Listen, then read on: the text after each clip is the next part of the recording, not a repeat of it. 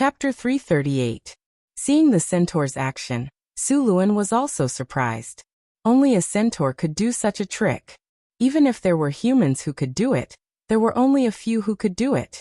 Most people would be directly thrown off in the extreme speed, not to mention shooting arrows at this time. Their racial talent was something no other race could compare to. After a few waves of arrow rain, the wolf riders were completely scattered. They were not scattered in the first place, so after being caught off guard, they began to run. However, the centaurs would not let these orcs go. The hatred between them and the orcs was a life-and-death struggle. Su Luan watched as the centaurs used all kinds of methods to slowly wipe out the wolf riders in front of them. Other than the ones that ran away in advance, the rest all died on the land outside the city. He believed that with the help of the orcs' flesh and blood, the plants on that land would flourish even more next year. After clearing out the wolf riders, Mihian did not return to the city. Instead, he waved at Su Luan from afar, and the centaurs left in another direction. The centaurs were heading towards Mirror Lake City, which would be their supply area. After the centaurs took care of the wolf riders, no other orcs came to fight. In the evening, the orc army finally arrived. The army of more than 40,000 people was a huge black mass.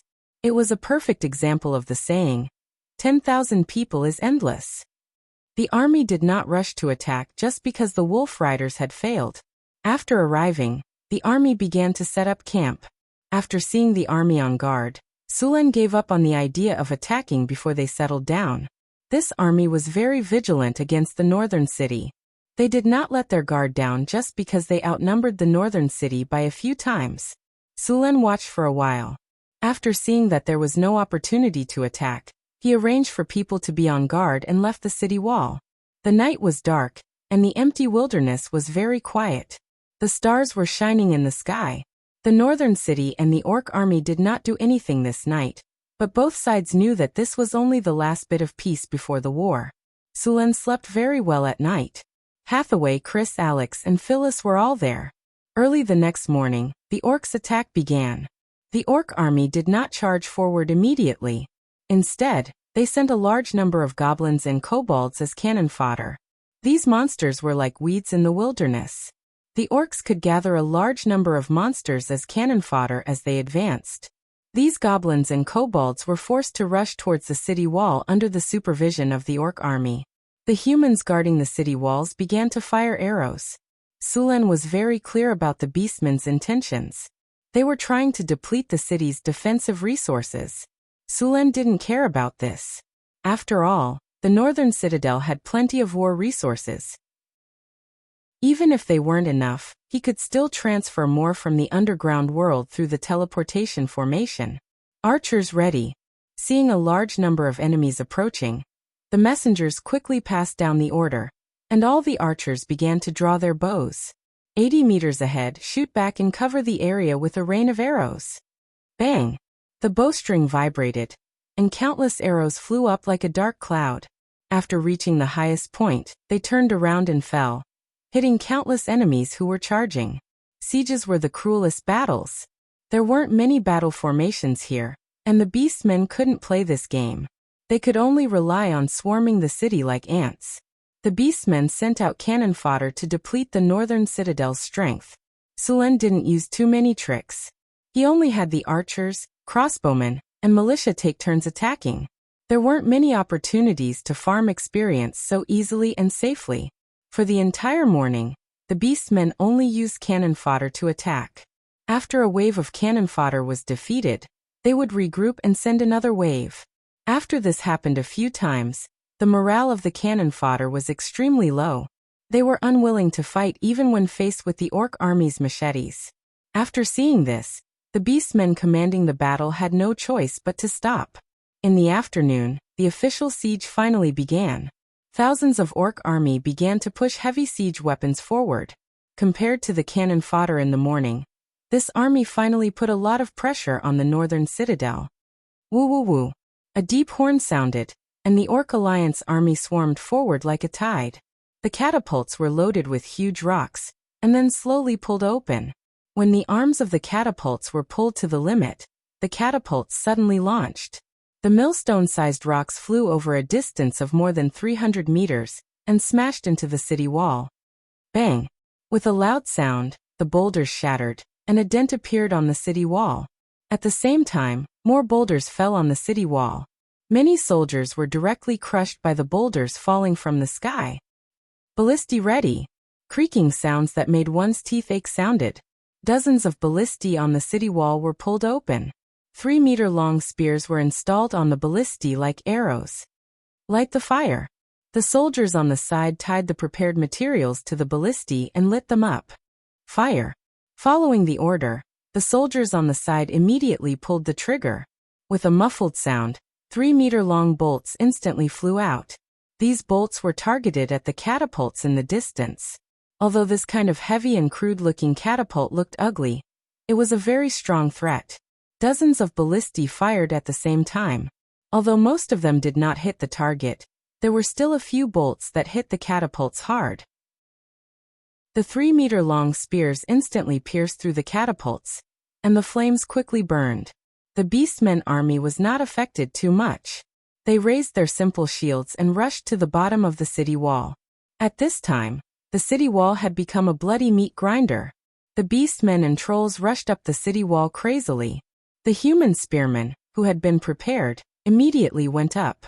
As soon as the Beastmen showed their heads, the spearmen instantly pierced their vital points, and they fell directly from the ladder. The high-level gnolls shuttled through the army. They were agile.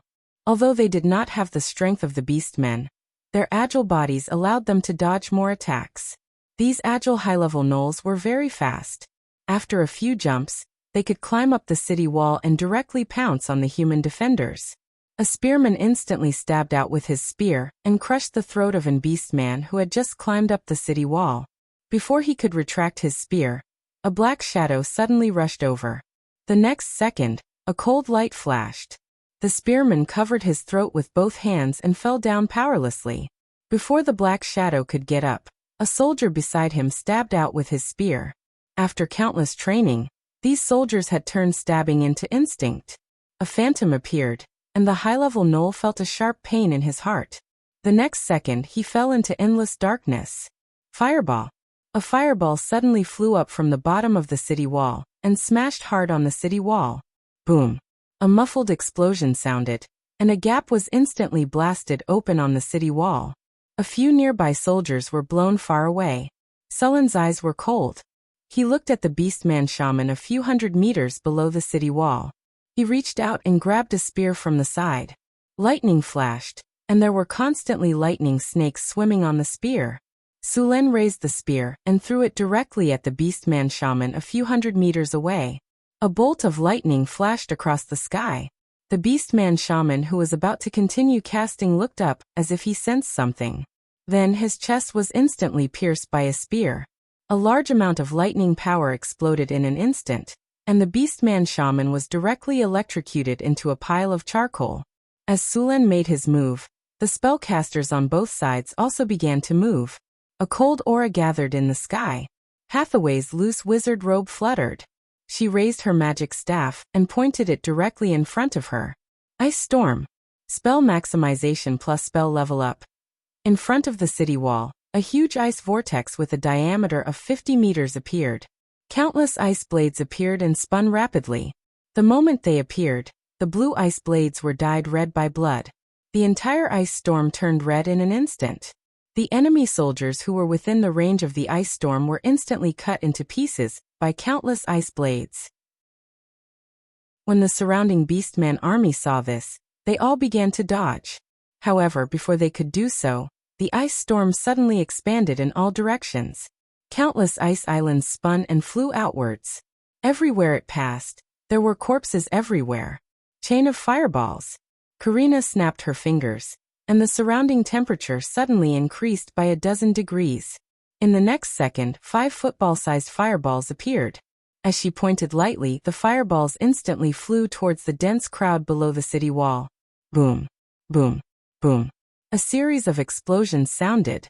A large number of Beastman army soldiers were blown to pieces by the fireballs. The shockwaves rolled. The Beastmen, gnolls, and trolls that were within 5 meters of the explosion were directly burned into charcoal. Seeing this, the Beastman shamans continued to cast spells to attack. Lightning, ice, fire, all kinds of spells were cast one after another. The number of casualties on both sides increased rapidly. Group haste. Group elemental resistance. Group bear's endurance. Raise your spirits. Beams of light rose from Sulen and Hathaway. The light quickly spread and soon covered the entire city wall. After the buffs, the combat power of the northern battlefront city soldiers was greatly increased. Their morale was boosted, and they all became braver and better at fighting. Sulen even saw a barbarian berserker jump up with a giant axe and split a football-sized fireball in half. The collapsed fireball scattered, and the flames engulfed him. However, when it reached him, it was quickly extinguished. A beam of light flashed, and it didn't cause any damage. The northern battlefront city soldiers' strength was greatly increased. The Beastman army that was attacking continuously was instantly stunned. Before this, they could still climb up the city wall. However, after this wave of attacks, they were all chased down. After seeing this, the Beastman commander could only temporarily stop the attack. The tide-like army slowly retreated, leaving behind a ground full of corpses. P.S. Sacrificing a book, The Amazing Life of a Tycoon. A story about how he made billions through the efforts of the system. Chapter 339. The setting sun was like blood. The north wind was howling. A few vulture cries came from the sky. The battle had just ended, and the whole battlefield was filled with the thick smell of blood. A large number of orcs and gnolls were lying on the ground, but there were not many trolls. Unless they were killed by fire or strong acid, the trolls would only be injured at most and would recover in a short time. Team 1, go back and rest. Team 2, keep watch. Seeing that the enemy had completely retreated, Sulen immediately arranged for the army to rotate and send the wounded to the field hospital. Sulen cast a physical healing spell on some of the more seriously injured ones. There were many healing potions stored in the northern battlefront city. These potions were considered inferior potions, so even apprentices could make them. They were also very cheap. The main ingredient was the 7-leaf flower. Its main function was to stop bleeding, relieve pain, and speed up the recovery of wounds. After the battle, Sulen became even busier. Although the orcs had been defeated today, the northern battlefront city had also suffered a lot of casualties. At the same time, a fierce argument was going on in the orc army's camp. Salen, your people must be the main attackers tomorrow. Yes, you trolls must be the main attackers. Salon the orc and Jen the high gnoll said loudly. In today's battle, both sides had suffered heavy losses, but the troll casualties were very low. This time the alliance, which had been formed by relying on benefits, suddenly had problems. The orcs and gnolls, who had suffered heavy casualties, worked together to pressure the trolls. No, we have an agreement. All three sides will send out the same troops. Rant the troll refused without thinking. Yes, we have an agreement, but my people have suffered heavy casualties, and you trolls have suffered few casualties. This is not fair. Yes, you are not afraid of injuries and you have strong recovery abilities. You should be the main attackers. The orcs and gnolls said unhappily. We trolls have suffered few casualties because of our race's talent. Our attack on the battlefield today was not weaker than yours at all.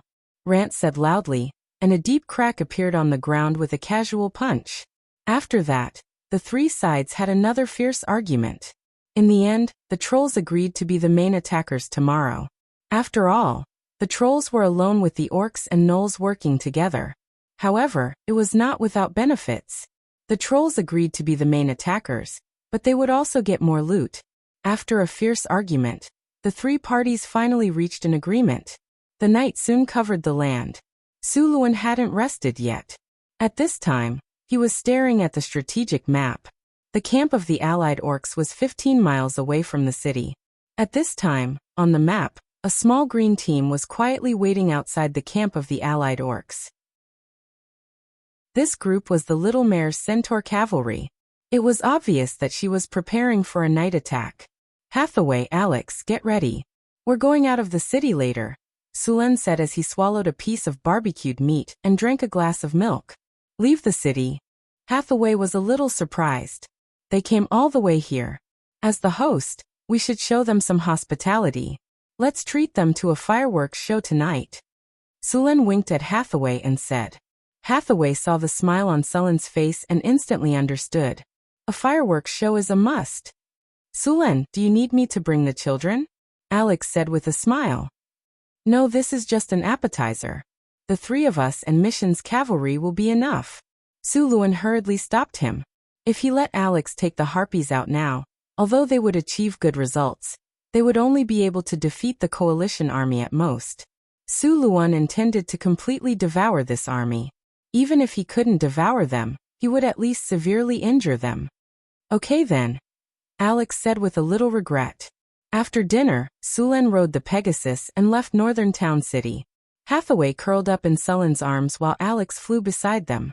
The three of them quickly arrived at the bush where the centaurs were hiding. Mission, how are the preparations? Sulen said to the little mare. It's ready. The soldiers are resting. Mission was obviously happy to see Sulen. It's still early. Let the soldiers rest. Sulen took out a delicate magic clock and looked at it. Sulen planned to attack at 1 o'clock in the middle of the night. There were still 2 hours before 1 o'clock. At this time, the orcs had already started to rest. Only a few soldiers were standing guard in the lee of the wind. While there was still time, Sulen cast an invisibility spell on himself and observed the orc camp from a close distance.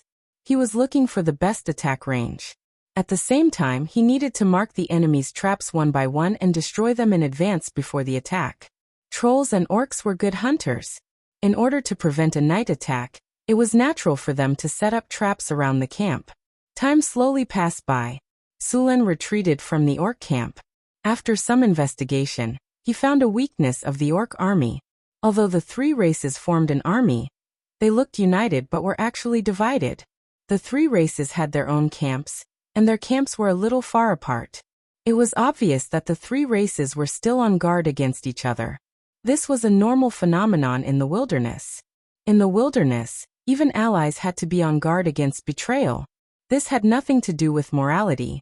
This was how they survived. If you underestimated your enemy, you would be stabbed in the back by your allies.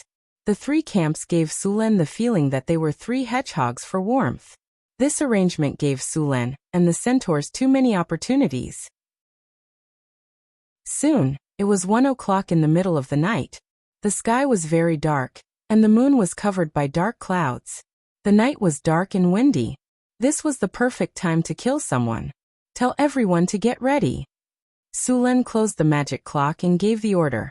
The centaurs who had been waiting for a long time all stood up. The bushes were filled with sparse sounds.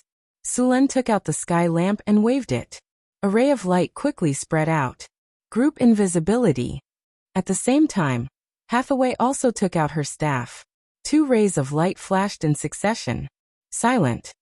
Hide your whereabouts. Even with the support of invisibility, the movement of a team of over 1,000 people could still be easily detected by others. Now that Hathaway had cast 2 spells, the noise was almost inaudible. Seeing this, Sulen once again cast more spells on the army. Group magic weapon. Everyone get ready. Bear's endurance. Owl's insight. Elemental resistance. Group haste. Rays of light were cast by Sulen, Hathaway, and Alex. The aura of the centaurs reached its peak. After casting the spell, Suluan pointed the spear in his hand. Move out. The army slowly moved out. The centaur army wasn't far from the Beastman army's camp. When they were about 1 kilometer away from the enemy camp, the centaur cavalry loudly set off. The thunderous sound of their hooves couldn't be hidden even with spells. Cavalry needed distance to move, so they could display their maximum speed from here to the Beastman army's camp. Sulen rode his Pegasus and rushed out. The 800 centaurs followed closely behind. The thunderous sound of the horses' hooves quickly awakened the orc army. But before they could put on their armor and pick up their weapons, the centaur army had already rushed in. Chain fireball. 5 football-sized fireballs fell from the sky and instantly blasted a huge hole in the orc army's camp. The centaur cavalry rushed in through the hole. The centaur cavalry were like tanks as they charged forward at high speed, sending the gnolls flying. The impact of more than a ton of force caused the gnolls' chests to cave in. Fresh blood spurted out like a fountain.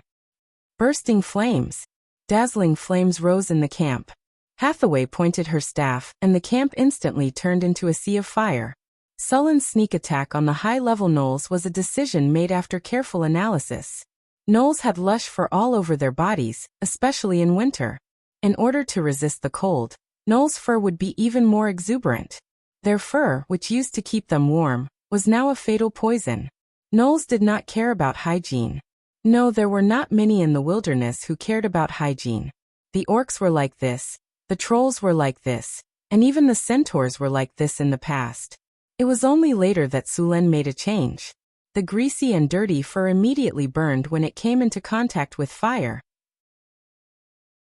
Many gnolls were directly burned into balls of fire. The centaur cavalry did not stop at all. After rushing into the camp, they immediately formed an alliance and continuously set fire. Fire arrows fell from the sky, and everywhere they went, flames rose. Rainstorm. Traces of moisture quickly gathered in the air, and the dark clouds in the sky also sank a little. Soon drops of rain fell from the sky. The skinny gnoll shaman let out a sigh of relief. The fire in the camp was suppressed by a lot. You reacted so quickly, Sulen said with a little surprise as he reached out to catch the raindrops. But it's still too late. Throw the kerosene. With Sulen's order, the centaur cavalry immediately threw out clay pots. The pots broke, and brown sticky oil flowed out. Fire arrows. Fire. Hundreds of fire arrows flew out in an instant and directly ignited the kerosene. The kerosene, which had been mixed, immediately rose into a 2-meter-tall flame. The raindrops did not have any effect on the flames.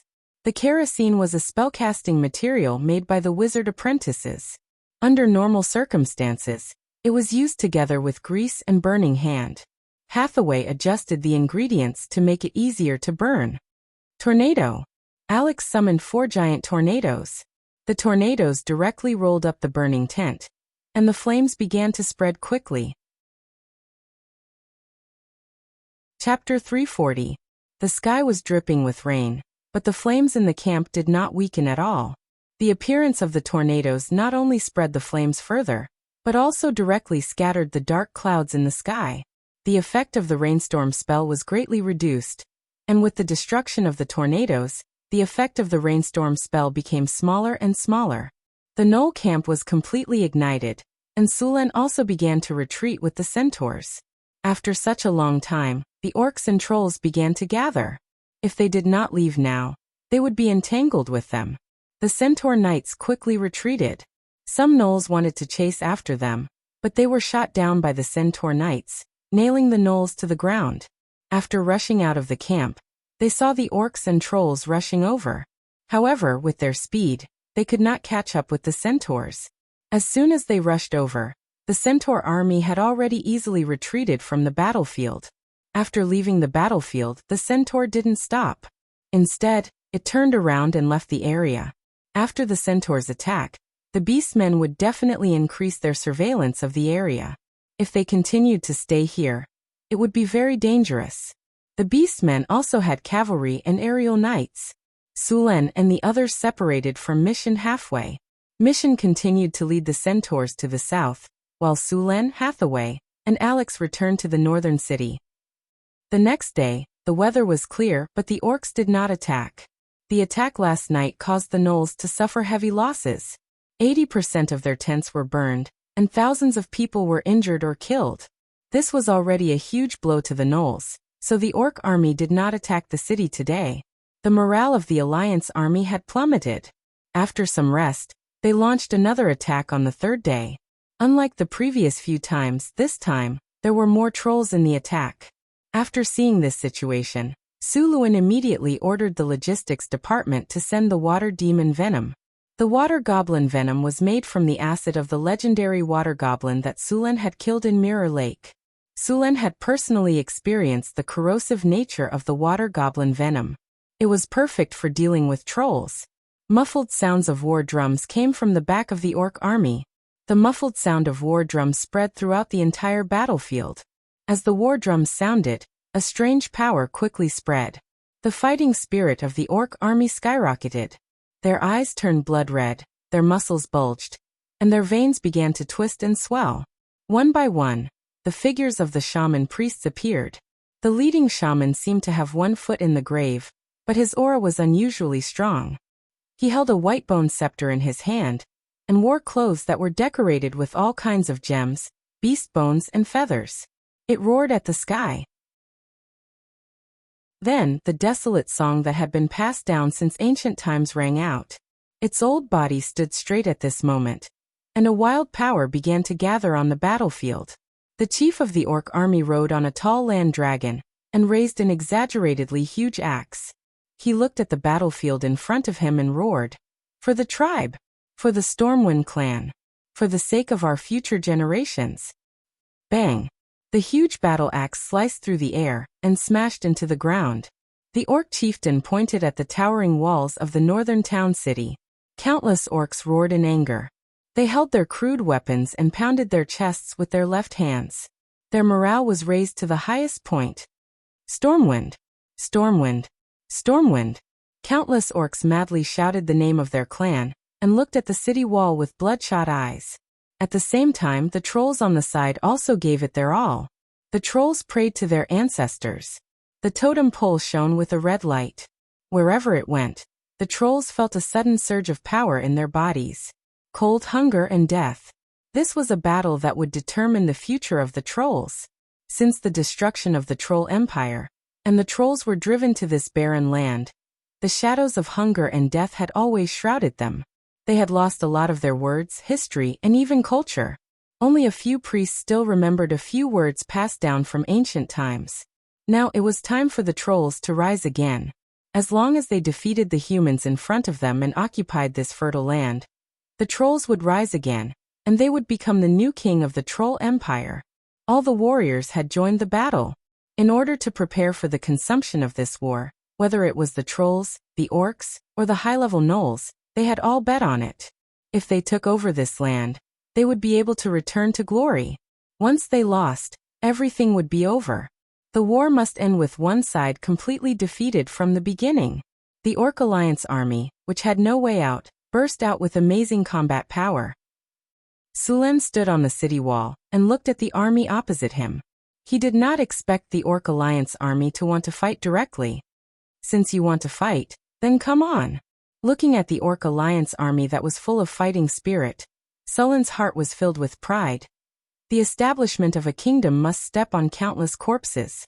Endless blood will dye my carpet red, and countless bones will build my stairs to the throne. The wails of the enemy are my hymn, and the cries of the soul are my epic. The ancient sacrificial war song sounded. The eyes of countless orcs and trolls turned red, and they went berserk. The orc priests used the power of the beast god to cast war spells, and the trolls awakened their ancestral spirits. Although they didn't have their own gods, their countless sacrifices had created another kind of power. The souls of the heroes who died in battle didn't return to the river Styx. Instead, they stayed in the form of ancestral spirits somewhere in the Grey Waste. They continued to increase their strength until one day they successfully became gods. Although the shaman doctrine was rough and ancient, it was still powerful. Suluan raised his purple dragon halberd high up in the air. Powerful lightning energy revolved around him. His body was lifted up into the air by this powerful energy. A thundercloud vortex appeared in the sky. In the dusky sky, countless lightning bolts crisscrossed. Violent lightning snakes kept rolling around, giving people a feeling of the end of the world. A bolt of lightning as thick as a bucket suddenly fell. Sulen was like the incarnation of the thunder god. The bright lightning lit up the sky, and then a powerful force appeared on the battlefield. Sulen pointed his purple dragon halberd, and the tall Arc de Triomphe in the city shone with a strange light. A powerful force suddenly spread out from the Arc de Triomphe, and it immediately covered the entire city. Song of Triumph. The unique ability of the Arc de Triomphe was activated. A passionate song came from the sky, and a golden light rose from the Arc de Triomphe. Then a faint golden shadow appeared. These were the soldiers of the North Town City who had died in battle. Now, under the powerful power of the Arc de Triomphe, they were resurrected in the form of battle souls. If the Arc de Triomphe existed, then after thousands of years, it would accumulate a shocking number of battle souls. These battle souls might even evolve into powerful heroic spirits. Unfortunately, the Arc de Triomphe existed for too short a time. It could not unleash its full power. The passionate song rang out, and the morale of the soldiers of the North Town City was instantly boosted. The morale that had dropped because of the actions of the Orc army was instantly boosted. Amidst the chaotic drumming, the Orc army charged forward like a tidal wave. The trolls were right at the front. The soldiers of North Town City had been prepared for this. They immediately poured out the water demon acid. The pungent acid corroded the trolls and turned them into corpses. When the trolls were attacked by the acid, it was like metal falling into concentrated sulfuric acid. Their skin and flesh were instantly torn apart. The trolls screamed in agony. However, this scene did not make the berserk trolls retreat. All the trolls, orcs, and gnolls attacked without fear of death. They would not stop attacking until they fell. Hathaway took out her magic staff and nodded to Alex and Karina behind her. The three of them stood in a triangle and began to prepare their spells. Flaming Storm. Combination spell. Spell maximization plus spell upgrade.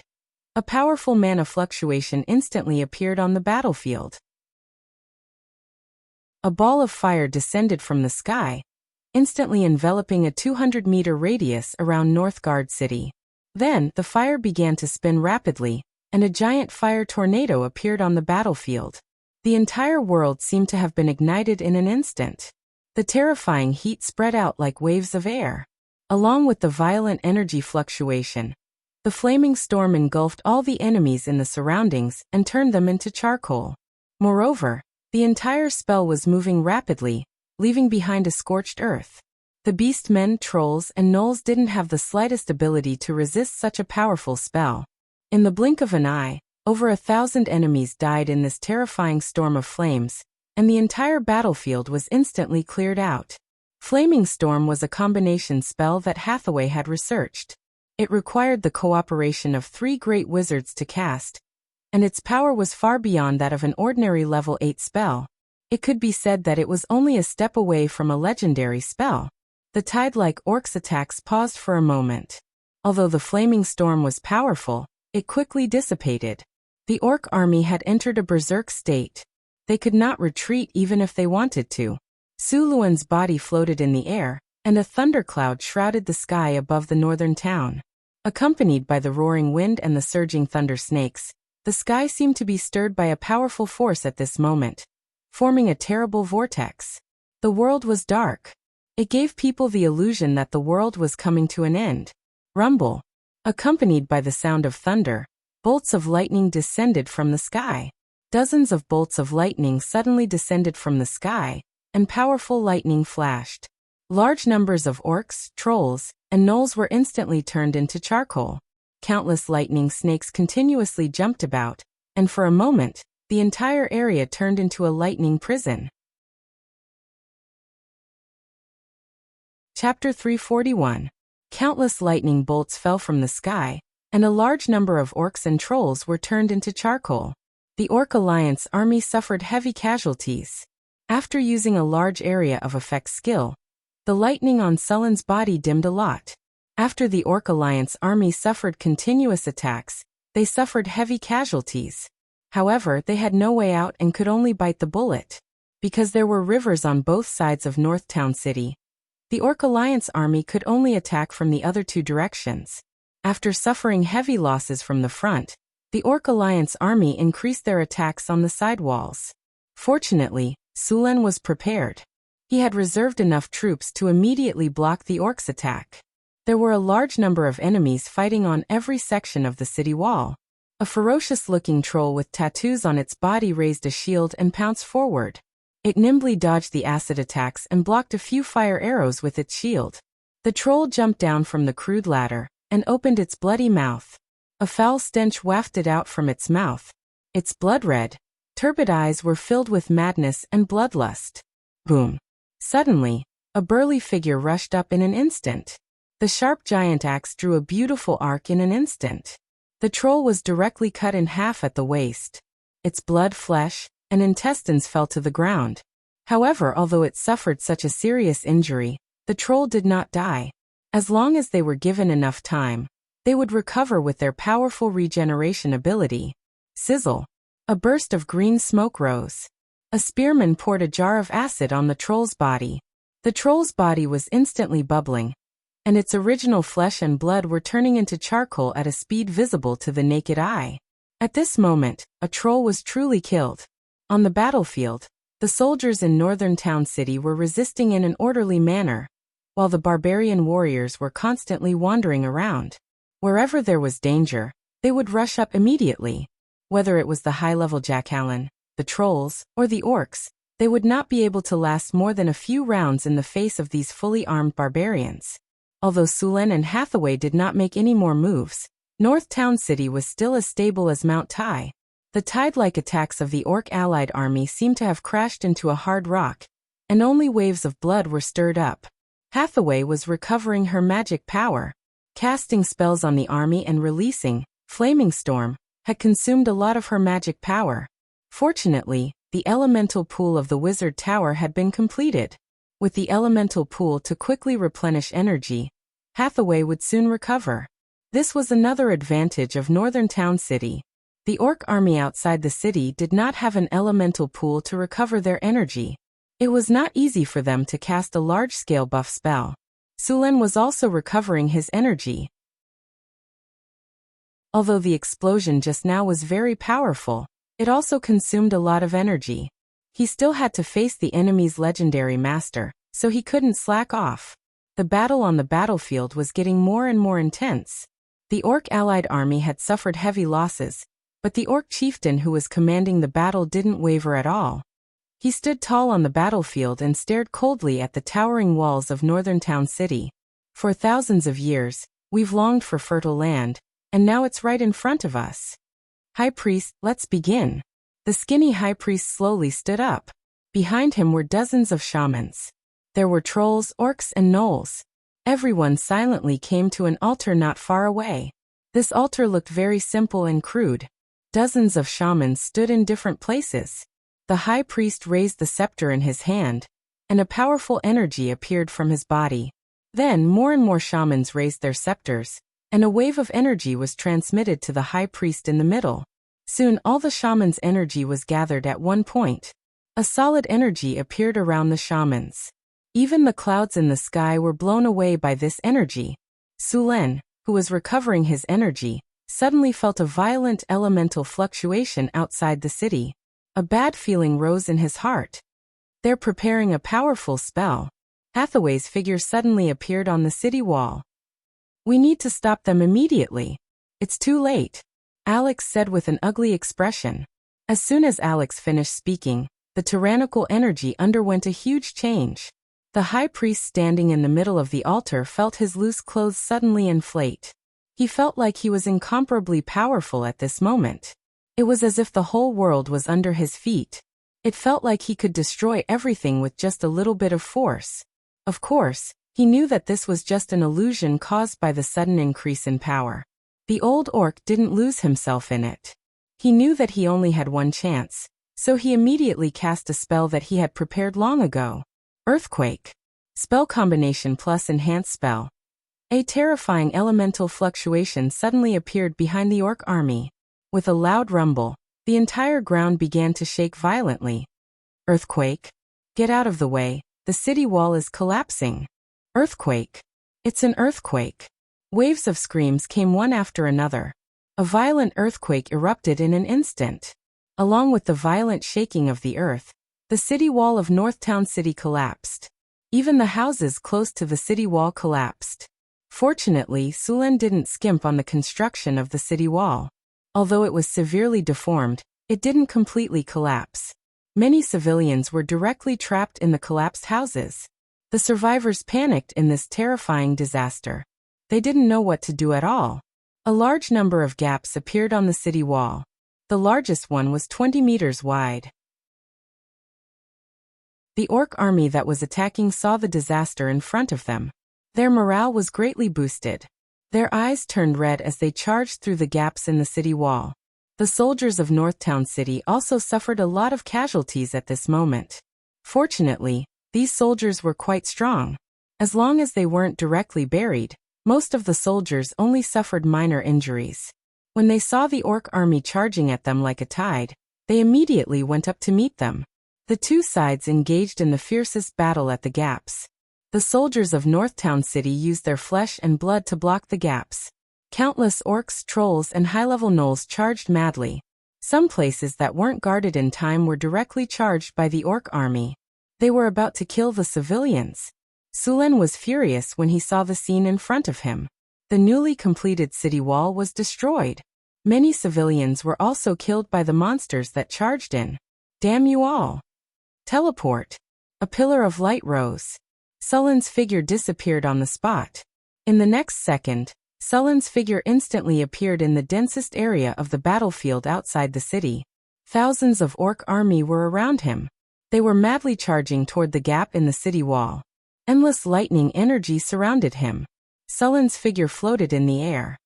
He raised the purple dragon halberd in his hand and swung it down heavily. Thunderbolt. Domain ability. Dazzling lightning appeared on the battlefield, and countless thunderbolts fell from the sky. With Suren as the center, countless thunderbolts instantly fell within a radius of 100 meters. In the blink of an eye, thousands of orcs, gnolls, and trolls were electrocuted and fell to the ground. Countless thunderbolts continued to spread in all directions, directly clearing a large area nearby. However, the orc army that had gone mad did not back down at all.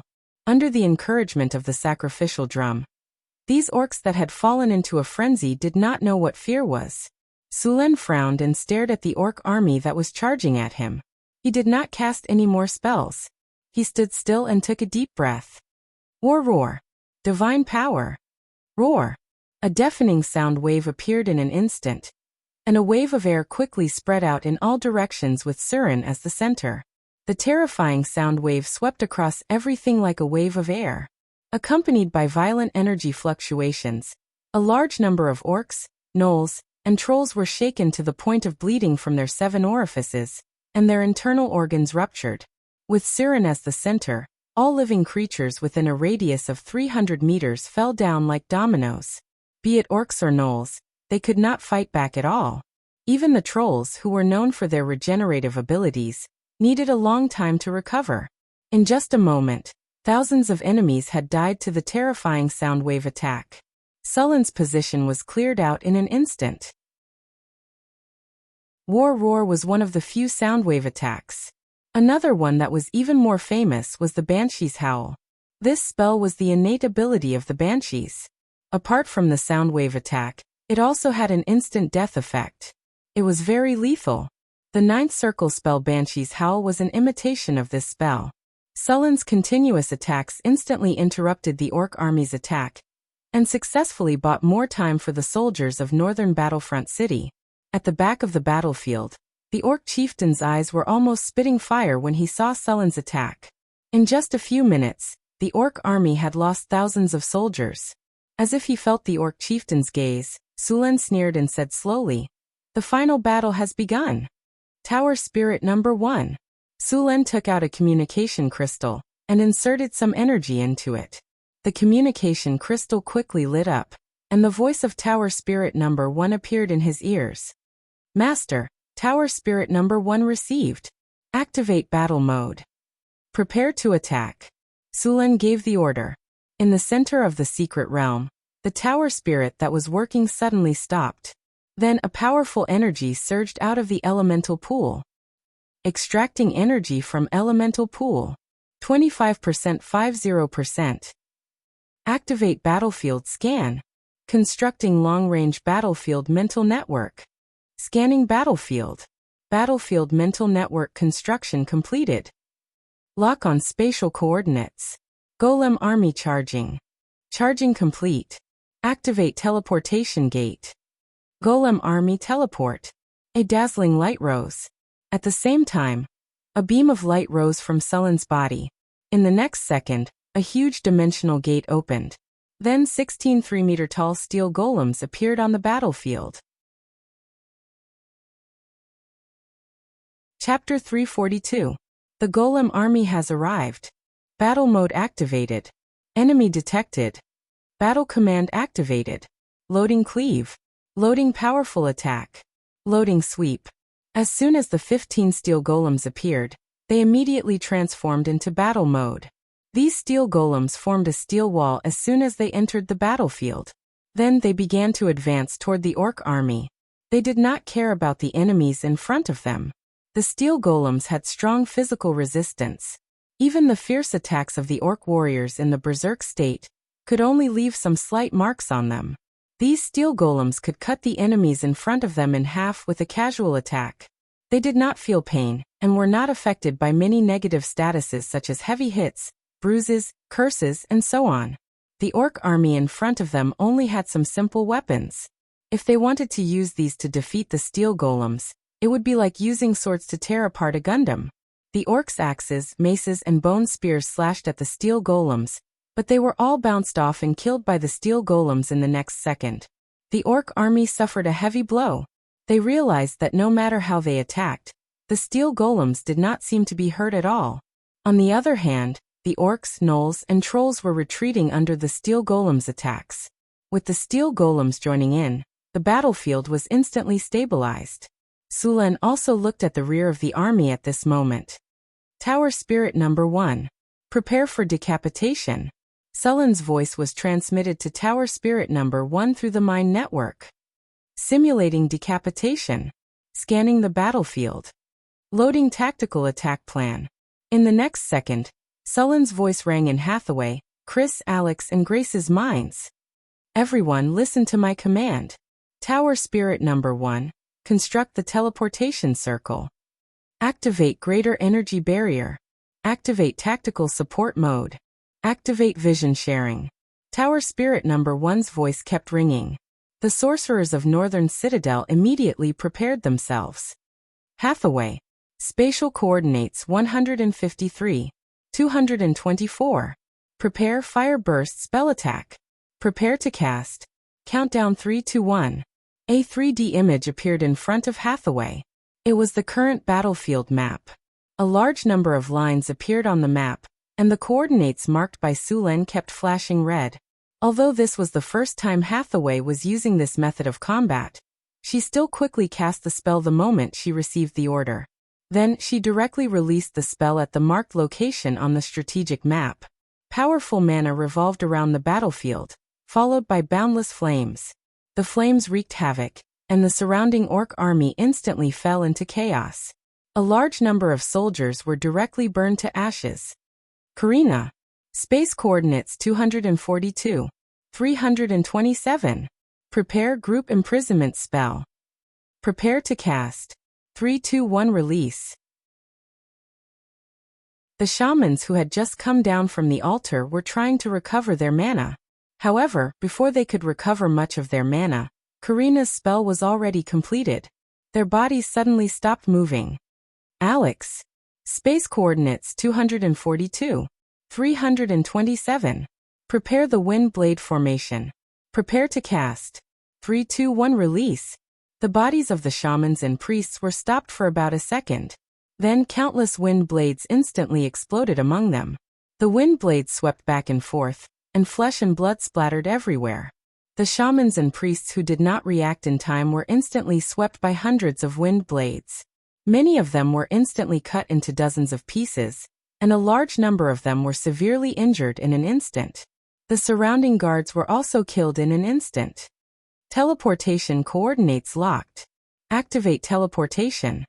A spiritual light descended from the sky and instantly enveloped Sulen.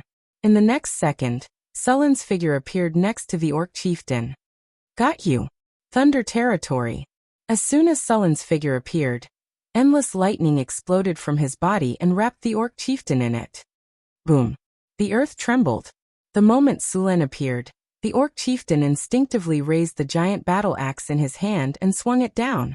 The purple dragon halberd swept across, and the loud sound of metal colliding with metal made people's ears go numb. A huge force was transmitted from the purple dragon halberd, and the ground under Sullen's feet was instantly shattered by more than 10 meters. This orc chieftain's class should be a war overlord. It was a special class that evolved from the orc shaman. This class's spellcasting ability was not strong, but its melee ability was terrifying. The attack just now reflected its instinctive attacking ability. Very strong explosive power. Sullen's arm was slightly numb. Then, the purple dragon halberd instantly flicked the battle axe away. In the next second, the purple dragon halberd, surrounded by countless lightning, fiercely pierced towards the orc chieftain. The orc chieftain's reaction was very fast. The battle axe made a circle in the air, and flicked the purple dragon halberd away. The war overlord was a violent class. Although Sulen had not seen the fighting style of a war overlord, most of the violent battles were similar. If the war overlord encountered an enemy of similar strength, it would be very easy to end the battle in a short time. But if the war overlord encountered a powerful enemy, the war overlord would be suppressed. Sullen's purple dragon halberd danced, creating afterimages that instantly enveloped the orc chieftain. Lightning roamed, spear shadows whistled, and the sound of metal colliding echoed. Lightning snakes flickered on the orc chieftain's body. Under Sullen's attacks, the orc chieftain started to run for his life and could only keep blocking. But even so, wounds kept appearing on his body, and blood splattered everywhere. If nothing unexpected happened, this orc chieftain would soon be beheaded on the spot. Salen Goen, come and help me. If I die, you won't be his match either. Saron shouted at this time. Hearing Saron's cry for help, Goen and Salen could no longer watch from the side. They roared and charged forward while brandishing their weapons. Ancestor soul, grant me strength. Our God is eternal. Our race is immortal. The two roared, and then a spear instantly pierced towards Sullen's back. The spear was like a bolt of lightning, cutting through the air and instantly arriving behind Sulen. Sulen, with his sixth sense, had already dodged one step ahead. He then leaned his body to the side and dodged it by a hair's breadth. Just as he dodged the spear, a flail smashed down on his head. The strong wind pressure sent the surrounding orcs flying. Sullen's purple dragon halberd swept across and directly pulled back the flail. 3 legends, a war overlord, a Gnoll bloody slayer, and an Einherjar. After seeing the 3 of them, Sulen quickly recognized them. After trolls and Einherjars fused, their fighting strength increased greatly. The Gnoll bloody slayer was most likely an abyss gnoll that was sent here by the wolf from hell. Although Sulen was 100% sure that he could kill them one-on-one. And even if there was one more, he was confident that he could kill them after paying some price. However, if they attacked together, Sullen's situation was not good. Especially when the Gnoll and trolls attacked, the orc chieftain immediately rushed up with his battle axe. Sullen's pupils shrank. He knew very well that the 3 of them wanted to force him to stay. Do you think you can kill me like this? Thunder prison. Sulen instantly summoned countless lightning bolts. The whole sky was filled with thunder and lightning. Endless lightning quickly fell, and instantly enveloped the trolls next to him. Countless lightning bolts kept moving. And the troll Salem only felt his whole body go numb. The lightning bolts surrounded him and made his body tremble. Roar. Sulen roared, and a powerful energy instantly erupted from his body. War roar. A sound wave burst out in an instant, and a powerful air wave rolled out. The 3 people who were fighting Suluan felt their minds go blank at this moment, and their ears went deaf for a short time. Sulen naturally would not miss this opportunity. The lightning on the purple dragon halberd skyrocketed, and his figure instantly broke through the sky and pounced on the enemy in front of him like a bolt of lightning. The purple dragon halberd was like a meteor streaking across the sky. At this moment, it suddenly accelerated and stabbed directly at Saron. Just as it was about to pierce Saron's head, Saron finally got rid of the dizziness and quickly dodged. However, he was still too late. The purple dragon halberd left a fist-sized wound on his waist. Sulen did not stop. He raised the purple dragon halberd and stabbed at Saron again, making it clear that he would not stop until he killed him. Seeing this, Saron's fierceness erupted in an instant. He no longer dodged, and the axe in his hand chopped down at Sullen's head, making it clear that he wanted to die together with him. Kill in the way. At this moment, Sulen seemed to have entered a berserk state. When he saw the axe falling, he did not dodge at all. The purple dragon halberd accelerated and stabbed at Saron's heart. Then, the moment the axe fell, Sullen's palm suddenly slapped horizontally, and in an instant, the orc's axe deviated by 5 centimeters. Then, the sharp and cold blade of the axe smashed down on Sullen's face. At this moment, the purple dragon halberd carried endless lightning and pierced Saron's heart. However, at this moment, a flail also fell on Sullen's back. The huge force caused severe pain in Sullen's back, and his body involuntarily rolled forward. Lightning surged, and countless bolts of lightning erupted from Sullen's body, paralyzing the gnoll that was about to chase after him. Sullen's figure rolled, and he completely dodged the gnoll's attack. Feeling the sharp pain in his back, Sulen frowned slightly. In the next second, a beam of light filled with life energy rose from his body. It was living healing. With the influx of life energy and his own powerful regenerative ability, the wound just now healed at a speed visible to the naked eye. In just a breath, the original wound had disappeared. Seeing Sullen's powerful regenerative ability, the gnoll's pupils shrank, and a bad feeling rose in his heart. Chapter 343. Su Luan had several legendary talents, and most of them stacked HP and defense. An ordinary legendary warrior with legendary tenacity, legendary sturdiness, legendary strength, as well as various fighter dexterity and combat specialties were already considered good. Sulen also had regeneration, body hardening, iron bones, sixth sense, legendary battle reflex and many other talents. Otherwise, he wouldn't have dared to fight 3 legendary warriors and a possessed heroic spirit. The purple dragon halberd shook slightly, and the blood on it slid down. Sullen's figure turned into a shadow and rushed up again. The moment his feet touched the ground, the whole ground cracked into a spider web. Facing these enemies, Sulen directly burst out with all his combat power. The purple dragon halberd in his hand flashed with dazzling lightning, and he stabbed at Saron again. Legendary warriors had legendary tenacity, especially for races like orcs, which had stronger physiques. Even if their hearts were pierced, they could still fight for a period of time. If they had the very rare talent of death tenacity, their strong muscles would automatically close the wound, and it wouldn't affect the body's combat power. Of course, the effect of death tenacity had a time limit. If the time limit was over and there was no treatment, they would really die. However, if they could find a high-grade priest to cast a divine spell to repair the body before the time limit was over, they would immediately be able to jump around again. Moreover, death tenacity had another advantage, which was immunity to instant damage. In other words, spells like Finger of Death and Death Gaze were useless against him.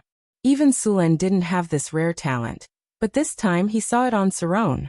Sulen was very sure that his halberd had pierced Saron's heart, but Saron didn't die. Instead, it pounced on him with bloodshot eyes and continued to fight. Clang, clang, clang. Sparks flew everywhere, and the sound of metal clashing was deafening. Sulen held the purple dragon halberd and faced Saron, the gnoll Goen, and the troll Siren, who was already possessed by a heroic spirit.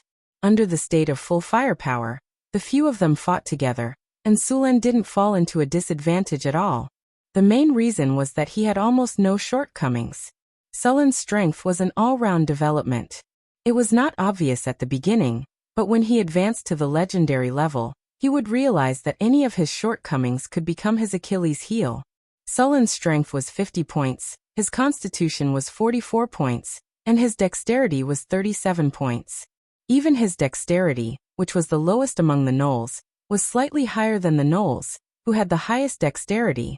Coupled with his legendary battle reflex, dodge intuition, roll dodge, jump dodge, lightning reflex, sixth sense and agile movement, Sulen was like a legendary god of war at this moment. His storm-like attacks suppressed the 3 of them. After a long period of hard training and accumulation, Sulen was proud of himself. When facing the attacks of several legendary enemies at the same time, he still had the power to fight. Sullen's figure dodged quickly. After having many dodge talents, Sullen's chances of dodging attacks were very high, especially after awakening his sixth sense. He began to dodge many attacks the moment they were launched. For those that he couldn't dodge, he would also reduce the damage to the minimum. However, injuries of this level were basically useless to Sulen.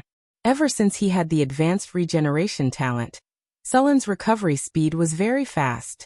In addition, he used physical healing from time to time, so he didn't receive any substantial damage at all. Silver Dragon Inverse Scale Spear. Countless lightning bolts converged on Su Luan's body, and the phantom of a massive silver dragon appeared behind him. The dragon roared towards the sky, and in the next second, it flew towards the three players. Gon, the most agile gnoll among them, dodged Su Luan's attack by a hair's breadth. However, the other two players beside him were not so lucky, especially the orc Saron. Even with tenacity of the dead, such a long fight had almost exhausted its time. Sullen's main target was not the troll Salen. He had merged with the heroic spirit, and with his own strength, he was already the strongest of the three. In addition to his powerful recovery ability, it was easy to defeat him, but not easy to kill him. Trolls had the ability to regenerate. As long as the injuries weren't caused by strong acid or burns, they wouldn't care about other injuries at all. However, the orc Saron was different. A large amount of lightning instantly wrapped around Saron. The powerful lightning power numbed his body, and the wounds that were forcibly closed by his muscles finally couldn't take it anymore and slowly burst open. Slash. Sullen's figure disappeared in an instant, and in the next moment he appeared beside Saron. Then a storm of attacks rained down on him. Crack. With a dazzling flash of lightning, the purple dragon halberd shone brightly in an instant. The sharp halberd cut through the air, and in an instant, it slashed across Saron's neck. Blood splattered everywhere, and his ugly head flew high into the air. Saron's huge body collapsed with a loud bang. After completely killing Saron, the whole battle began to shift in Sullen's direction. Originally, the three of them together could only be in a stalemate with Sulen. Now that one of them was missing, the balance was instantly broken. After killing Saron, Sulen turned his next target to the gnoll Gon. "Didn't you have fun sneaking up on me with the flail just now? Now it's your turn." Sulen roared, and his speed increased again. Seeing Sulen pounce on Gon, the troll Salen rushed up without hesitation, wanting to stop Sulen. It wasn't that he had a good relationship with Gon. If it were in other circumstances, Salen would have wanted Gon to be killed by Sulen, so that he could take over the gnoll's territory. However, in this situation, once Gon was killed, he would be the next to die. After seeing Saron killed, Gon was already terrified. Although Gon was the most bloodthirsty among the three of them, he was actually the most cunning and cautious gnoll. To put it nicely, he was cautious, but to put it bluntly, he was afraid of death. Therefore, when he saw Sulen pounce on him, Gon did something unexpected. He took advantage of the time when Salen was entangled with Sulen, and directly abandoned Salen, turned around and ran. With more than 30 dexterity, he was very fast. In just a few flashes, he had run dozens of meters away. Seeing the gnoll's fleeing figure, Salen's eyes almost popped out of their sockets. He wanted to rush over and kill the gnoll, but under Sullen's attack, he could only watch as the gnoll fled. Sulen didn't expect the gnoll to run away so quickly, but he reacted in an instant. One had already escaped, and he couldn't let the one in front of him escape.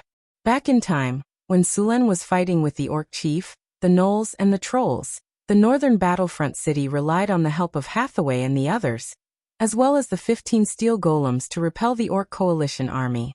While Sulen was fighting with a few legendary enemies, he had already issued a battle plan through the telepathic communication established by Tower Spirit No. 1. The Centaur Cavalry and the Harpies, who had been hiding near the northern battlefront city, also began to move. Of the 800 Centaur Cavalry, 200 of them were heavy cavalry equipped with iron armor, while the others were inlaid with iron scale armor. After receiving Sullen's order, the Centaur Cavalry began to charge from the flanks of the battlefield. At this time, the Orc Coalition army was attacking the city with all their strength, and all their reserves had been sent to the battlefield. Because of Sullen's entanglement, the Orc chief couldn't command, and problems began to appear on the battlefield. The deafening sound of hooves suddenly rang out. By the time the Orc army realized what was happening, they were already less than 500 meters away. Such a short distance would only take a few breaths of time for the cavalry. Under the lead of 200 heavy cavalry, the Centaur Cavalry took advantage of the chaos that appeared in the Orc army and tore open a hole like a sharp scalpel. On the plains, The only way for infantrymen to fight against cavalry was to form a formation. Even for a race with strong physique like the beastmen, it was the same. A sturdy centaur weighed more than a ton, and was equipped with 300 pounds of metal armor. When it ran, it was like a charging tank. The 200 heavy cavalry's charge was like a hot knife cutting through butter. They directly broke through the Orc coalition army's formation from the flank. They didn't care about anything else as they charged forward. All the enemies in front of the centaur cavalry were either killed or sent flying. Some orcs and trolls that couldn't dodge in time were directly trampled into meat paste. If it wasn't for the shaman's spell to boost the Orc coalition army's morale, and making them go berserk, the centaur cavalry's charge would have scattered them. Just as the centaur cavalry completely pierced through the Orc coalition army, a dark cloud suddenly floated in the sky. Then, there was the sound of wings flapping. Countless harpies flew above the battlefield. And in the next second, an overwhelming number of rocks fell from the sky. The harpies each carried a bag the size of a school bag, which was filled with fist-sized rocks. There were about 10 rocks in each bag and each harpy carried 2 bags. In total, the harpies carried more than 60,000 rocks. The fist-sized rocks fell like rain. The orcs, gnolls, and trolls that lacked protective equipment couldn't resist at all. They were directly smashed to pieces, and their bones were broken. The Orc coalition army's attack was completely interrupted. The falling rocks kept falling, and the Orc coalition army was exhausted. Seeing this opportunity, the northern city army also began to push back. The 15 steel golems pushed forward together, and all the enemies in front of them were completely eliminated. Chapter 344. Sulen had given the harpies several different throwing weapons. The most common one was rocks, which were cheap and effective. The second one was the incendiary bomb, which Sulen had used when encircling the orcs. It was very effective, but the only downside was that it was expensive. The oil and sugar needed for the incendiary bomb were not cheap, so it could only be used in special situations. There were also some gas bombs and tear gas bombs that Sulen had Hathaway make, but they had not been tested yet. With the harpies joining the battle, the situation began to change. Northgard City also began to counterattack. The Orc army was defeated by Northgard City's air and ground. At this time, the 500 crossbowmen had finished gathering. After forming the crossbow formation, the crossbowmen fired wave after wave of arrows. A large number of orcs, gnolls, and trolls were turned into porcupines. At this time, the gnolls who had been resisting suddenly collapsed. They wanted to escape, but Northgard City had surrounded them from the sky to the ground. They had no chance at all. After Gnoll Goen escaped, the remaining troll Salen could only bitterly resist. Although he had the buff of a heroic spirit, he was still no match for Sulen. If it were not for the troll's special constitution, he would have followed in Saron's footsteps. Even so, his situation was getting worse. Every attack of Sulen's carried powerful lightning power. Not only did it have a high chance of causing paralysis, but the injured parts would also be turned into charcoal. This situation also reduced the troll's regenerative ability, but it was not as effective as the acid. Although the legendary troll was no match for Sulen, it would not be easy for Sulen to kill him. But it was not easy. Greater haste. Sulen did not hesitate to use greater haste with the help of the wind dragon flag. His speed was already very fast, but now it was even faster. He waved the purple dragon halberd with endless power. Bolts of lightning wrapped around Salen, and the sky was filled with countless lightning bolts that instantly covered the area. Thunder Prison. The boundless power of lightning transformed into a cage that instantly engulfed Salem. The powerful power of lightning burst out in an instant, and the entire world seemed to be illuminated in that instant. Saren's body stiffened, and at that time, Hathaway's silhouette suddenly appeared behind him. Melf's acid arrow *5, multiple casting plus instant cast. Salen, who was already heavily injured by Sulen, was instantly surrounded by 5 acid arrows. Trolls had low resistance to acid, and this wave of attacks completely killed him. Although Melf's acid arrow was very similar to acid arrow, since it had a name, this spell naturally had its own uniqueness. The Melf series of spells also had a name called Lesser God Slaying spells. This kind of spell was different from ordinary spells. It had a different way of judging. It was one of the few spells that could break through a god's protective force field. The heroic spirit's defensive force field was not as strong as that of the gods. So Salen was completely defeated in this state. Hathaway was still worried when she saw the troll's state. She cast a few fire spells in succession, completely burning it to ashes. Salen died, and the heroic spirit attached to him automatically left. However, before the heroic spirit could escape, Sulen had already entangled it with countless lightning bolts. At the same time, the purple dragon halberd, which was already prepared, pierced the heroic spirit with powerful lightning power. Crack! The sound of crystal shattering was heard, and the pale golden heroic spirit instantly shattered into countless golden fragments like a crystal. It then turned into countless spiritual lights and finally disappeared completely. Ding dong! A light sound was heard, and a pale golden soul crystal appeared and fell to the ground. This was the last thing the heroic spirit left behind. Ding! Congratulations to the host. You have successfully killed a heroic spirit. You have received 31,000 EXP. Ding! Target is a divine creature. It has divinity points. Extracting target's divinity power. Extraction successful. You have received 2 divinity points. A heroic spirit, 2 divinity points, more than 30,000 EXP, and a legendary soul crystal. This was a great harvest. The other things were not so bad, but the divinity points were really rare. With the divinity points he had now, if others knew about it, there would definitely be many powerhouses eyeing it. He was now considering whether to find trouble with the other troll tribes to see if he could get more divinity. After Sulen killed Salen, the situation on the battlefield had completely reversed. The huge orc allied army had completely collapsed after losing their leaders. The centaurs' continuous attacks and the harpies' falling rocks completely defeated the entire orc army. The Northgard city's initiative to attack was the last straw that broke the camel's back. The battlefield was filled with orcs, gnolls, and trolls fleeing pathetically. Seeing this situation, Sulen secretly heaved a sigh of relief. In the end, he still won this war. The Northgard city's soldiers only returned after chasing the defeated army until late at night. After winning, Sulen heard the system prompt in his ears. Congratulations, host. You have led the Northgard city to a brilliant victory. Your fame has spread widely in the North and human countries. Your prestige has increased by 30. Northgard City Defense Battle. November 1687 of the Wuxia calendar.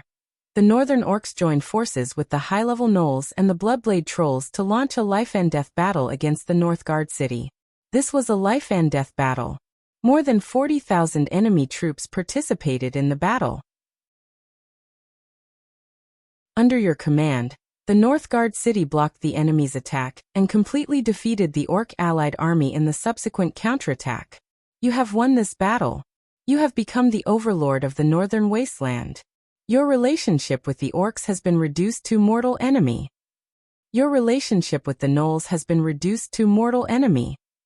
Your relationship with the trolls has been reduced to mortal enemy. The Orc god is hostile to you, and the Gnoll god Yinagu is hostile to you. Congratulations, host. You have successfully defeated the Orc chief Saron. You have received 35,600 EXP, a platinum treasure chest, and a legendary skill point. Congratulations, host. You have participated in killing giant demon Saren.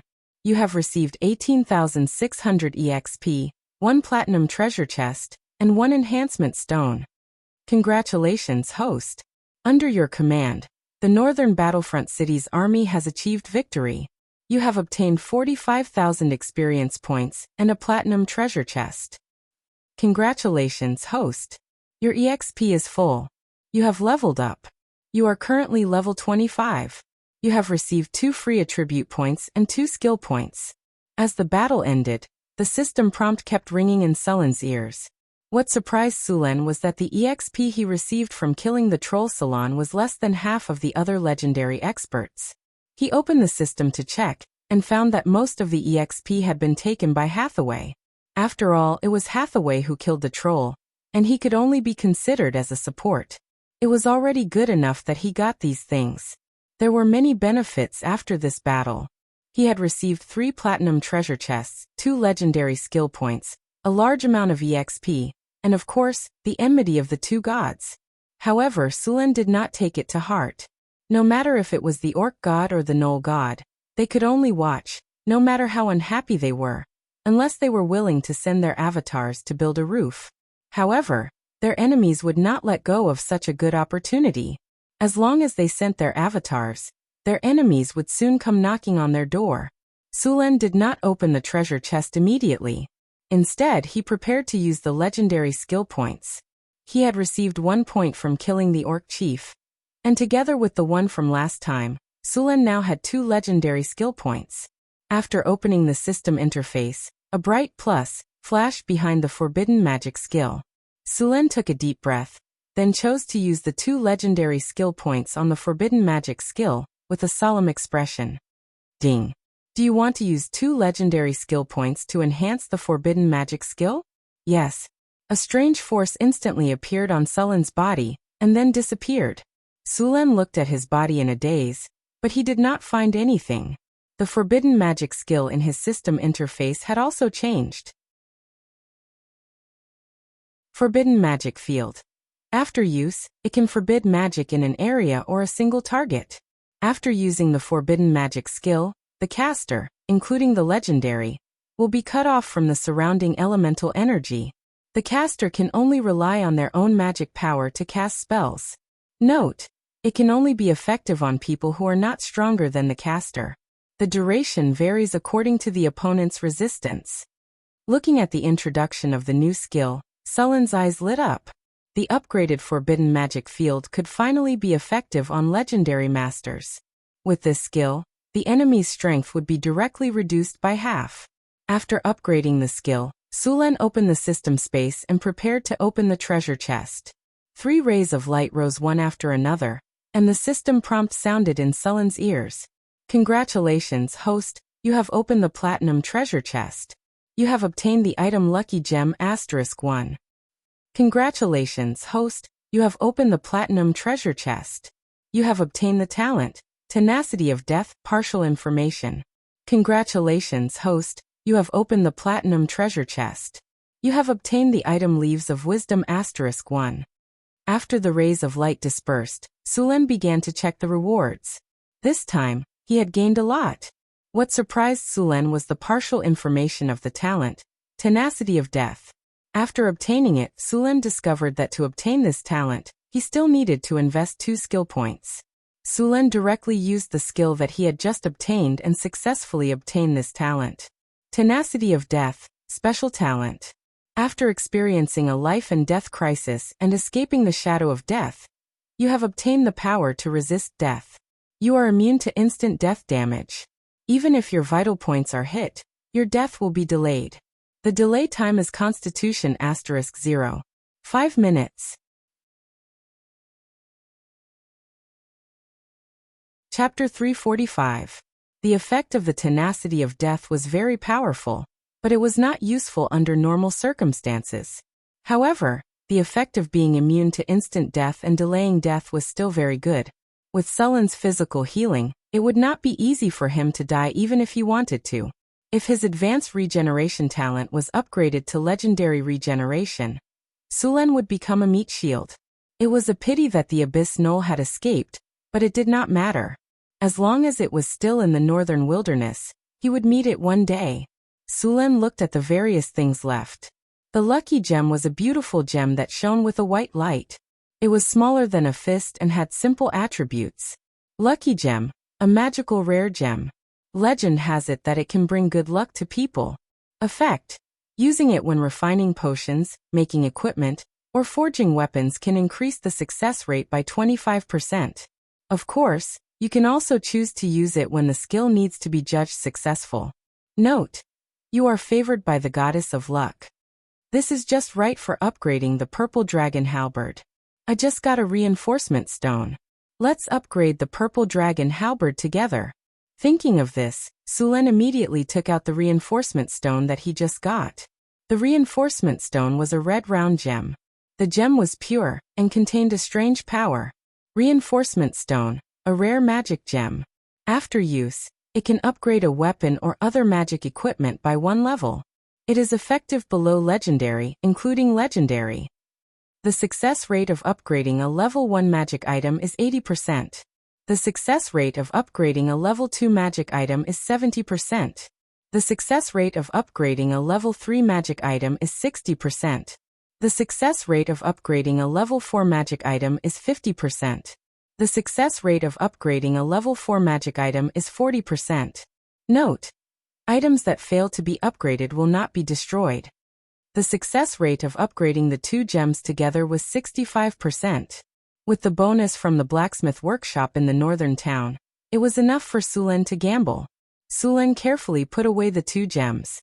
He was going to find a blacksmith master to upgrade the purple dragon halberd after he was done with the things in front of him.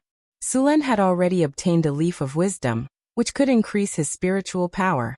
He also had a legendary soul crystal, which could not be used for the time being, but he could store it for now. The Beastmen army had suffered a crushing defeat. Defeated soldiers were everywhere outside the North Town city. Even if half of the 40,000 Beastmen army had died in the battle, there were still 20,000 of them left. Of course, only around 10,000 of them had died in the battle. The rest of the defeated soldiers had scattered and tried to break out of the encirclement. There were only 15,000 soldiers in the North Town city, including the Harpies. It was not easy to capture so many of them. Even with the help of the Harpies and Centaurs, there were still many who managed to escape. On the second day after the battle, the number of captives was finally calculated. They had captured 8,000 orcs, trolls, and gnolls. There were still 10,000 orcs scattered around Northgard City. The territory around the North Town city was a mess because of these people. After keeping the captives, Sulen did not have time to let the army rest. He immediately ordered the army to split into small groups and clear out the territories around the North Town city. After dealing with the defeated soldiers, Sulen looked at the 8,000 monsters in front of him and felt a headache coming on.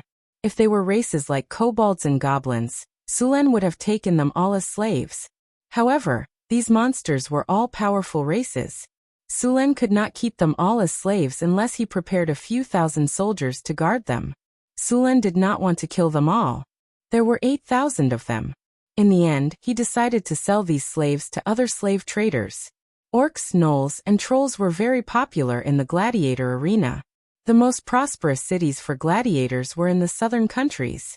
These countries were rich because of the ocean trade. Because of their wealth, the nobles and merchants loved to watch gladiator fights. The more exciting and bloody the fights were, the more they liked it.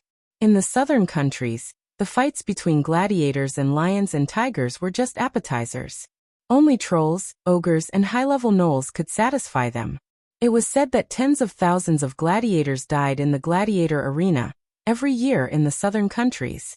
One could imagine how popular the business was. Sometimes, when there were some famous gladiator arena fights, there would even be bets of hundreds of thousands of kinnr. Naturally, there were caravans from the southern countries in the northern city.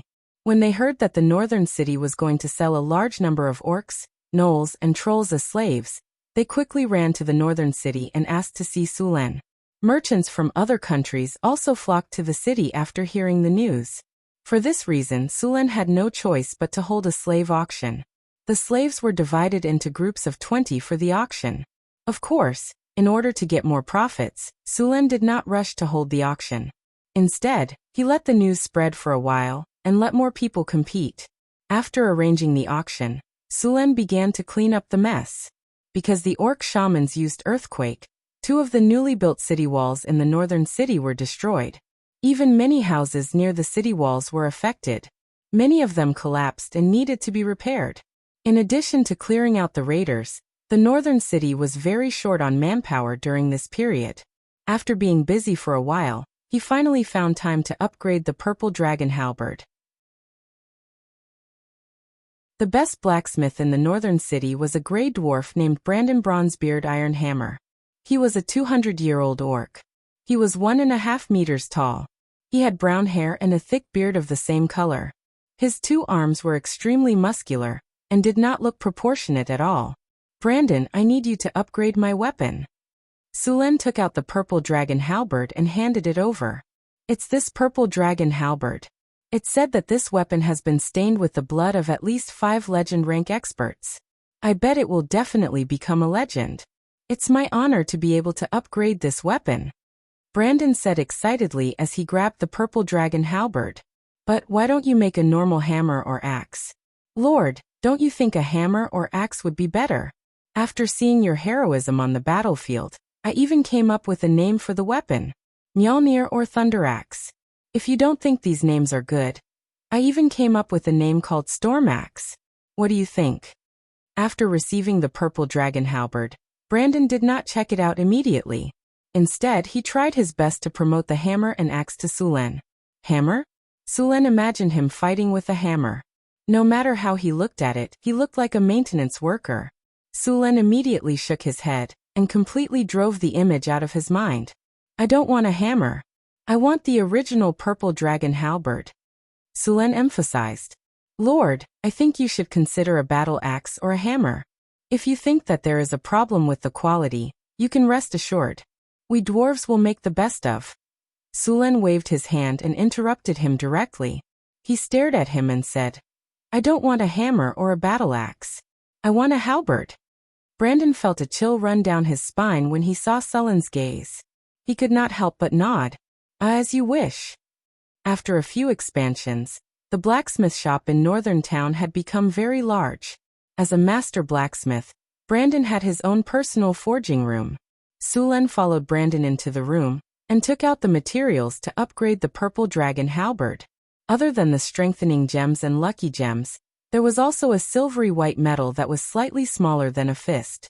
It was mithril. Other than that, there were some stardust, water demon blood, and arcane steel. Brandon was very surprised when he saw the 2 gems that Sulen took out. These gems are so special. The power on them is so special. Brandon said in surprise as he picked up the strengthening gem. I feel that it can directly strengthen weapons and equipment. Yes, this is a strengthening gem. The other one is a lucky gem. They are both used to strengthen weapons. This time, I want it to reach the legendary level. Sulen said as he picked up the other gem. Legendary. Brandon's eyes widened. As a blacksmith, he knew very well how precious a legendary weapon was. One had to know that in the history of the Grey Dwarves, there were not many legendary weapons that had been successfully forged. However, every legendary weapon was famous. Now that Sulen said that he wanted to strengthen this weapon to the legendary level, Brandon instantly felt a lot of pressure. Don't feel pressured, Sulen said when he saw Brandon's serious expression. With the strengthening gem and the lucky gem, there's at least a 60 to 70% chance of success. With such a high probability in your craftsmanship, do you still think that it'll be difficult to succeed? Or do you think that your craftsmanship is not good enough? Don't tell me you can't do it, Sulen said as he glanced at him. Are you kidding me? My craftsmanship is not good enough? Why don't you ask around? I'm the best blacksmith among the Grey Dwarves. Isn't it just legendary? Look, this time I'll definitely forge you a legendary weapon of the finest quality. When he heard Sulen questioning his blacksmith skills, Brandon instantly became like a cat whose tail had been stepped on. He was instantly bristling. The hair and beard on his head stood straight up, giving the impression that he had suddenly grown 10 centimeters taller. That's good. I'll be waiting. Sulen snickered in his heart. He was very satisfied with Brandon's high-spirited state. After getting into working mode, Brandon was no longer as chatty as before. He directly raised the fire in the furnace. The red flames soared, and Brandon continued to add dye into the furnace. Soon, waves of heat rolled over, and the temperature in the forging room instantly rose by a few degrees. The temperature of the furnace was so high that the surrounding air was distorted. The temperature of the furnace rose rapidly, and the flames gradually turned from red to orange. Finally, all the flames turned orange. At this time, Brandon put on a special insulating suit, picked up the purple dragon halberd, and placed it in the furnace to calcine it.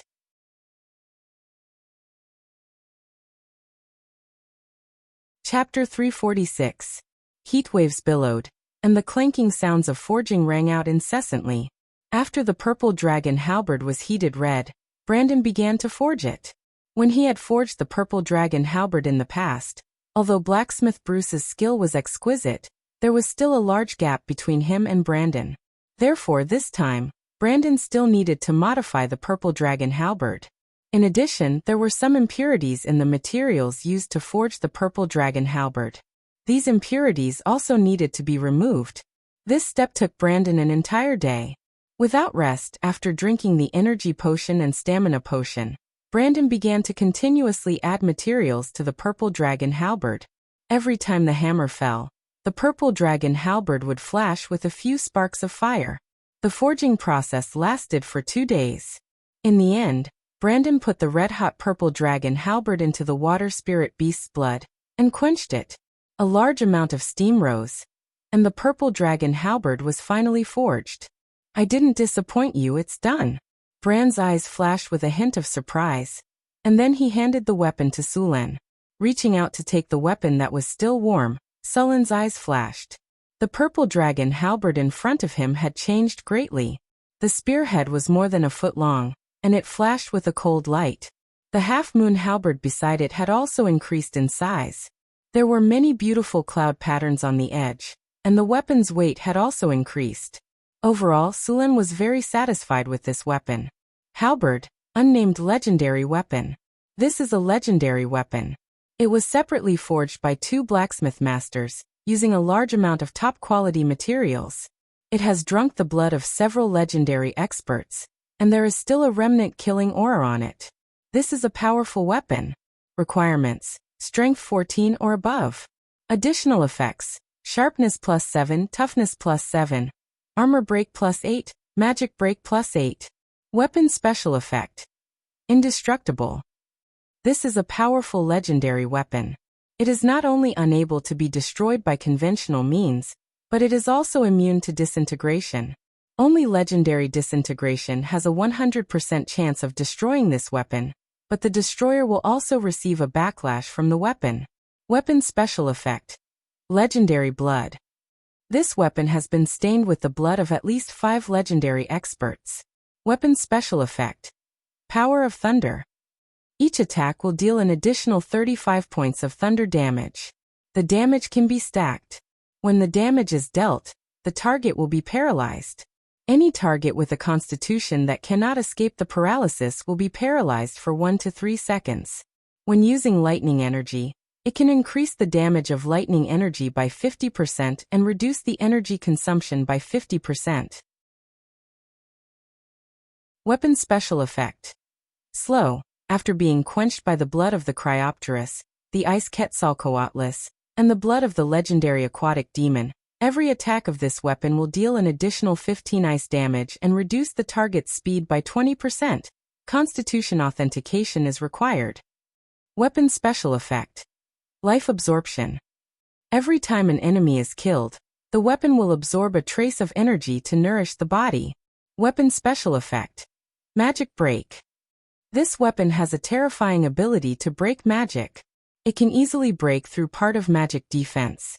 When attacking, it can pierce through magic barriers below the 4th circle. Weapon special effect: Protection. When the host's physical strength reaches the maximum value, the energy absorbed by the weapon will be automatically stored. When the host is injured, the weapon will directly help the host to resist the damage. Seeing the attributes of the weapon, Sulan was so surprised that he couldn't close his mouth. The weapon in front of him was more than twice as strong as before. Needless to say, the original weapon's special effect had been strengthened. In addition to the original weapon's special effect, this weapon also had a new weapon special effect. Indestructible made Sulan not have to worry about the weapon being damaged. Legendary blood. S effect was not obvious for the time being. Magic break was very simple. It could break magic effects and was very useful against spellcasters. Life absorption. S characteristic made Sulan's weapon become a perpetual motion machine, and protection. S special effect could help him resist one attack. This legendary weapon could be said to be the most powerful legendary weapon Sulan had ever seen. Of course, this was also because he had seen too few legendary weapons. The weapon's power had been greatly increased. It was not appropriate to call it the Purple Dragon Halberd anymore. Sulen thought for a moment and named it the Storm Halberd. On the continent, there were quite a few legendary weapons. Sulen had also heard of some of them. The most famous one was a magic sword. It was said that this magic sword wasn't a legendary weapon, but an ordinary high-grade magic weapon. However, the owner of this weapon was not ordinary. This magic sword only had 4 special effects: armor break, magic break, life absorption, and flesh regeneration. After its owner used this weapon to kill a large number of enemies, the magic sword gave birth to a sword spirit, and the weapon was successfully promoted to a legendary weapon. In the end, it even became a high-grade legendary weapon that was second only to a divine weapon. This weapon would choose its own master.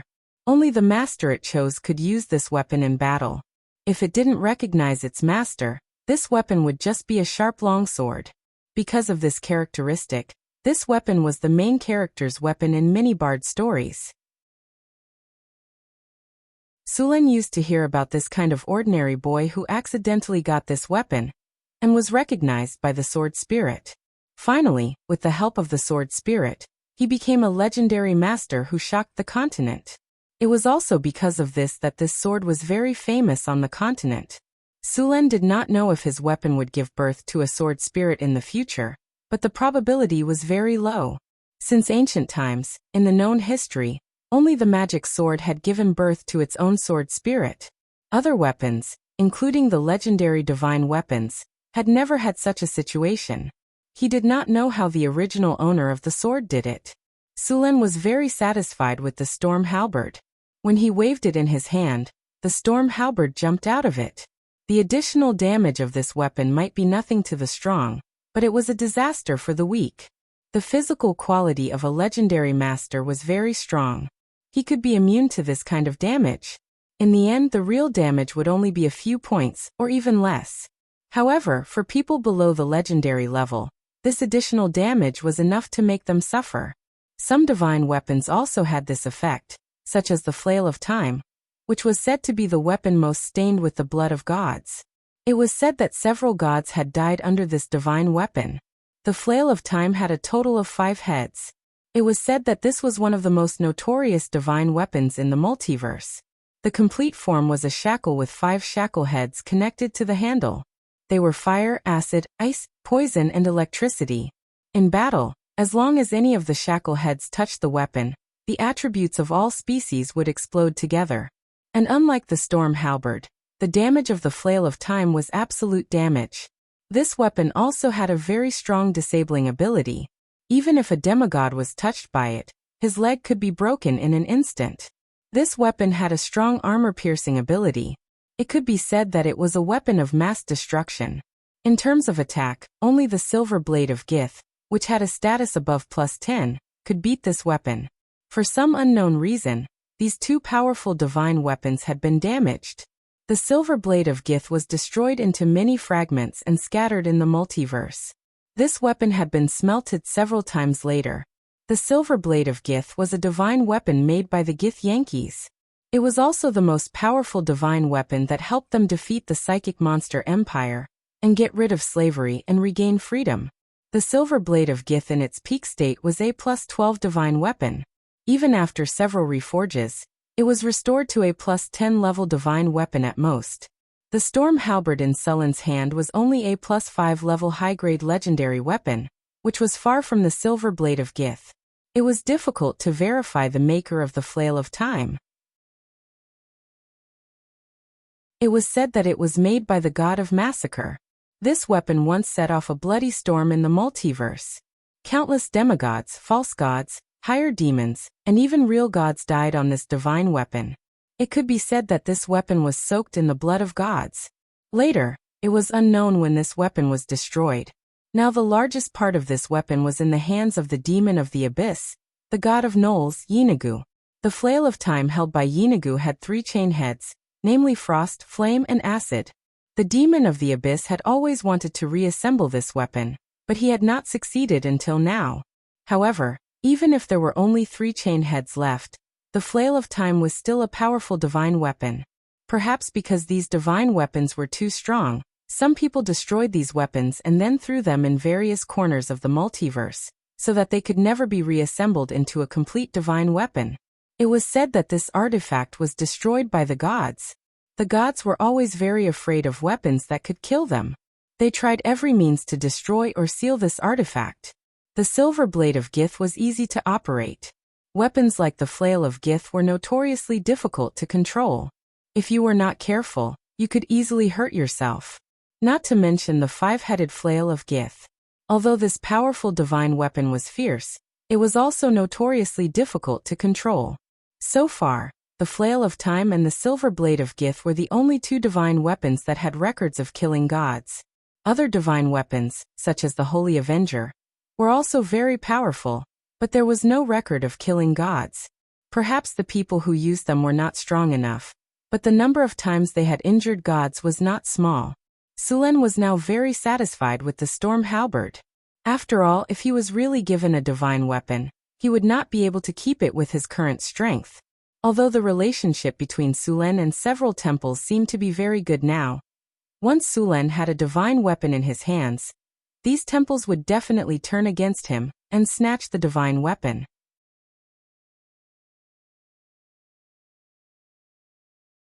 Chapter 347. After the storm battle halberd was completed, Sulen directly put it into his storage dimension. In a sense, this weapon was almost like a divine weapon to him. After the weapon upgrade, Sulen began his busy life again. After the defense of the North City, the city walls were heavily damaged, and many people became refugees. These people's houses were destroyed by the earthquake spell in the previous war, and now they needed to be rebuilt. Also, there were some refugees who died because of the collapse of their houses. For these refugees, the City Hall came up with a series of relief and disaster relief plans. At the same time, they also gave out a pension. Of course, the pension was not a lot. After all, in this era, human lives were not worth much. Before the houses were rebuilt, these refugees were settled in a few camps. Other than the destroyed houses, the damage was also very serious. Many of the city walls directly collapsed, and some were forcefully twisted by the force of the earth. Even if some of the buildings were still intact, their foundations were damaged, and they needed to be rebuilt. Although it was a lot of work, at least they didn't have to move bricks this time. The reconstruction speed was a lot faster. Sulen handed over the reconstruction work to Wizard Lorraine. This wizard finally didn't have to be an apprentice teacher anymore. The apprentices in the North City had already completed their basic studies. As the saying went, the teacher leads the way, but the training depends on the individual. The North City couldn't take care of these apprentices like a nanny. Although Sulen didn't agree with the way the Dark Wizards trained their apprentices, he still wouldn't let them live too comfortably. After completing their basic studies, these apprentices began to take on missions and train at the same time. They needed to complete all kinds of missions to accumulate points, and then use the points to exchange for materials and knowledge needed to explore the path of becoming a wizard. The cost of becoming a wizard was very high. Many wizards would share the debt when they taught apprentices or other duties. The cost of learning spells was very expensive, and this was a very profitable business for the big wizard organizations. They sold knowledge and power to earn money and all kinds of resources. The cost of a high-grade wizard was very high. Sulen couldn't always subsidize the Wizard Academy, so he had to teach them how to make money as soon as possible. Most of the magical plants and maintenance work in the Arcane Garden had already been assigned to the apprentices in the form of missions. As for the Secret Realm, these apprentices would only be told to them after they became official wizards and signed an even tighter contract with Sulen. From now on, the adept organizations in Northern Fortress City were on the right track. Sulen also began to consider dividing a piece of land to build a wizard academy. Northtown City had suffered a lot of casualties in this battle. More than 1,000 soldiers had died. It was the biggest loss in Northtown City's history. However, there were also many benefits. Many of Northtown City's spearmen had become Spear Imperial Guards, and many of their archers had become divine archers. Sulen did a simple calculation. There were 65 spearmen and 27 archers. As for the half-elves, Many of them had become magic archers. This time, Suluan witnessed the power of magic archers. Half-elf magic archers could add elemental power to their arrows. Most of them were ice, fire, and thunder, but only a few were added with acid damage. Moreover, these magic archers usually mastered 2 kinds of elemental power. Only those who were particularly outstanding would be able to master 3 or more elemental powers. North Town City's training ground. Boom! An explosion sounded, and dust flew everywhere. Suluan raised his eyebrows. He was very surprised by the power of the half-elven magic archer's flame arrow. How many times can you shoot such a powerful flame arrow? Suluan asked the half-elven magic archer next to him. Sir, I can use this attack about 15 times. The half-elven magic archer said respectfully. And I can feel my strength continue to improve. Suluan nodded. He was very satisfied with the magic archer's strength. The flame arrow was about 60 to 70% of the fireball's power. It was also much faster than the fireball. Then Suluan had the other magic archers demonstrate the power of frost arrow, lightning arrow, and acid arrow. The frost arrow was much weaker than the flame arrow, but it could freeze the target. Just then, Suluan saw a frost arrow freeze the target into an ice sculpture. In order to test its power, Suluan had a barbarian berserker experience it. The barbarian warrior was quite strong. He wasn't frozen, but his speed was reduced. However, after being hit by a few arrows, the barbarian berserker was frozen into an ice sculpture. Of course, he could break out of the ice very quickly. Although the frost arrow wasn't very powerful, it was still quite good as a crowd control skill. Similarly, the lightning arrow wasn't very powerful, but it also had the debuff of paralysis. The acid arrow was also very powerful.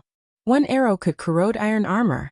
Suluan was very satisfied with the attacks of the half-elven magic archers. These half-elven magic archers could be used as casters. Not only did they have attack power, but they also had crowd control skills. It was a pity that there weren't enough of them.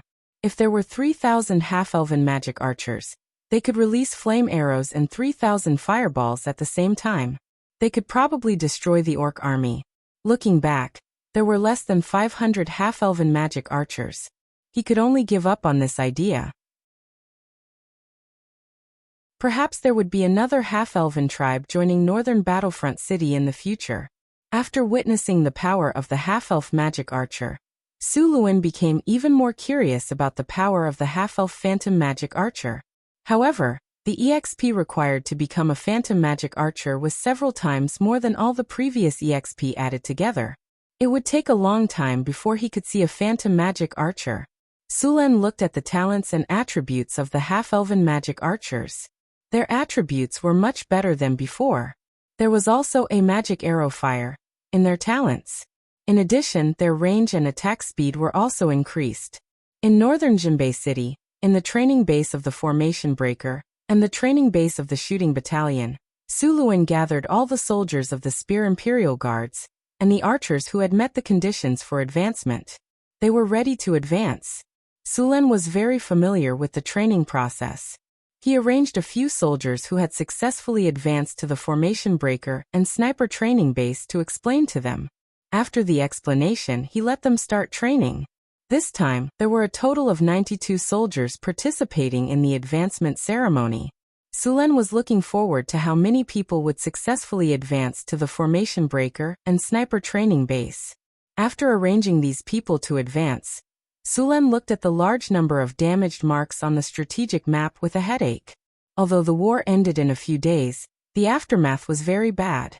The most obvious was the irrigation facilities outside the city. Because of the war, a large number of water supply canals outside the city were destroyed. A large number of farmland were also destroyed. These places also needed a large number of people to restore. The slaves in the northern Battlefront City were very obedient now. After seeing the northern Battlefront City defeated the powerful orc army, these slaves were all silent. A week quickly passed. The reconstruction of the northern Battlefront City was progressing smoothly. The residents whose houses had collapsed had their houses redistributed. The structure of the newly built houses and the previous houses had some changes. The main change was that they had some earthquake resistance. The structure of the houses had improved. Even if there was another earthquake, there would not be a complete collapse. The properties of these houses also had a new earthquake resistance plus 15 attribute. Sulen also planned to renovate the other houses in the northern battlefront city to increase their earthquake resistance. The residents who received the new houses quickly started their new lives. Some of the people whose family members had died in the earthquake also received compensation from the city hall. Once again, they came to the training camp. After a week of intense training, all the spear guards looked very sharp. After a week of training, they had adjusted their condition to the best. Now they had to face the final obstacle.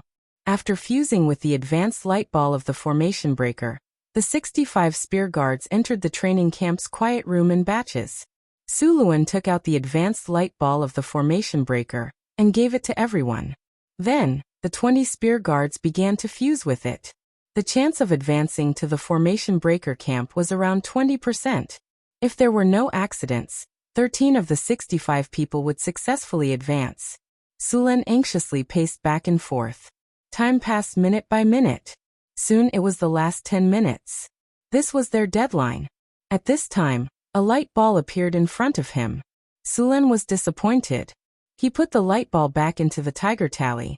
This meant that one of the spear guards had lost the chance to advance. Then, a few more light balls appeared. Sulen's expression became more and more serious. In the system interface, there were still a few spear guards who were in the process of advancing. There was only 1 minute left. Sulen felt that this 1 minute was more torturous than the previous 2 hours. When the time reached 0, the system interface indicated that the spear guards had successfully advanced. Seeing that 5 spear guards had successfully advanced to the formation breaker camp, Sulen let out a sigh of relief. After that, another 20 spear guards entered the quiet room to level up. 2 hours later, another 4 spear guards successfully leveled up. After all of the spear guards finished leveling up, 15 of the 65 spear guards had successfully leveled up to become break camp. In addition to the soldiers who had advanced to the formation breaker camp, Northtown now had 20 formation breaker camp soldiers. They were one step closer to the 700 formation breaker camp. After the formation breaker camp advanced, the archers began to advance to the sound shooting camp. After a series of advancements, 6 of the 27 archers had successfully advanced. The sound shooting camp's team had grown stronger.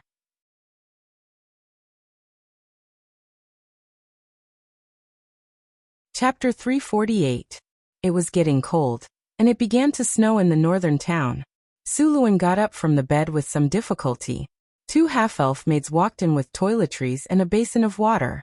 Angie looked at Phyllis, who was lying on the bed. The little succubus had returned to the underground city early in the morning. Hathaway and Alex had also gone to the wizard tower. Only Phyllis hadn't woken up yet. After the big battle last night, Sulen felt refreshed. The others were fine, but Phyllis couldn't take it anymore. After all, she was just a normal human who hadn't learned any combat skills or magic. She wasn't Sulen's opponent at all. Angela pouted and helped Sulen wash up.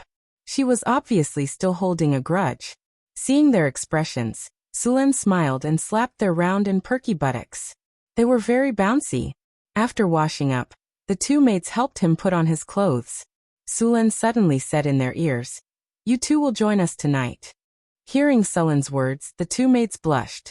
Although they had been trained by Sulen several times, the 2 half-elf maids were still very shy. Seeing their expressions, Sulen knew that it would be another sleepless night. After leaving the Lord's castle, Sulen went to Hathaway's lab. He was going to give her the wisdom leaf. After killing the legendary troll last time, Hathaway gained a lot of experience and successfully leveled up. However, she was still a distance away from becoming a legendary. The wisdom leaf could increase the power of the will by 3 points, which was perfect for Hathaway. Suluan also wanted Hathaway to level up quickly, so that she could master the Tower Spirit technology, and install a Tower Spirit in the Wizard Tower in Northern Town. After finding Hathaway, Hathaway was surprised that Sulen took out another wisdom leaf.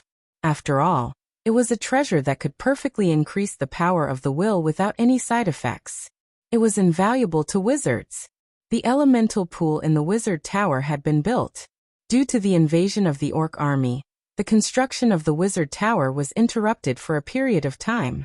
Now the construction of the wizard tower had started again. This time, they were building the ecological park of the wizard tower.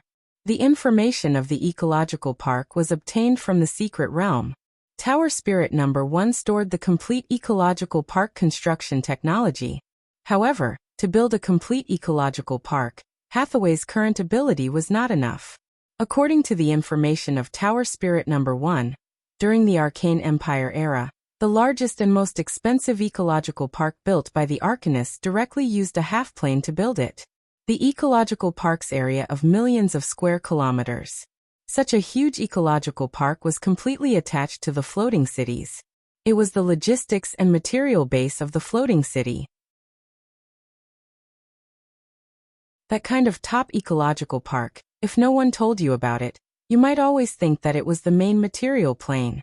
Hathaway was not capable of building such a huge ecological park.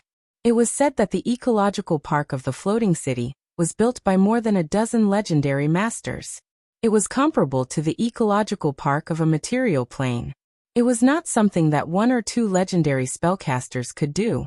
In the Arcane Empire, there was an arcanist who had a sudden idea to transform an empty half-plane into a material plane. It was said that the project took nearly 1,000 years. The arcanist also got the title of creator. In fact, the legendary arcanists were already very powerful. They could do almost anything that the gods could do. This was also why the arcanists did not fear the gods. Imagine if they had the power to rival the gods. How much respect would they have for the gods? According to the curious nature of the arcanists, it was good enough that they did not capture the gods for research. In the eyes of the arcanists, the so-called gods were also a more powerful life form. Although the arcanists did not study the gods, they had studied divinity and divine power. That was one of the reasons for the conflict between the Arcane Empire and the gods. In the eyes of the gods, the arcanists had crossed the line. The success of the arcanists' research on divinity was limited. Some of the arcanists who had studied divinity deeply even transformed into liches and finally advanced into demigod liches.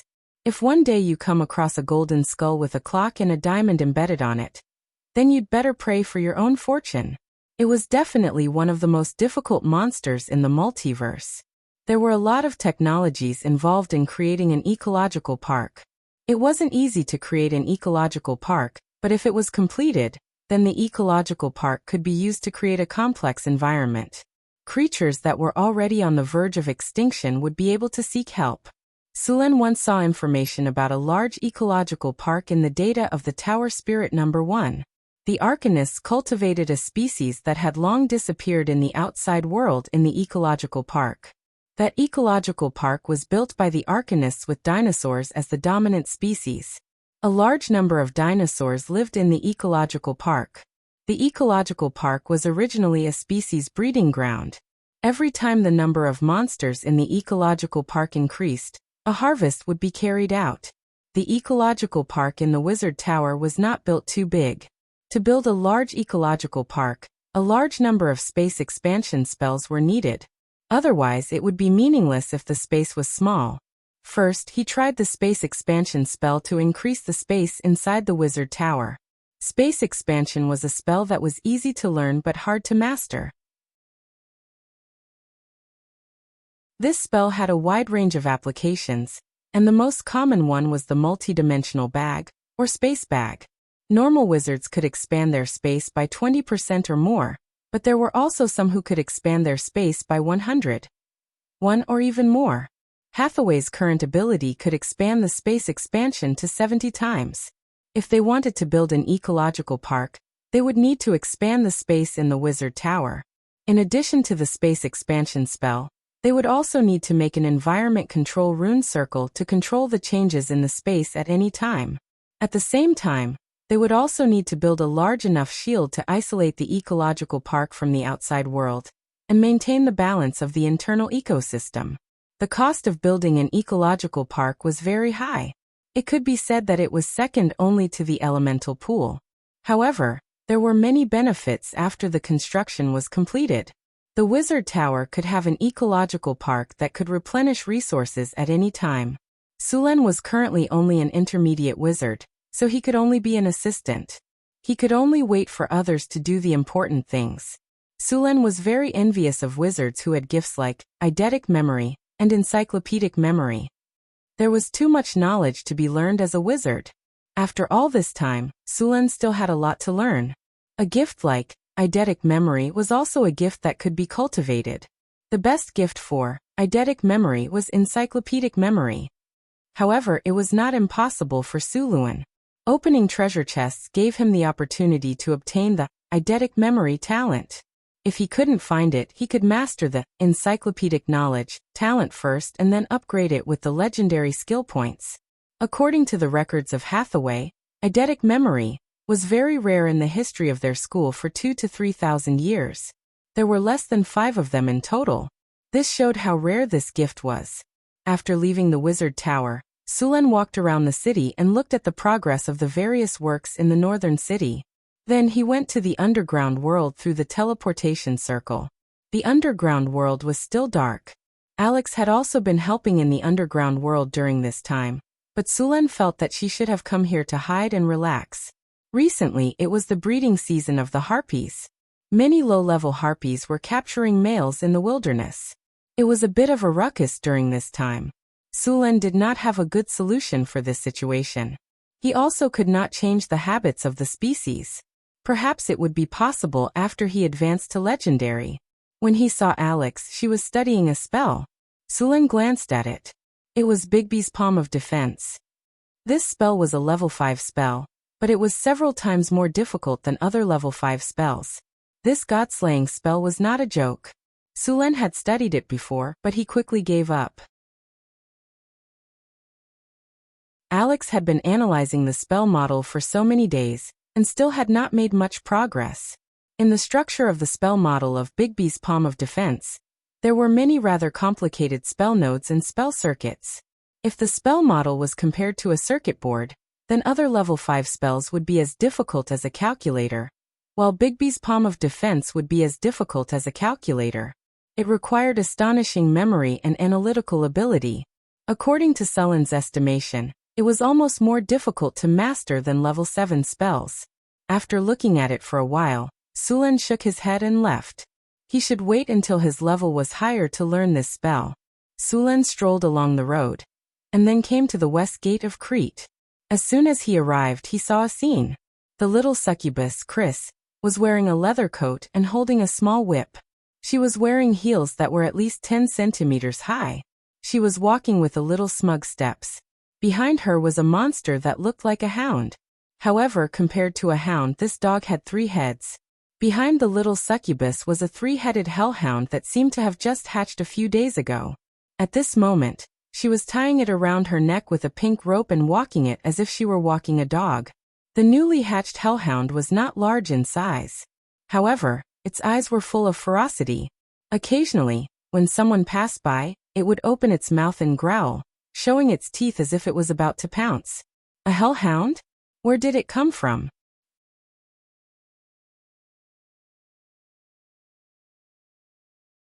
Chapter 349. The Cerberus was a creature from the lower plane. Just from its name, one could tell that it belonged to hell. Although hell was a lower plane, it was the complete opposite of the abyss. The devils of hell belonged to the lawful evil faction, while the demons of the abyss belonged to the chaotic evil faction. At the border between the abyss and Bator, on the 10,000 abyss plane, the demons and devils had been fighting for thousands of years, but usually, the devils had the upper hand. The war between the devils and demons had been going on for thousands of years, and it looked like it would continue. What made Sulen feel strange was how a demon like Chris had caught a devil as a pet. If he used an alignment detection spell to identify Chris's alignment, he would discover that the little succubus had actually started to deviate from the chaotic faction to the lawful faction. In fact, Sulen didn't know that succubi had started to deviate from the lawful faction ever since the succubus queen. Chris's change was so obvious mostly because of Sulen. Sulen belonged to the lawful faction, and he hated chaos. The most obvious reason was the strict rules and regulations set up in Northgard City. It wasn't surprising that Chris had deviated from the chaotic faction to the lawful faction. The growth cycle of the Cerberus was somewhat slow. However, it possessed combat power very early on. When the Cerberus was just born, it could easily kill an adult male who had not undergone combat training. After a few days, the Cerberus fangs and claws would grow out. The challenge difficulty would also increase to level 2. The untamed Cerberus was full of wildness, and it was completely pulled forward by Chris with a rope. Although it dared to bare its fangs and brandish its claws at others, it had a fearful expression when it looked at Chris. It was obvious that it had suffered a lot because of Chris. When the Cerberus looked at Sulen, its body clearly trembled a few times. It was obvious that the Cerberus with its soul sense had smelled the danger emanating from Sulen's body. "Master, I summoned this 2 days ago." Chris waved the rope in her hand and trotted over.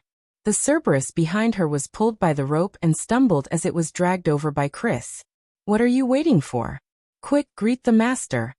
As she spoke, Chris lightly pulled her whip and dragged out the Cerberus hiding behind her. She raised her foot and gave it a kick. Cerberus looked at the human in front of it timidly, but in the next second, it seemed to have thought of something. It ran over and rubbed its 3 heads against Sulen's feet.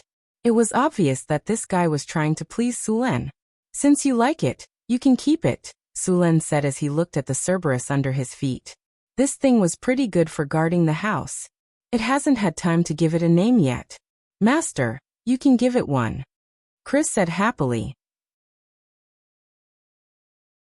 Sulen pondered for a moment and then said, "Let's call it Husky." "All right, let's call it Husky. His nickname is Buttface." Although he didn't know the meaning of a husky, since it was given by his master, there must be a reason for it. Moreover, the name Buttface was quite pleasing to the mouth. As for whether the Cerberus agreed or not, it didn't matter. Cerberus, Husky? Buttface? Then Chris happily led the Cerberus around the city.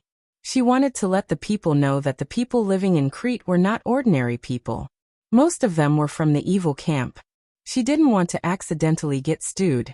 Looking at the little succubus walking the dog excitedly, Sulen shook his head slightly. Since she wanted to keep the dog, he would let her keep it. Even if it was an adult, a Cerberus would not be able to afford a dog meat hot pot. Ignoring Chris, Sulen went to Orlando City in the underground world and put away all the mithril and magic gems that he had excavated during this time. The construction of the Wizard Tower required a lot of materials, especially the construction of the ecological park. This batch of materials was prepared for the ecological park. In fact, the ecological park of the Wizard Tower was still in the experimental stage. It was an application of the ecological park technology. When the ecological park of the Wizard Tower was completed, he planned to build the ecological park in the secret realm as well. However, the ecological park in the secret realm would be much larger. Sulen wanted to build an ecological park that could raise large dinosaurs or Euron, as described in the information of the Tower Spirit. After patrolling the underground world and killing some monsters around his territory, Sulen returned to the northern town. After sending all kinds of resources to Hathaway, Sulen returned to the northern town and began to study as a wizard. Because of his naturally high power of the will and good control of energy, Sulen's progress was very fast when he first started learning as a wizard. However, when he became an intermediate wizard, his learning speed slowed down a lot. Sulen's early advantage had been used up, so his learning speed was not faster than other wizards. In fact, he was slower than other wizards because of his lack of basic knowledge. After all, Sulen did not learn the basics of wizardry since he was a child. Luckily, with Hathaway's thoughtful guidance, Sulen was also constantly strengthening his foundation. After returning to the northern town, Sulen took care of all kinds of things and began to read all kinds of wizardry books. There were quite a lot of books in the northern town. Some of them were brought by Hathaway, some by Karina, and some by Grace. In addition to the research of Alex and the others, although the books in the northern town were not as good as those in the wizard schools, they were not worse than those small schools. After opening the book, Sulen picked up a goosefeather pen and began to copy on a snow-white paper. The paper he was using now was the best paper made by the northern town's paper-making workshop after several improvements. It could completely replace parchment in writing books. The price of a piece of paper like this was 1 kinner, which was more than 10 times cheaper than parchment. Sulen rubbed his head. Soon the paper was filled with dense symbols. These symbols were the foundation of a spell. What the F***ck? Why do I feel like I was studying advanced mathematics in university in my previous life? Sulen felt a little dizzy. He got up and opened the window of the study room to get some fresh air. Then he made himself a cup of black tea to wake himself up. It was too difficult. After entering the 5th circle of spells, the difficulty would increase tremendously. After studying for half a day, he had only analyzed half of the 5th circle spell. He had not even touched the other half. He had been studying this spell model for a week, but until now he had not even completed the spell model. According to this progress, it would be considered fast if he could learn this spell in a month. He was now very envious of his peers. It was said that they had the chip with them when they transmigrated. No matter how complicated the spell model was, they only needed to scan it once to record it. Moreover, not only could they record it easily, but they could also optimize and improve the model. This was a godly tool for wizards. Unfortunately, although he had transmigrated with a golden finger, this system did not have the ability to record spell models and analyze them. After drinking the black tea and resting for a while, Sulen continued to work hard. The analysis of the spell model was half completed. There were dozens of papers full of symbols and words on the table. Beside them, there were also notes left by Hathaway on spell model analysis. Ding. Congratulations, host. After a long period of study, you have obtained part of the information of the ability, Scholar. The experience of the ability, Scholar, is full. Congratulations, host. You have mastered the support ability, Scholar. Hearing the system prompt, Sulen was relieved. Obviously, his hard work during this period of time had paid off. Of course, the ability, Scholar, could only be considered average. It was far from Hathaway's. Sulen had only recently discovered that Hathaway had mastered the 2 abilities, Encyclopedic Knowledge and Sage. These 2 abilities were not used for combat, but were support abilities. These support abilities had no use for combat, but had a miraculous effect on learning. Sulen was now learning all kinds of knowledge of wizards, so naturally, he wanted to master these abilities. With these 2 abilities, he could at least reduce the difficulty of learning by half, and increase the efficiency by 1 or 2 times. The way to obtain the Sage ability was simpler. Its prerequisite was the Scholar ability. As long as it was studied systematically, it could be mastered. The Scholar ability that Sulen had now could increase his learning speed. Scholar, support ability. After a long period of systematic study, you have mastered a large amount of knowledge. You have become wiser, and your learning speed has increased. After obtaining the Scholar ability, Sulen's learning speed and comprehension ability had increased to a certain extent. In fact, there were many spells that wizards used to support learning. The most famous one was the Enlightenment spell. This spell could make an idiot similar to a normal person. Naturally, it could increase a normal person's intelligence. However, this spell was very difficult to cast, and there was a certain price to pay. In addition to the Enlightenment spell, there was also the Wishing spell that had the same effect. Although the Wishing spell had many disadvantages, if this spell was used well, it could be said to be an all-purpose spell. Of course, if you used this spell to fulfill some unreliable wishes, the final result would be very miserable. Moreover, the price to fulfill the wish was not something that anyone could afford. Regarding this spell, there were some records of the failure of the Wishing spell in Hathaway's books. One of the wizards wished for eternal life. Even the gods could not do this, and he could not afford to pay the price. In the end, the wizard's wish was fulfilled. He was directly cast on life hiding, and then he was sealed in a coffin. He was hidden in a space crack in the multiverse by the Jinn.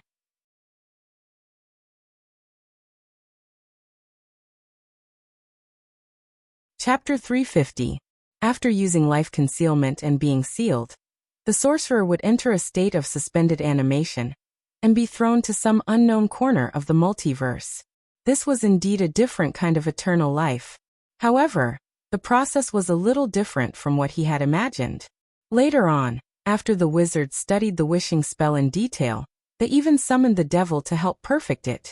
Finally, they came up with a book of rules for using the wishing spell. The book listed the various rules of the wishing spell in detail, and they also came up with a set of words specially used to use the wishing spell. Because of this, the wishing spell finally became more and more worthy of its name. These 2 spells required a high price. In addition to these 2 spells, there were other spells that had a much lower price, such as magic memory. After casting this spell, the caster's memory would temporarily increase, almost to the point of having a photographic memory. However, after the spell ended, the caster's brain would suffer serious repercussions. Dizziness and nausea were just the basics. In serious cases, it would cause severe headaches. Moreover, this spell could not be used too often, or it would damage the soul. Although there were many shortcomings, this spell was still used by wizards in large numbers. After all, it could quickly memorize knowledge. Although it would be a little uncomfortable afterwards, it was still acceptable. With the scholar ability, Sullen's learning speed had increased a little. If he had skill points now, he could directly enhance Scholar to Sage. Unfortunately, he had already used up the skill points he got from leveling up. Sullen now realized the lack of skill points, which was why he began to slowly learn skills by himself instead of directly using skill points to enhance them. After learning more about the wizard profession, Suluan realized that there was never enough skill points. There were too many skills and abilities that a wizard needed to learn. Many wizards had to choose the path of becoming a wizard. Maximal spell, silent spellcast, and instant spellcast. These 3 metamagic abilities represented 3 different paths of becoming a wizard. Extreme spell. When using this ability, the effect of the spell will be maximized, including damage value, healing effect, number of people affected, etc. At the cost of 3 times the mana, the lethality of a spell will be increased by 100%. Note: this special class requires mastering the ability to enhance magic. Silent spellcasting. When using this ability, casting spells does not require any casting action or incantation. It can be cast in a silent state. Silent spellcasting ignores any silent spells. The chances of the enemy discovering the wizard casting spells will be reduced until the moment the spell is completed. Using this ability to cast spells will consume double the amount of mana, and the casting time will be extended. Instant spell. When using this specialty, you can instantly cast a spell. At the cost of consuming 3 times your mana and increasing the casting difficulty by 2 levels, you can turn a spell into an instant spell. Instant spells cannot be interrupted by any conventional means, and are immune to any silence spell and counterspell. These 3 spell specialties represented 3 different paths of becoming a wizard. Of course, this did not mean that one could only choose one out of the 3. It was just that most wizards with limited talent could only choose one. Of course, there were also many talented wizards who would choose 2 or 3. Among them, extreme spell belonged to the damage output category. It could greatly increase the power of spells. With this spell, even arcane missile could have the power of a sniper rifle. If one wanted to choose extreme damage output or a violent wizard, this specialty should not be missed. Think about the effect of a fireball that could clear out an area with an aerial bomb. Silent spellcasting was a specialty that suited the old Een coins. They were the kind of people who would laugh in front of people and attack from behind. The casting of spells was very subtle, and it was almost impossible to detect. It would only be exposed at the end of the spell. This specialty was the most popular among the old Een coins. The last one was instant spell. This was a relatively difficult specialty to master. Its effect was stronger than silent spellcasting, but it was also much harder to master. Moreover, after these 2 spells were promoted to legendary, one could continue to master silent spellcasting and instant spellcasting. After mastering silent spellcasting from 0 to 9 circles, all spells of the corresponding level would become silent spellcasting, and the penalty time and mana penalty would be removed. The same was true for instant spellcasting. The casting difficulty and mana penalty would be removed. However, it was not easy to master a legendary specialty. In the past, Many wizards wanted to learn instant spellcasting. They planned to master instant spellcasting from 0 to 9 circles as soon as they entered the legendary realm. In the end, they would be able to instant spellcasting from 0 to 9 circles. Of course, so far, no wizard had succeeded on this path. The most powerful wizard in recorded history only managed to level up instant spellcasting to level 6, but even so, it was already very powerful. Therefore, the wizards later turned these 3 spellcasting specialties into 3 paths of wizardry. After choosing a spellcasting specialization, it would decide which path to walk in the future. It would decide whether to choose the most powerful path of wizardry, or another path that was easier to achieve. Hathaway chose the path of instant casting, which was the most difficult path to walk.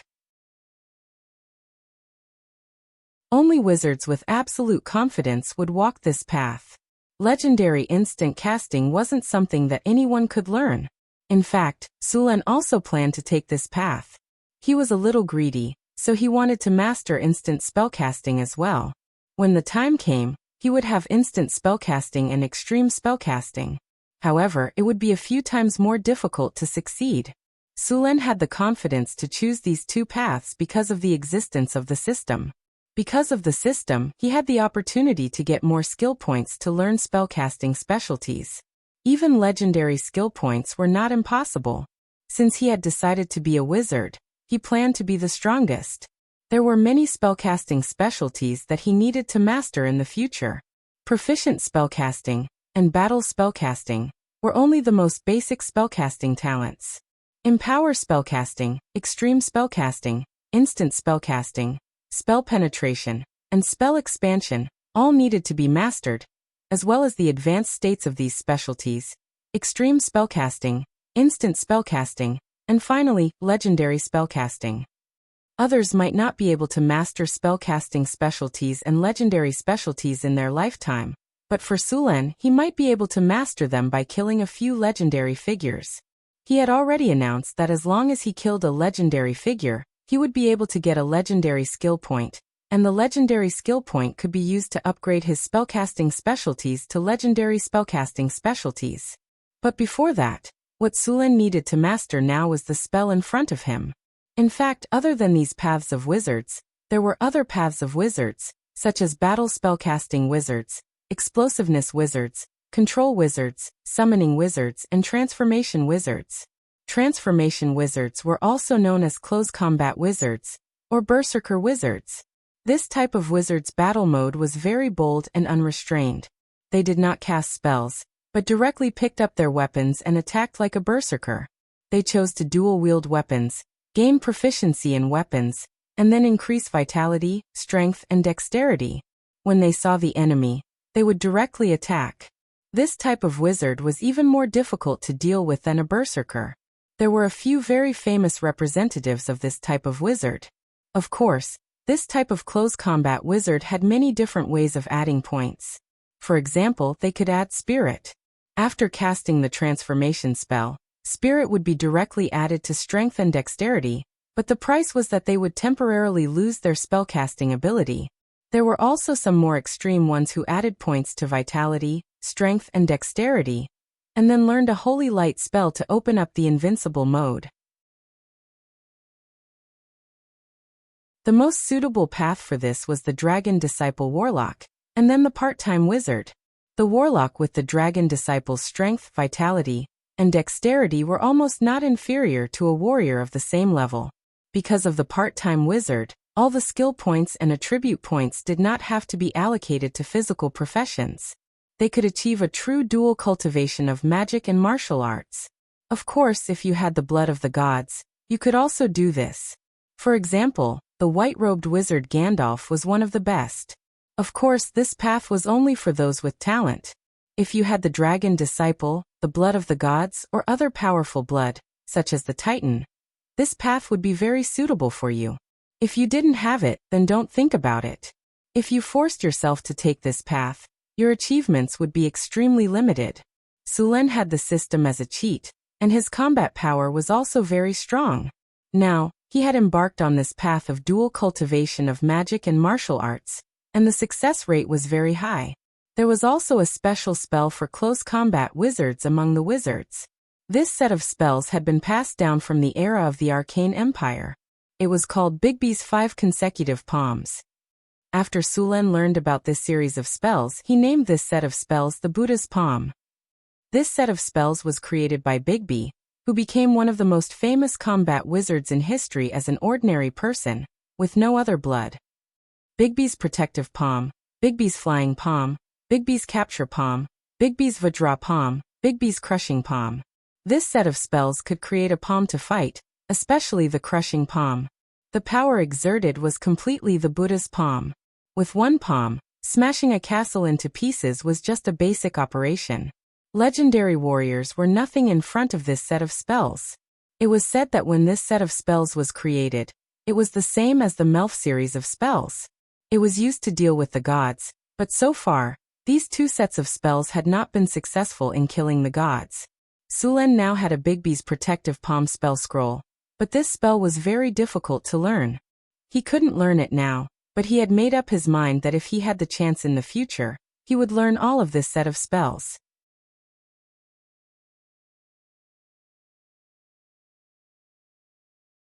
Chapter 351. Time passed by quietly. While Sulen was studying the path of a wizard, Hathaway was also building eco-parks. The Dimension Expansion spell kept expanding the space in the wizard tower. The Dimension Expansion spell required strong maneuverability. It could not tear the space apart. At the same time, the space had to be expanded as much as possible. Only then could there be enough space. After expanding the space had to be reinforced. Although this process was cumbersome and required a lot of precious magic materials, there were still a lot of resource points in the North Town City.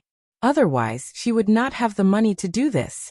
Sulen spent the night with Hathaway and asked her about the wishing spell. Normally, the wishing spell would summon an elemental jinn. These elemental jinn were at least demigod level. After many years of research, the wizards had discovered that the wishing spell could fulfill many wishes. This included reviving someone who could be revived, gaining a lot of wealth, recovering one's power, eliminating a disaster, increasing one's power, and so on. In theory, the wishing spell could grant any wish, but it was not guaranteed that it would succeed. The price to pay for using the wishing spell was not a normal item. Usually it was soul energy or soul shard. If there were not enough soul shards, the spell would draw out the person's soul energy. Of course, other precious items could also be used, such as divinity. There was a limit to how much one could increase one's power with the wishing spell. For example, the attribute points could only increase one's basic attribute points by 5, and the cost would only increase as time went on. There was a limit to the number of attribute points that could be increased by the wishing spell. The maximum was 40 points. Sulen did not lack attribute points. What he wanted now was talents. It was not easy to get a legendary talent, but it was not difficult to get a legendary talent, so Sulen decided to give it a try. The wishing spell was divided into limited wishing spell and legendary wishing spell. Both could summon an elemental jinn, but the legendary wishing spell was more powerful than the limited wishing spell. Of course, the cost was also much higher. There were no legendary wizards in the North Town City, so the legendary wishing spell was impossible. However, the limited wishing spell was still possible. After learning the characteristics of the wishing spell from Hathaway, Sulen decided to use the limited wishing spell to increase his power. Hathaway thought for a moment and said, "The limited wishing spell is a level 7 spell. Alex can cast it too, and the effect should be better than mine. Then I'll ask Alex to cast the limited wishing spell tomorrow." It was a quiet night. The next day, Sulen told Alex about his idea of using the limited wishing spell, and Alex nodded immediately. The casting of the limited wishing spell was not difficult, but for the sake of insurance, Suluan decided to build a wishing platform. The wishing platform was not big, and the construction was very simple. Under the guidance of Alex, Sulen sent a team of craftsmen to build the platform. The craftsmen in the North Town City had been trained for a long time, and their skills were absolutely qualified. It only took them a day to build the platform. The next step was for Alex to arrange the runic matrix. It was not too difficult for Alex to arrange the runic matrix for the wishing spell. Suluan only needed to provide some magic materials. It took almost half a day for the wishing table to be completed. Are you ready? Alex appeared next to the platform. She looked at Suluan with calm eyes and said slowly, "The limited wishing spell has an extra cost. Later, I will draw the power of the elemental pool to complete the spell, but you still need to negotiate with the jinn. What you can get depends on you. Remember the words I told you, and be careful with the jinn. When you are ready, I will start." Suluan nodded and said, "Let's start." A ray of light appeared. With Alex activating the power of the wishing platform, the energy of the elemental pool began to pour into the wishing platform, and the arcane crystals around suddenly shone with a strange light. Then a low spell sounded, and a strange elemental power began to gather on the wishing platform. The surrounding space gradually distorted, and with the gathering of the power of the spell, a powerful divine power came to this world. The jinn. When the jinn appeared, Suluan felt the powerful force, and then a whirlwind appeared out of thin air. The next second, a terrible pressure shrouded here. This kind of pressure was like the dragon's power on the dragon, and it was more powerful than the dragon's power, but it did not have that kind of overbearing aura. With a flash of light, a creature full of powerful power and divine brilliance appeared on the wishing platform. It looked like a jinn. Its appearance was a bit like the lamp spirit in the magic lamp, and its upper body was still in human form. Its skin was pale green, and there seemed to be a flash of lightning in its pupils from time to time. It was the light of divinity. Any jinn summoned by the wishing spell was at the level of a god. It was impossible to judge the level of strength of the one in front of him, but it was certainly a jinn above the demigod level. The jinn of the elemental plane had special rules. They followed the constraints of contracts and laws, and would trade with spellcasters when needed. After coming to this world, it first glanced around, and then its eyes fell on Suluan. The jinn frowned slightly after seeing Suluan, and then said, "You have the power of divinity, young man. Are you summoning me?" "Interesting, young man. Are you sure you want to trade with me? Tell me your wishes and prayers." Suluan looked at the jinn in front of him with some curiosity. In fact, the jinn did not come here with its original body, but an avatar. Only when there were some special wishing spells would the real body come. The elemental jinn summoned by the wishing spell was random. Usually, it was a demigod-level elemental jinn. As for the demigod-level elemental jinn, they would only respond to the summoner according to their own preferences. Sometimes, if they were lucky, they would also summon the god of elements messengers and gods. As for the elemental lord god, the summoner of this powerful god must have very strong strength to invite them. All the jinn, including the elemental lord god, belonged to the absolute neutral camp. They would trade with anyone, even demons. The one in front of Suluan was at least a demigod-level elemental jinn, and it might even be an oracle. Seeing that Suluan did not respond to him, the jinn seemed to be impatient and urged, "Hurry up and tell me your wish, I don't have time to chat with you." Wind elemental jinn Wind Whisperer, Theodore, minor divine power. Today, he suddenly felt that there was a creature in the multiverse that seemed to have the blood of the wind god calling him. He was curious, so he responded to the call and appeared here. Suluan did not hesitate and immediately said, "I want to improve some of my abilities." The jinn looked at Suluan and then said, "What ability do you need to improve? Do you know the rules of ability improvement? Attributes above 40 can't be increased." "I know." Suluan nodded and said, "All right then, this is a contract. Write down your wishes." With that, the jinn of wind elemental took out a piece of parchment and a quill pen out of thin air, and began to write quickly. After a while, a contract was written. Next, the jinn of wind elemental handed the contract scroll to Suluan. Suluan carefully took the contract. This kind of contract had a powerful force. Once it was signed, the violation of the contract would be severely punished. Suluan was very cautious about the contract. The jinn usually used some word games and left all kinds of traps or hidden dangers in July like the devil. If he was not careful and did not find them, it was likely that he would pay a lot of resources without getting any benefits. Suluan looked at the contract word by word. Once there was an ambiguity in the language, he would immediately argue with the jinn. At this time, Sulen also saw the face of the jinn. This guy was really cunning. He had been using various ways to distort Sulen's consciousness, or only the literal meaning. All kinds of out-of-context words were used, and even ambiguous words were used. If Sulen had not learned how to deal with these jinn, he would have been cheated. To deal with these jinn, he should let the devil or the lawyer confront them. After a difficult negotiation, the two sides finally reached an agreement. Then the jinn handed the modified contract to Sulen. Sulen carefully confirmed 3 times that there were no loopholes and ambiguities. Then he nodded and agreed to the contract. What ability do you want to improve? Agility? Charm? Spirit? Or is it a talent? I'm going to learn a talent. Erudite. Sulen said. It was not that he didn't want to get the eidetic memory ability, but this ability was a legendary ability. If he wanted to master this ability, the price he had to pay was too high. It was too painful. Erudite. Okay.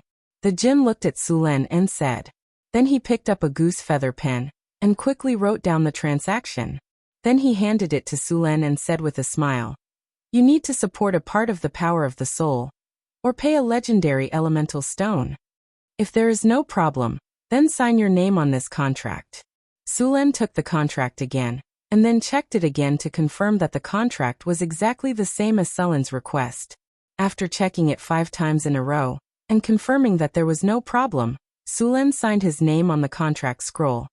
Very well, the contract is established. The jinn waved his hand gently, and the contract instantly turned into countless auras and dissipated in the air. Then a powerful divine power fell from the sky and fell on Sulen.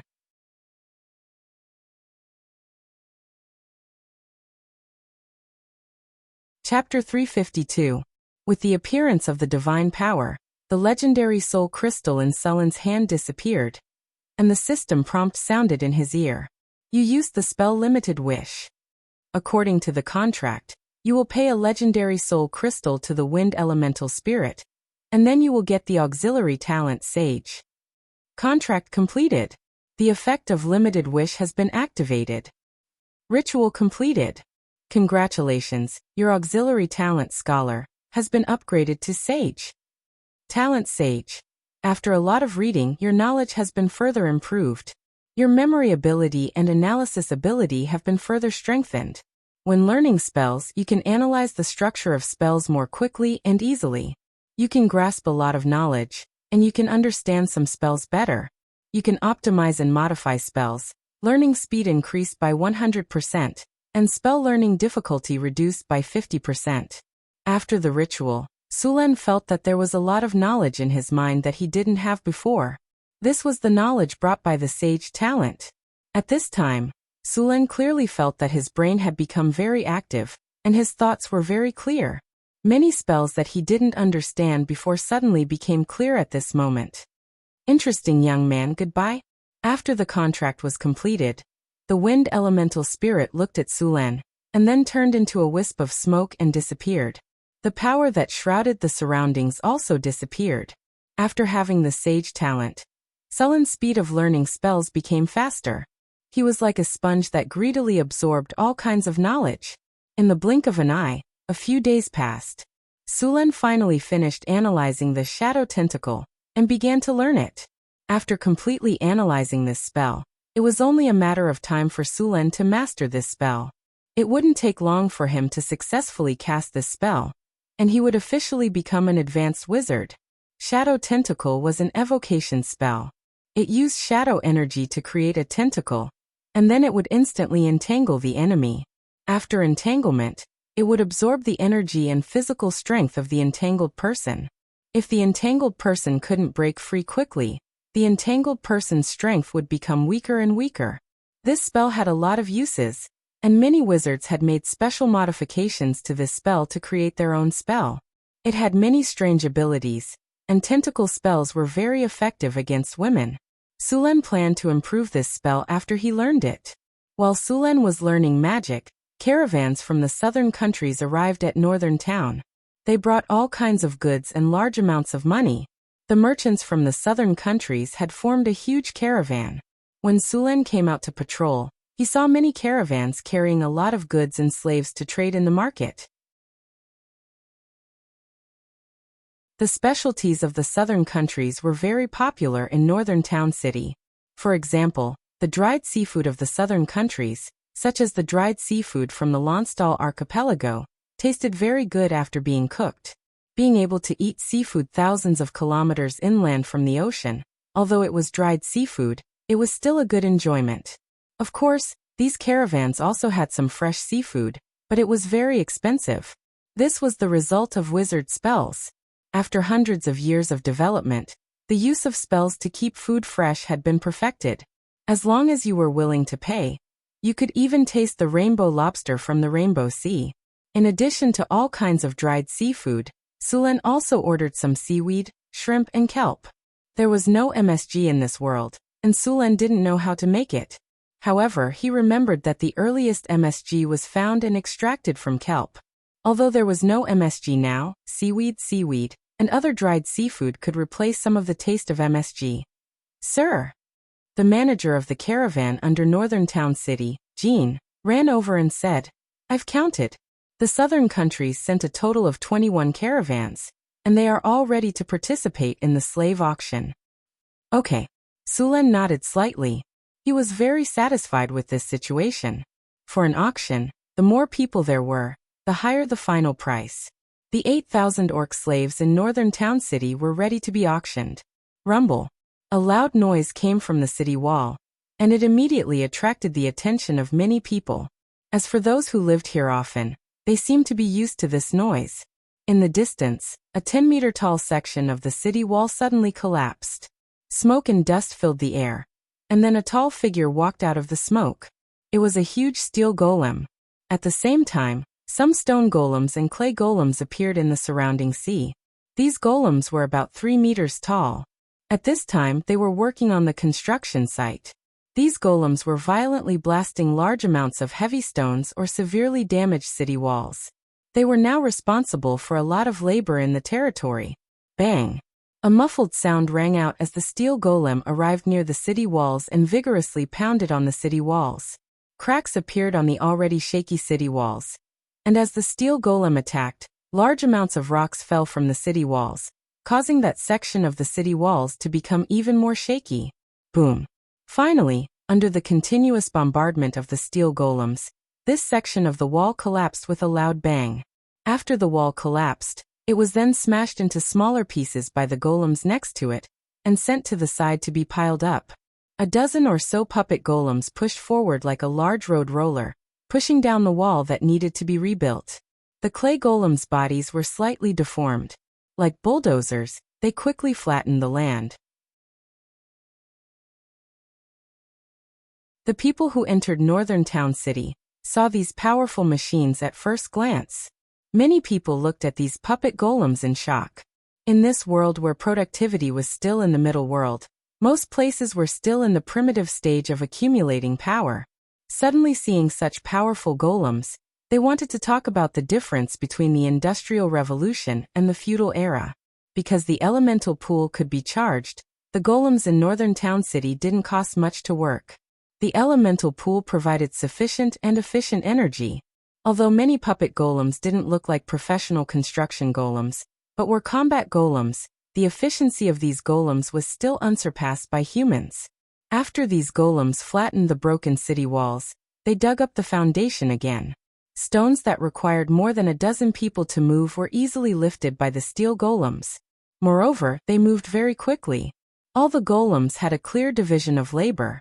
The production efficiency of these golems was much higher than that of excavators and cranes. After all, these golems were unmanned. As long as they were given a job, they would complete it with quality and quantity. With the help of these golems, northern town city was already in a semi-mechanized state. He was very satisfied with these golems now, and he already planned to build a golem factory. The construction of a golem factory was very difficult. There were many problems involved. Many steps required the assistance of the tower genie, or control. The energy of the golem factory came from the elements, and it could be forcibly controlled through the energy of the elemental pool. The energy of the elemental pool could be modified with some energy supply techniques, and it could be used as electricity just like in his previous life. Of course, if he wanted to build a golem factory, he also needed to have enough soul crystals. Each set of golems needed a corresponding soul crystal. The clay golems could be made with only mid-tier soul crystals. The rock golems, obsidian golems, and steel golems could be made with high-tier soul crystals. The legendary golems needed to be made with legendary soul crystals. Soul crystals weren't something that could be found in the main plane. Many years later, in the multiverse, soul crystals were a kind of currency. Under normal circumstances, the Grim Reaper kept the souls in the multiverse from being excessively plundered. It was his duty to decide where the souls would go. However, there were too many souls in the multiverse. In order to obtain soul power, many magic schools had learned spells that were specifically used to obtain soul power. For example, the soul binding spell could imprison a soul in a crystal, which was a soul crystal. The fundamental reason why golems could possess some simple artificial intelligence was because of the soul crystals. There were still some biological instincts left in the soul crystals. Some of the high-level golems were even stronger than legendary-grade golems. The auction in Northern Town City was about to begin. 8,000 monster slaves were already a huge fortune for the merchant groups that came to purchase them. Many merchants wanted to buy some of them back. Su Luan handed over the auction to Jean, and then went back to continue to practice magic. Whoosh! Suddenly, there was a noise from Sullen's residence. Then Sulen stood up excitedly. However, unlike before, there was a gray tentacle in his hand. The tentacle was more than 3 meters long, and these tentacles were as flexible as snakes. The tentacle swung back and forth, making various movements under Sullen's command. The tentacle rushed out quickly and directly wrapped around the target used for the experiment. Then, with a slight force, there was a cracking sound, and deep marks were left on the wooden board. Shadow Tentacle. After spending so much time, Sulen finally recorded this spell. Whoosh! Sulen took a deep breath and looked around. Then he chanted a spell. After a while, a black tentacle appeared and wrapped around a barbarian warrior in an instant. Then he began to test the binding strength and various effects of this spell. As an energy tentacle, the shadow tentacle was very flexible and had almost no weaknesses.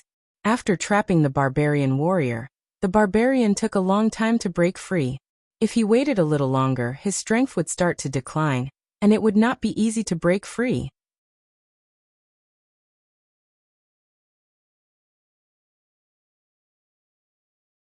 Chapter 353. Enduring the PDA attack, I still wrote a chapter. Please subscribe. After spending a lot of effort, the barbarian finally broke free from the shadow tentacles. The whole process took almost a minute, and he had to go berserk in the end. Bang bang bang. Sulen summoned the shadow tentacles again. This time, Sulen didn't use them to tie people up. Instead, he tried to use them to attack. The 3-meter-long shadow tentacle was like a flexible whip, and it quickly attacked the targets around him. As the tentacles danced in the air, they brought with them a sharp gust of wind. When they hit the wooden targets, wooden chips flew everywhere. Very soon, deep marks were left on the wooden targets. Although the power of the tentacles was average, it was still quite good as a control skill. After becoming an advanced wizard, Sulen could learn a lot more spells. Another important thing was that he could teleport. In fact, it was just a flash. He could use it in battle. Sulen had already mastered the long-distance teleportation spell, but he had just started to learn this flash spell. After mastering this spell, Sulen's fighting style had changed a lot. Many dangerous attacks could be easily dodged with his sixth sense.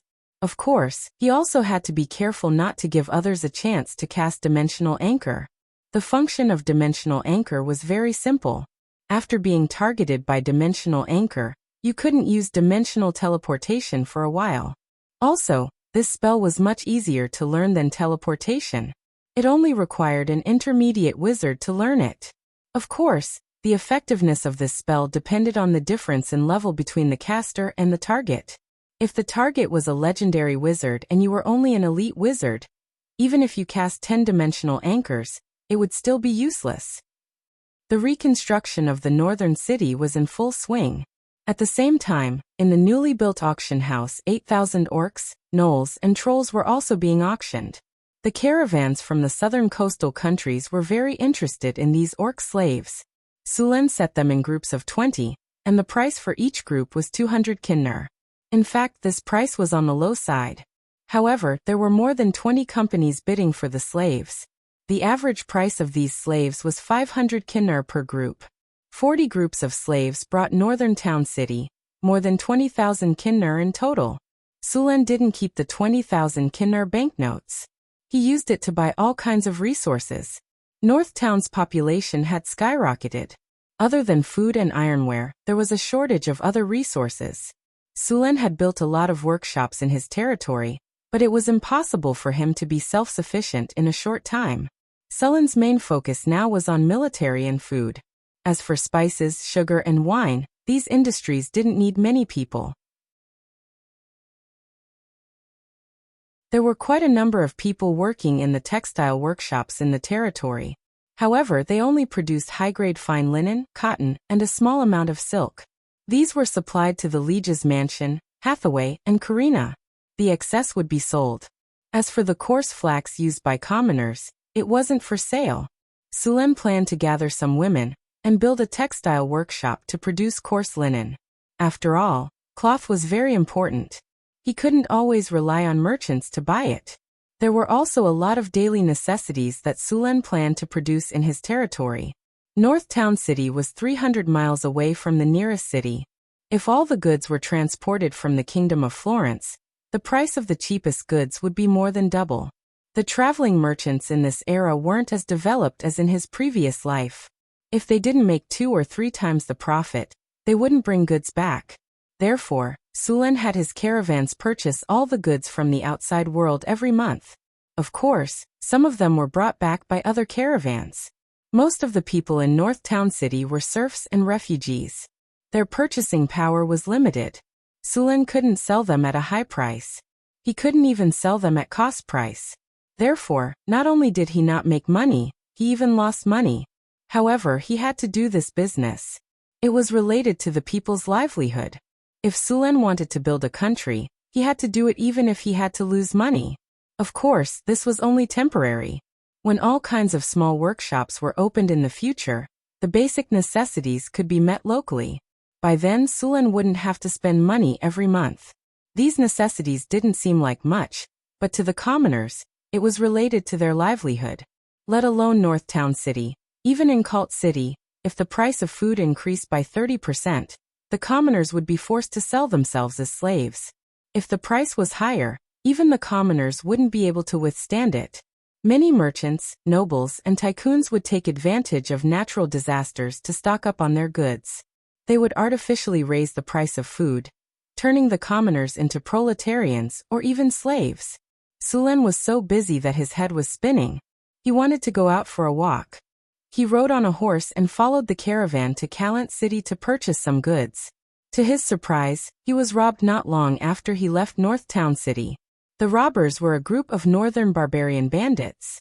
The patrols of North Town City were only responsible for maintaining the safety of the territory.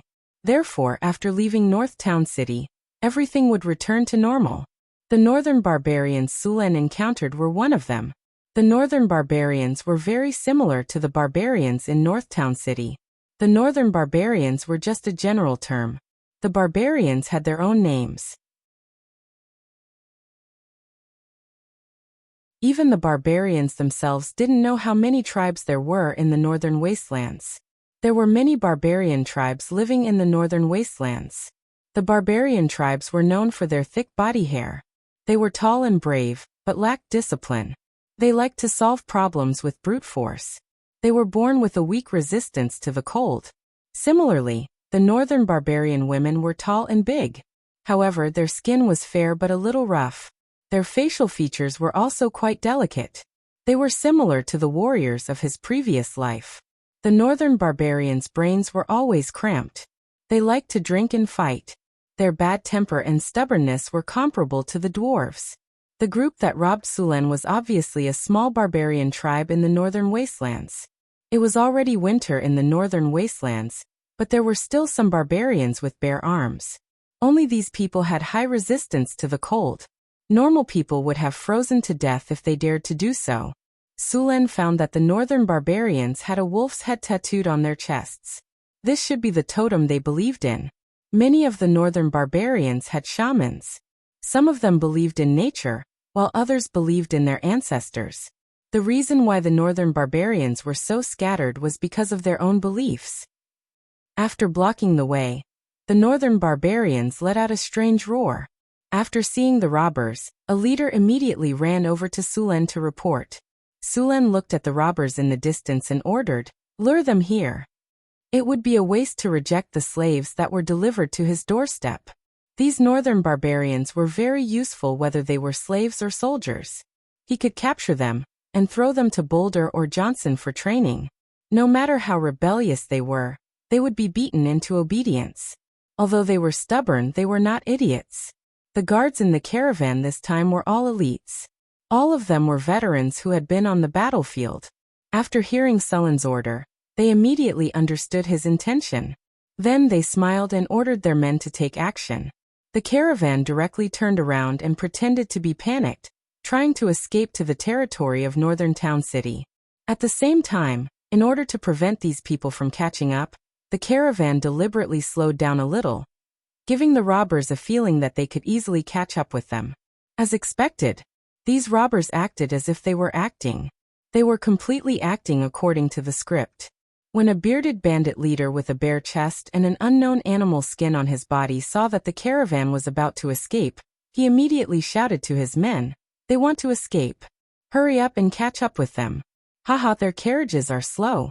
They must have a lot of goods. We're going to be rich this time. Get ready to surround them.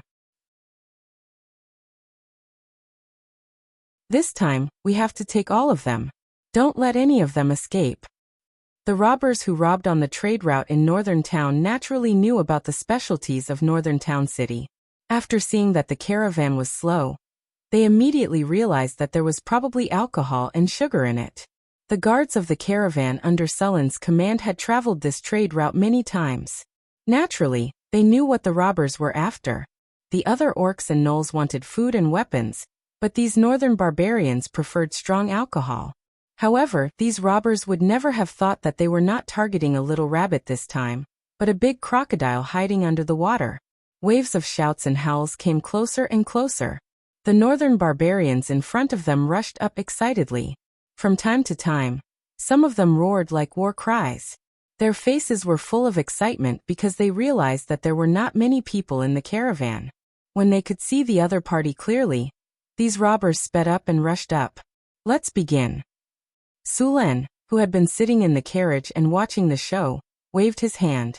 Then, the guards of the caravan instantly removed their disguises and took off their cloaks, revealing their excellent equipment and weapons. The bandits were very sensitive to the changes in their enemies. As soon as the group of bandits approached, they immediately realized that the situation was not good. The merchants in front of them were not afraid at all. In fact, many of them even had expressions of eagerness in their eyes. Many of the guards with scars on their faces were excitedly cleaning their weapons. They looked at the robbers as if they were looking at a group of sheep that had been sent to their doorstep. Hee.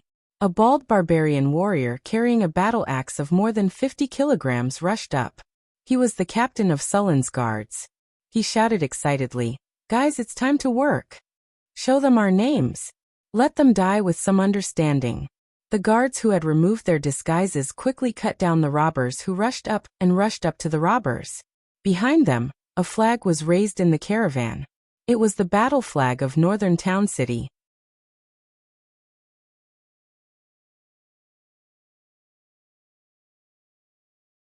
Chapter 354. Bang! The northern barbarian bandits that charged at them were immediately knocked down.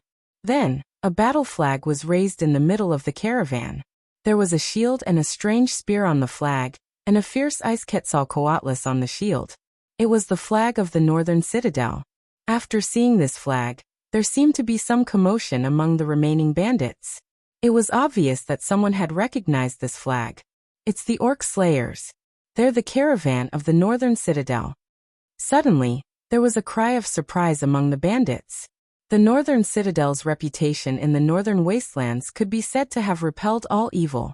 After discovering that the caravan was from the northern citadel, the northern citadel soldiers seemed to be frightened.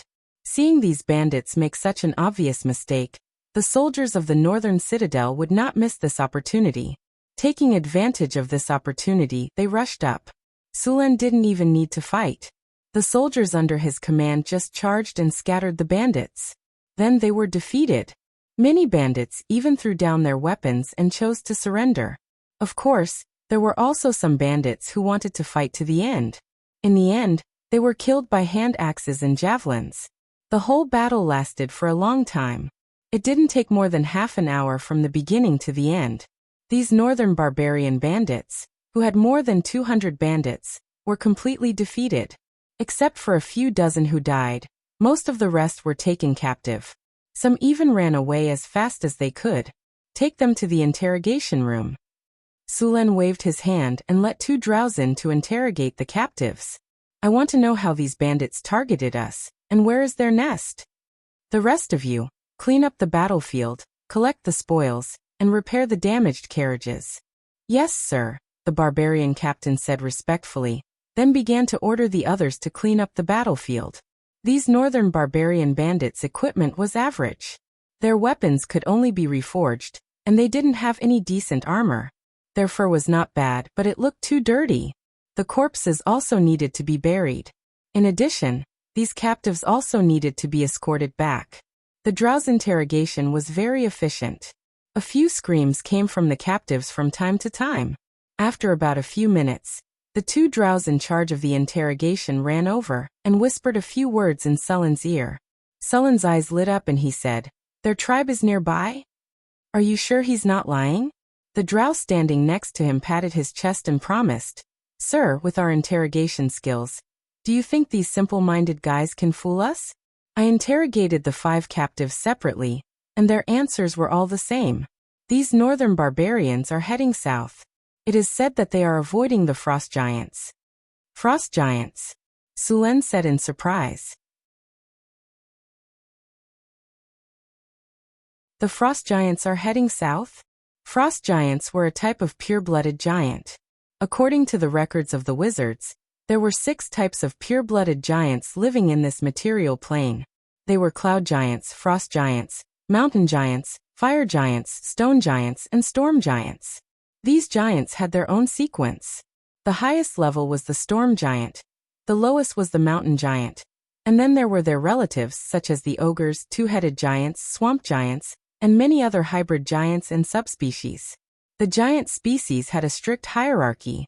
The lowest-ranking giants in the higher-ranking branches were higher than the highest-ranking giants in the lower-ranking branches. For example, the chief of the mountain giant tribe was often not as noble as an ordinary stone giant. The frost giants were a race living in the northern tundra. They had always claimed that the roof of the world, the northern tundra, was their private territory, but this statement was not recognized by other races. North of the northern wastelands was the ice plains, also known as the northern ice plains. As one continued north, the terrain would gradually rise. The entire northern wastelands was a cold, rugged, and sparsely populated region. There were snow-covered mountain ranges, rocky hills, dense forests, and misty valleys. This place was dotted with isolated fortresses, ancient tombs, and many ruins of lost empires. To the west of the northern region was the Golden Desert, which was the territory of the Desert Kingdom. To the east was the sea. To the south was the northern wilderness, and the north extended to the endless sea.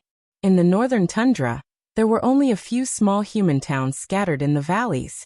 On the other hand, the frost giants were spread out in tribes on the northern ice plains. A frost giant tribe usually had 30 to 50 frost giants, 20 to 30 ogres, an instructor, 30 winter wolves, and 1 or 2 young white dragons. When it came to frost giants, the white dragons of the Pentashade dragons had to be mentioned. As the weakest of the Pentashade dragons, not only did they have the lowest intelligence, but they were also the smallest.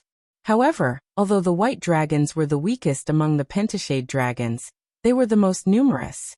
Red dragons and blue dragons usually had 3 eggs in a nest, while white dragons had 6 eggs, and their hatching rate was also the highest. According to this number, it would not take many years for white dragons to cover the entire northern tundra. Unfortunately, they still had to face the attacks of their nemesis, the frost giants. An adult white dragon could easily kill a frost giant, but frost giants usually like to sneak up on young white dragons. In a way, these frost giants maintain the ecological balance on the tundra. The frost giants usually hunted in groups. The main target of a large group of frost giants was usually the polar bear, or the white dragon's nest. Even an adult white dragon could only run away when faced with a group of frost giants. They regarded hunting white dragons as the highest glory, and generally worshipped the Ice Queen Hermosid and the Storm Lord Talos. They were as fierce and aggressive as white dragons, and frost giants were not responsible for the food of their children. If they wanted to live, they could only hunt by themselves. Not only were they not responsible for food, but they also often robbed their children of their spoils of war. As a result, the frost giant children learned from them when they grew up. Cold, ruthless, selfish, aggressive, and tyrannical, these were the fine traditions of their tribe, and they were the most difficult hunters in the northern tundra.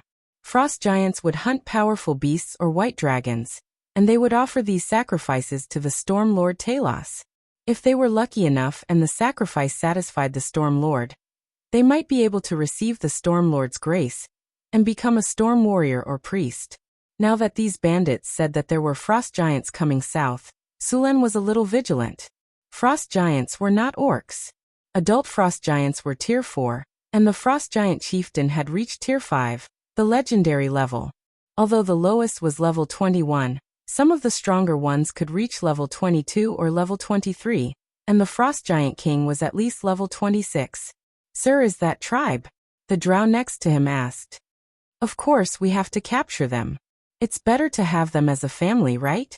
Sulen said matter-of-factly, since they had discovered a northern barbarian tribe, and this tribe had attacked them before. No matter what, Sulen did not intend to let this tribe go.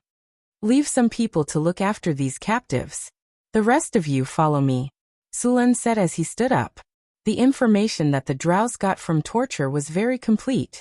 The location of this northern tribe was not far from here, and the group took about 2 hours to reach the vicinity of the tribe.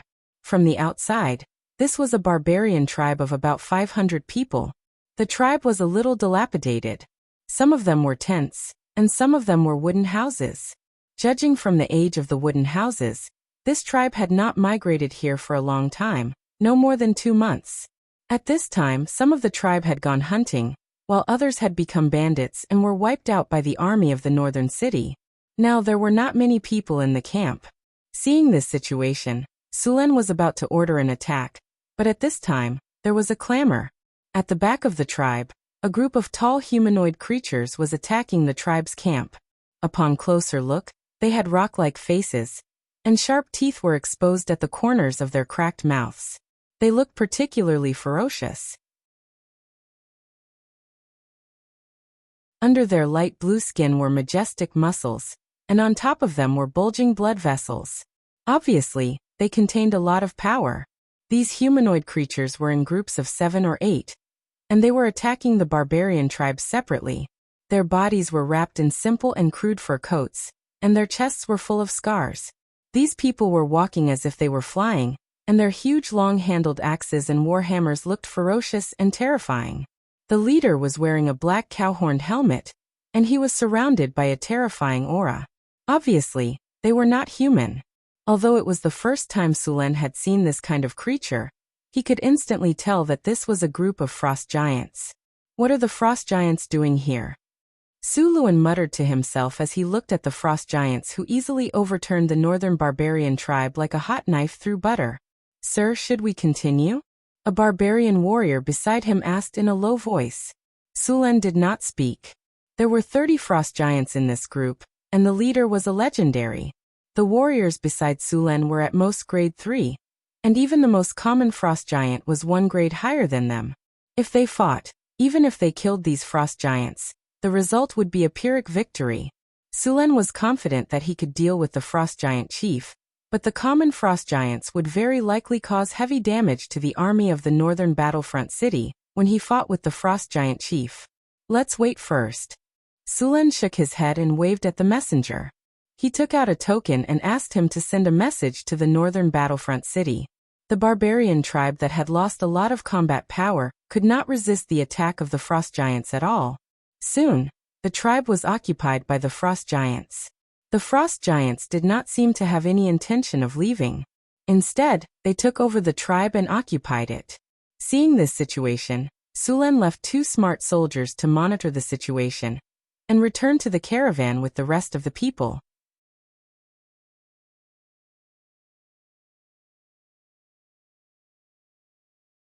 Chapter 355. The meat in my mouth was stolen. Sulen was in a bad mood. He looked back at the barbarian tribe and left. He had already decided to leave the frost giants behind. As for living in harmony with the frost giants, it was impossible.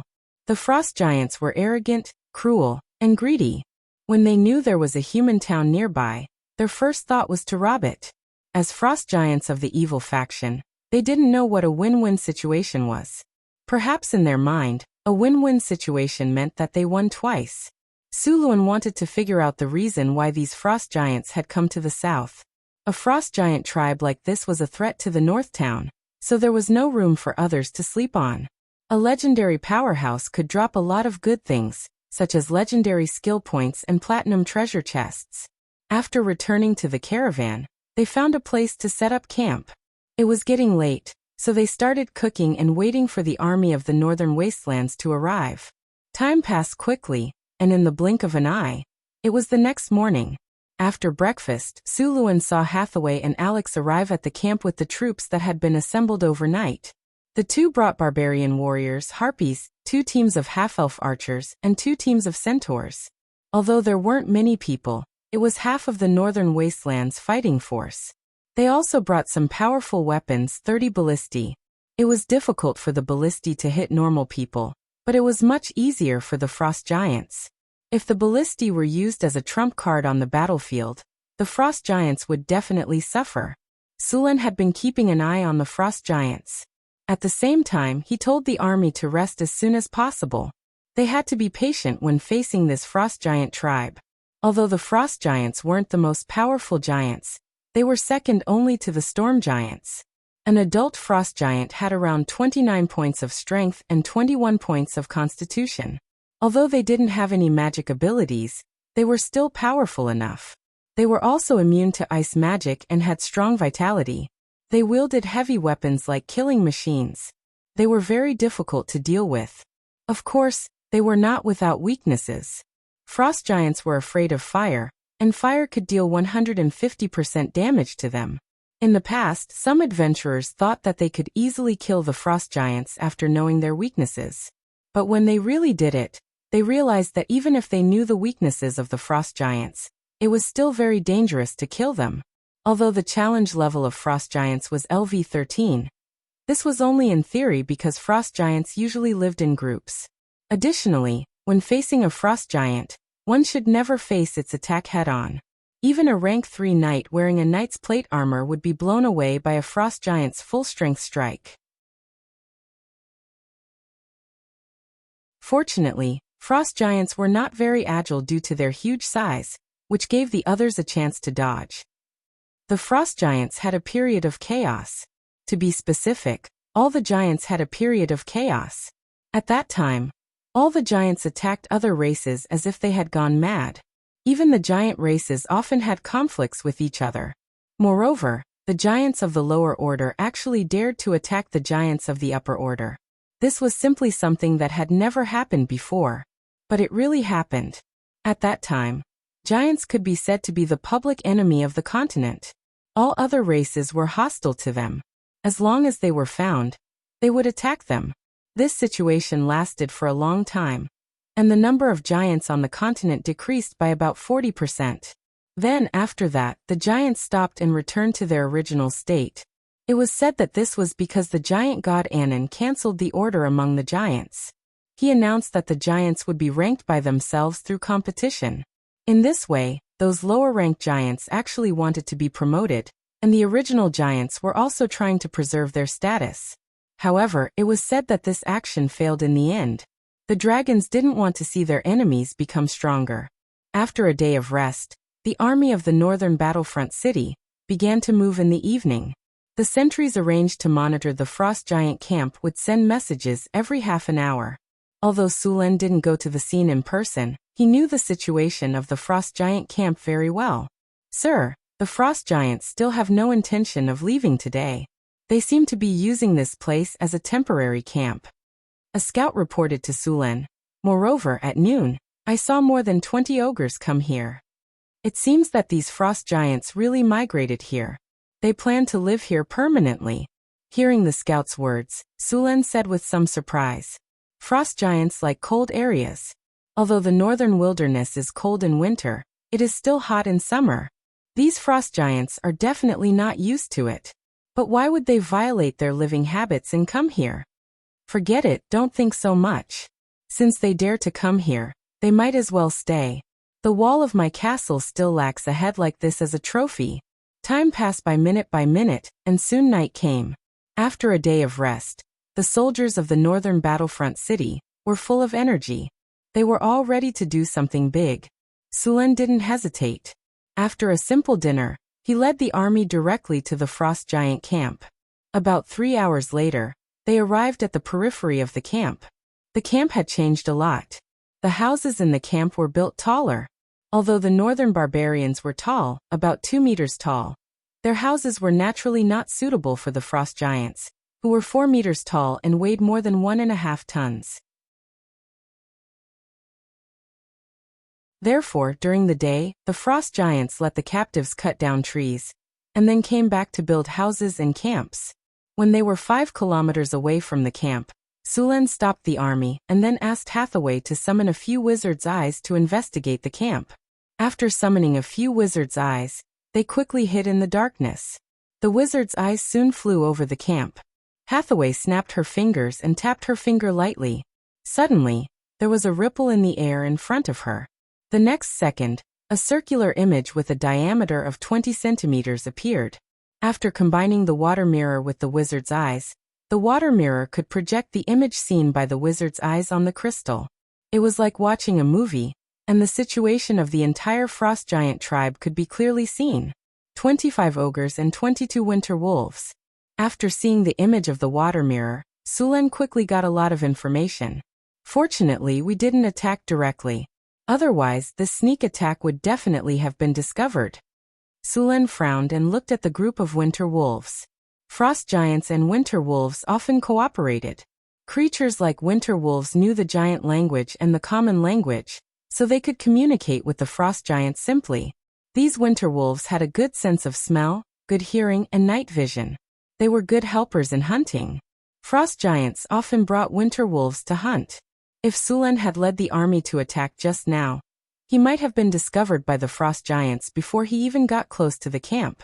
Then the sneak attack would have turned into a direct attack. Many people thought that the frost giants would fight you head-on, but in fact the frost giants were very cunning creatures.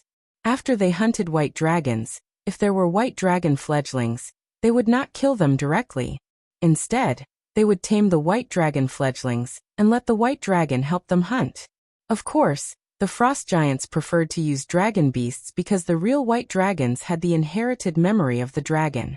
In the face of such a situation, they would pretend to be tamed until they grew into young dragons or adult dragons. Then they would suddenly attack. Later on, the frost giants also learned to be smart. They would kill the white dragon in advance before it became a young dragon. Many people thought that the frost giants were very stupid and thought that they only knew how to fight head-on. In fact, they liked to ambush and often sneak attacks when the white dragon was asleep. If they found that they were being attacked by humans, they would immediately counterattack. Of course, many times they would set a trap for humans to fall into and then attack. As a melee profession, when facing the attacks of the frost giants, it was best to dodge as much as possible. Don't think about blocking the attacks of the frost giants. People who did that basically paid an extremely heavy price. When the frost giants were fighting, once they found that things were not going well, they would immediately retreat and escape. Move the ballista over, Su Lin said. Soon, some barbarian warriors moved the ballista that had been dismantled into parts. It was difficult to move the ballista, so under normal circumstances, it was dismantled when it was moved and assembled when it reached the place. After arriving at the periphery of the camp, Su Lin began to let the soldiers reassemble the ballista. The arrows used by the ballista were 3-meter-long spears, and the spearheads of the spears had been modified. There were blood grooves on both sides of the spearheads. As long as the arrows hit the enemy, even if it was not a vital point, it would take half of their life. If they were unlucky, they would even bleed to death. In addition to these spears, there were also some spears that were linked with chains. These were all thrown spears. They were all used by the barbarian warriors. The throwing spears were short and small, and carried a heavy chain ball. As long as they hit the target, they would restrict the target's movement. Even if it was as strong as the frost giants, if they were hit by 2 or 3 spears, they would basically lose their ability to move, and could only be exhausted to death by others. All barbarian warriors each carry 3 spears. When you attack, add the chain ball at the back, Su Lin said as he held the spears. You don't need to kill in one hit, just hit the target.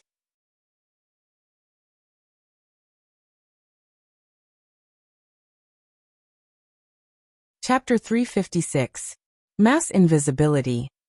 Mass Bull's Strength. Mass Bear's Endurance. Mass Haste. Raise your spirits. Vanish.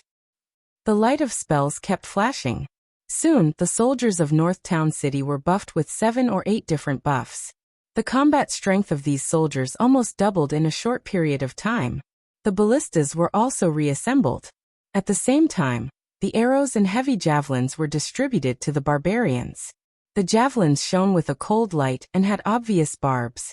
They looked like the javelins used to catch large fish in the previous world.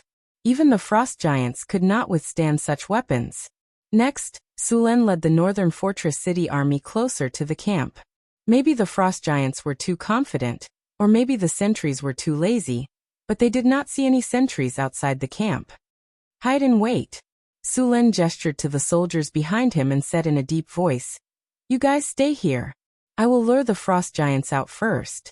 Then all the ballistas will find an opportunity to shoot. After that, it will be your turn to shoot. The enemy this time is not goblins or kobolds. Don't blame me for not warning you if you accidentally die. Don't worry, boss. We will be careful." Johnson patted his chest and said, "I hope so." Sullen's figure quickly disappeared into the darkness. He looked around and found his way to a fence outside the camp. Whether it was the barbarians or the frost giants, the fences were very rough.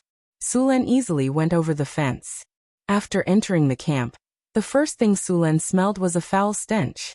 There were some human and animal corpses on the ground. Although the frost giants did not eat humans, the ogres did not. These should be the corpses of the northern barbarians that were captured earlier. Looking at the marks, it was most likely done by the ogres. Su Lin took out kerosene from his storage space and poured it all over the camp. Although he was very careful, it still made some noise. Before they could react, a fireball fell from the sky. Boom. A loud noise instantly broke the silence of the night. The camp, which had fallen into a deep slumber, immediately exploded like boiling water. Ah! An angry roar rang out. The frost giant endured the pain and rushed out of the house, shouting angrily, "Despicable sneak attacker! I'm going to crush all your bones." Boom! The flames burned quickly along with the kerosene, igniting several tents and wooden houses within a few breaths. Many frost giants rushed out.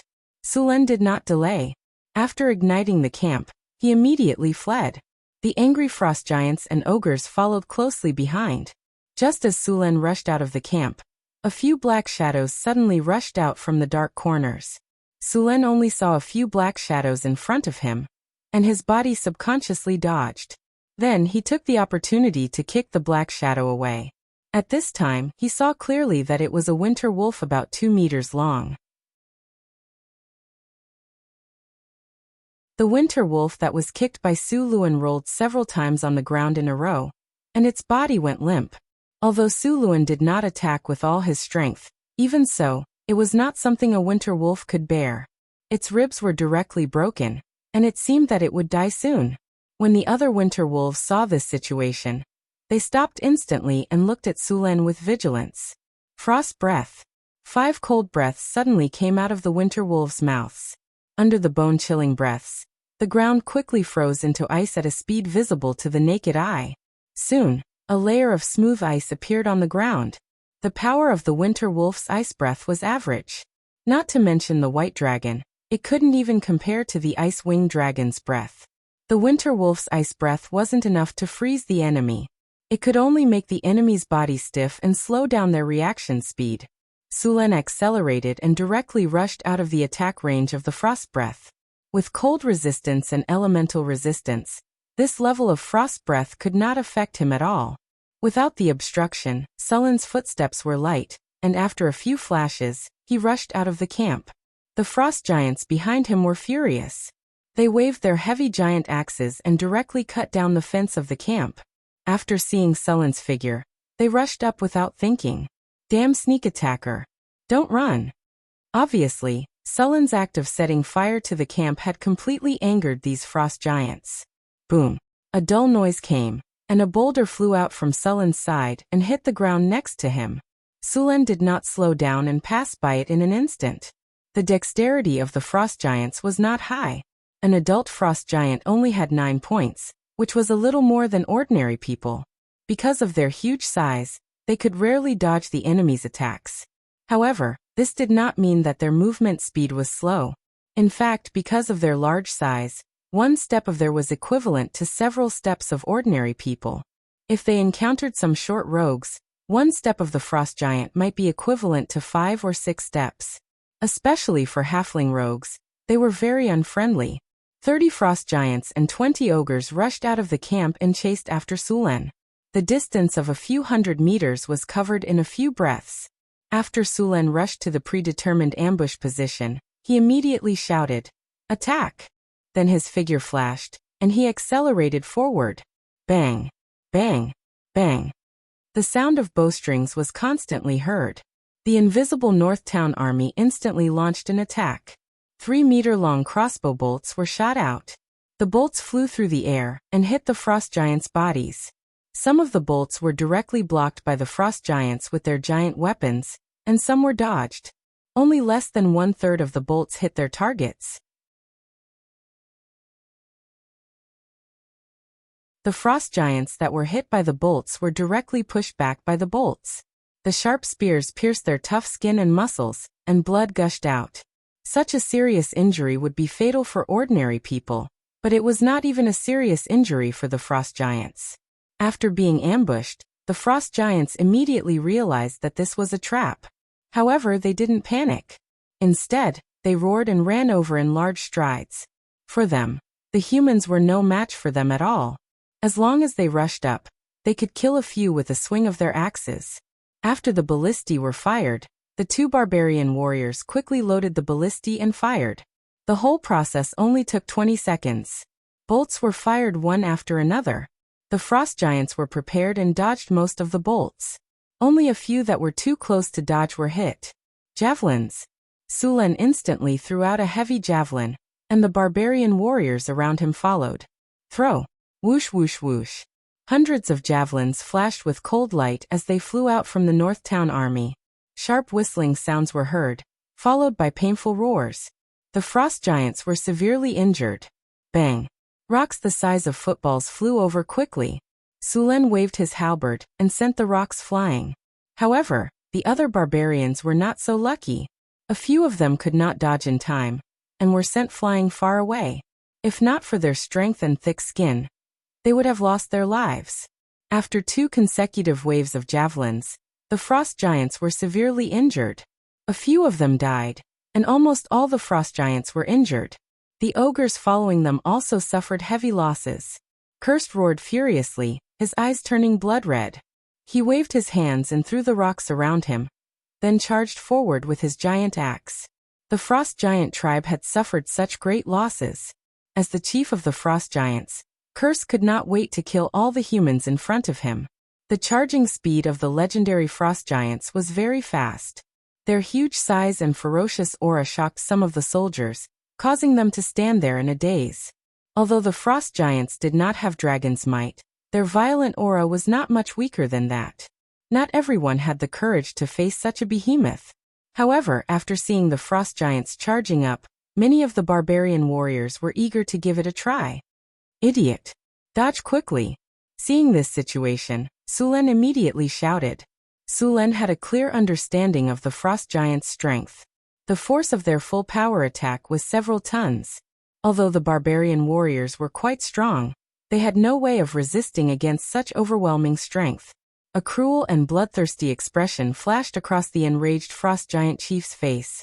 He hated these humans to the core.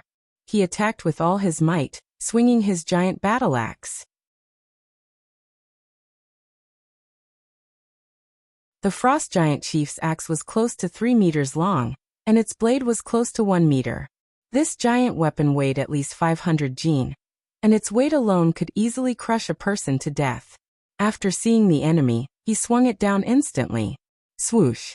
The gigantic axe swept across with a piercing sound of wind, followed by the sound of metal clashing. That barbarian warrior's two-handed axe, which was forged from fine iron, was broken. The frost giant cursed gigantic axe swept across, and the well-made half-body armor was torn apart by this terrifying force. Blood splattered everywhere, and the barbarian warrior was sent flying back over 10 meters. With a boom, he smashed onto a crossbow cart, which was smashed into pieces.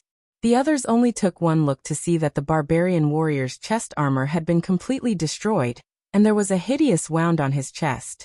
His sternum was shattered, and his internal organs were also shattered. His entire chest seemed to have sunk in, and this tyrannical force had broken his spine. There was no need to look to know that this person was dead.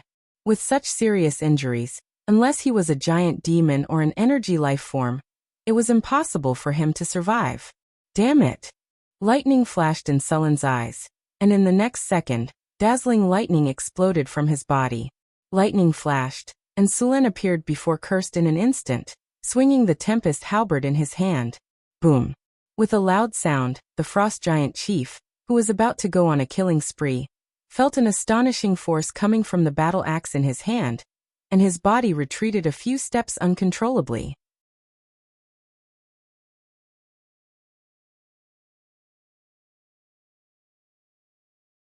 Chapter 357. Sulen took 2 steps back to dissipate the force before pouncing forward again. At this moment, the frost giant chief raised his axe slightly, his body twisting slightly.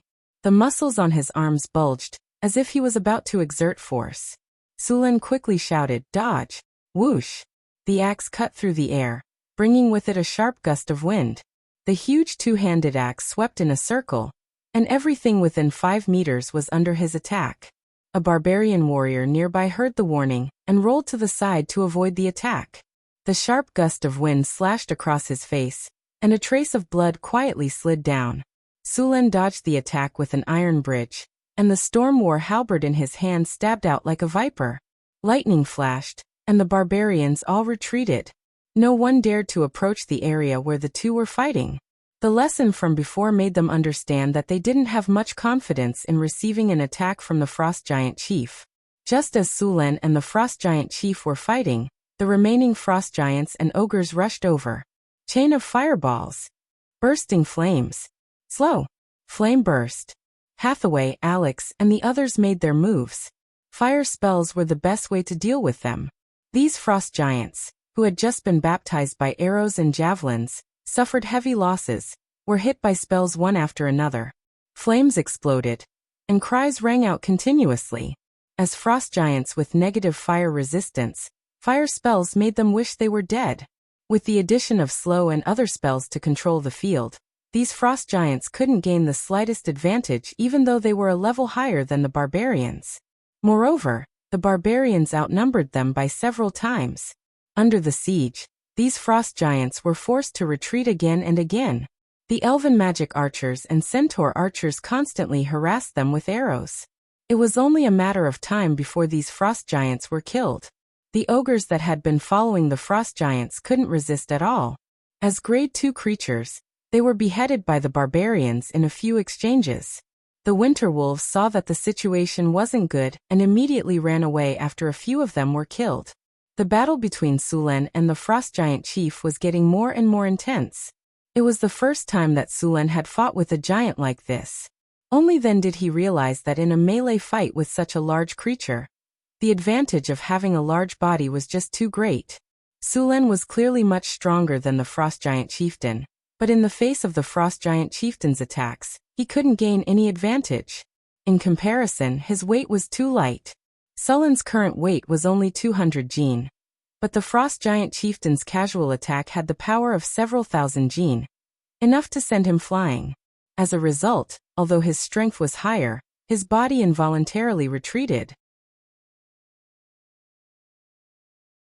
Once again, Sulen's body was pushed back by the recoil.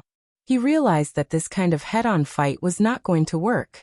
Compared to his own weight, the frost giant, which was more than 1.5 tons, had too much of an advantage. After thinking it through, Sulen immediately gave up on fighting the frost giant head-on, and began to rely on his own agility to attack. After changing his fighting style, the battle situation changed significantly. Sulen turned his body and agilely dodged the frost giant's heavy blow. Then he circled to the frost giant's back and stabbed with force. Ah! A dull roar sounded, and the sound contained great pain. The frost giant chieftain's tall body involuntarily twisted. Then he exerted force under his feet, and his body quickly rotated. Great cleave! The biting cold wind whistled past. Sulen rolled and dodged directly under the frost giant's feet. The storm war halberd left a bloody mark on his thigh. A wound of about 20 centimeters appeared, and blood gushed out. Sulen licked the blood that splashed on his lips, then spat lightly and rushed forward again. The frost giant chieftain's huge body made it very difficult for him to turn around. Although his huge body had many advantages, it also provided a lot of attacking positions, which also made it easier for Sulen to dodge his attacks. Swish! Swish! Swish! Several flashes of lightning appeared in succession. Sulen stabbed the frost giant's body one after another. Blood splashed, and in a short time, the frost giant was covered in wounds. However, this kind of injury was not fatal to the frost giant. It was very difficult to kill the frost giant with this kind of bleeding. Lightning spear. Endless lightning gathered on the storm war halberd. The 3-meter-long storm war halberd fiercely pierced the frost giant's shoulder with a powerful force. Blood splattered, and the white bones inside seemed to be visible. Roar! The frost giant chieftain roared in pain. He felt endless anger toward Sulen's monkey-like attacks. The attack just now made him feel even more pain. He knew that if this continued, it would become more and more disadvantageous for him. The frost giant chieftain didn't care and used his arms to sweep around. Whirlwind slash. After seeing the frost giant's movements, Sulen dodged the moment the whirlwind slash was launched. Cleaving slash. A black light flashed, and the sharp blade flashed instantly. Sulen's body quickly rolled to avoid the attack, but he was still swept a little. After the frost giant chieftain forced Sulen away, he immediately waved his giant axe and chopped down. However, to the frost giant chieftain's disappointment, his attack didn't cause too much damage. Before the frost giant chieftain's attack fell on Sulen, the ring on his hand suddenly flashed, and an energy barrier instantly appeared in front of him. The frost giant chieftain's attack fell directly on the energy barrier. The energy barrier flickered a few times and finally blocked the attack. However, the energy barrier flickered a few times and then dimmed. The continuous fierce attacks made the wound on the frost giant chieftain's shoulder even bigger, and blood instantly gushed out. This also made the frost giant chieftain show an obvious flaw. The severe pain from his shoulder made the frost giant's movements stiff. Sulen's eyes flashed with lightning. In the next second, his body quickly rushed forward. The storm war halberd in his hand flashed with endless lightning power, and directly pierced the frost giant's eyes. The frost giant's continuous attacks caused the wound on his shoulder to tear, and his body had a short period of stiffness. Although the time was very short, Sulen still seized this opportunity. 1 second, no, it should be half a second. Half a second was just the blink of an eye. But for Sulen it was enough. Boom! Suluan's figure was like a phantom. He appeared in front of the frost giant in an instant. He leaped high, and the storm halberd instantly pierced the eyes of the frost giant chief. The sharp edge of the halberd could easily pierce through the defense of the plate armor. The frost giant's eyes naturally could not withstand it. The powerful force abruptly pierced through the frost giant's eyes, and the more than 30 centimeters of the halberd completely sank into it. The eyes were originally very fragile, and being pierced by the storm war halberd was even more painful. Sullen's choice of angle was also very tricky. The 30-centimeter blade pierced through the frost giant chieftain's eye, and pierced the frost giant chieftain's brain. Powerful lightning power instantly erupted from the storm war halberd. How fragile was the brain?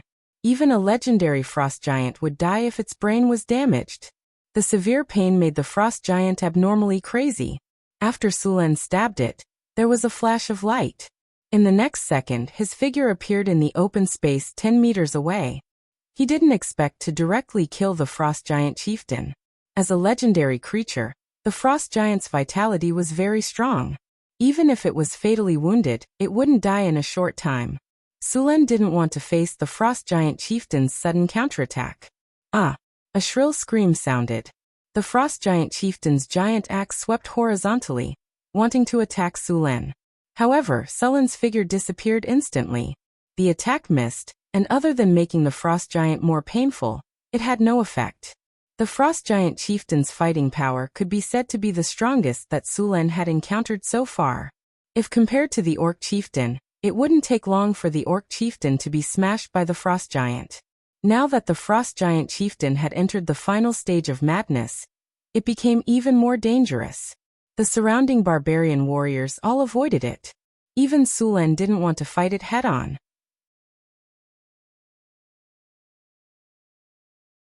After a full minute of madness, the frost giant chieftain's life finally ran out, and its huge body fell to the ground.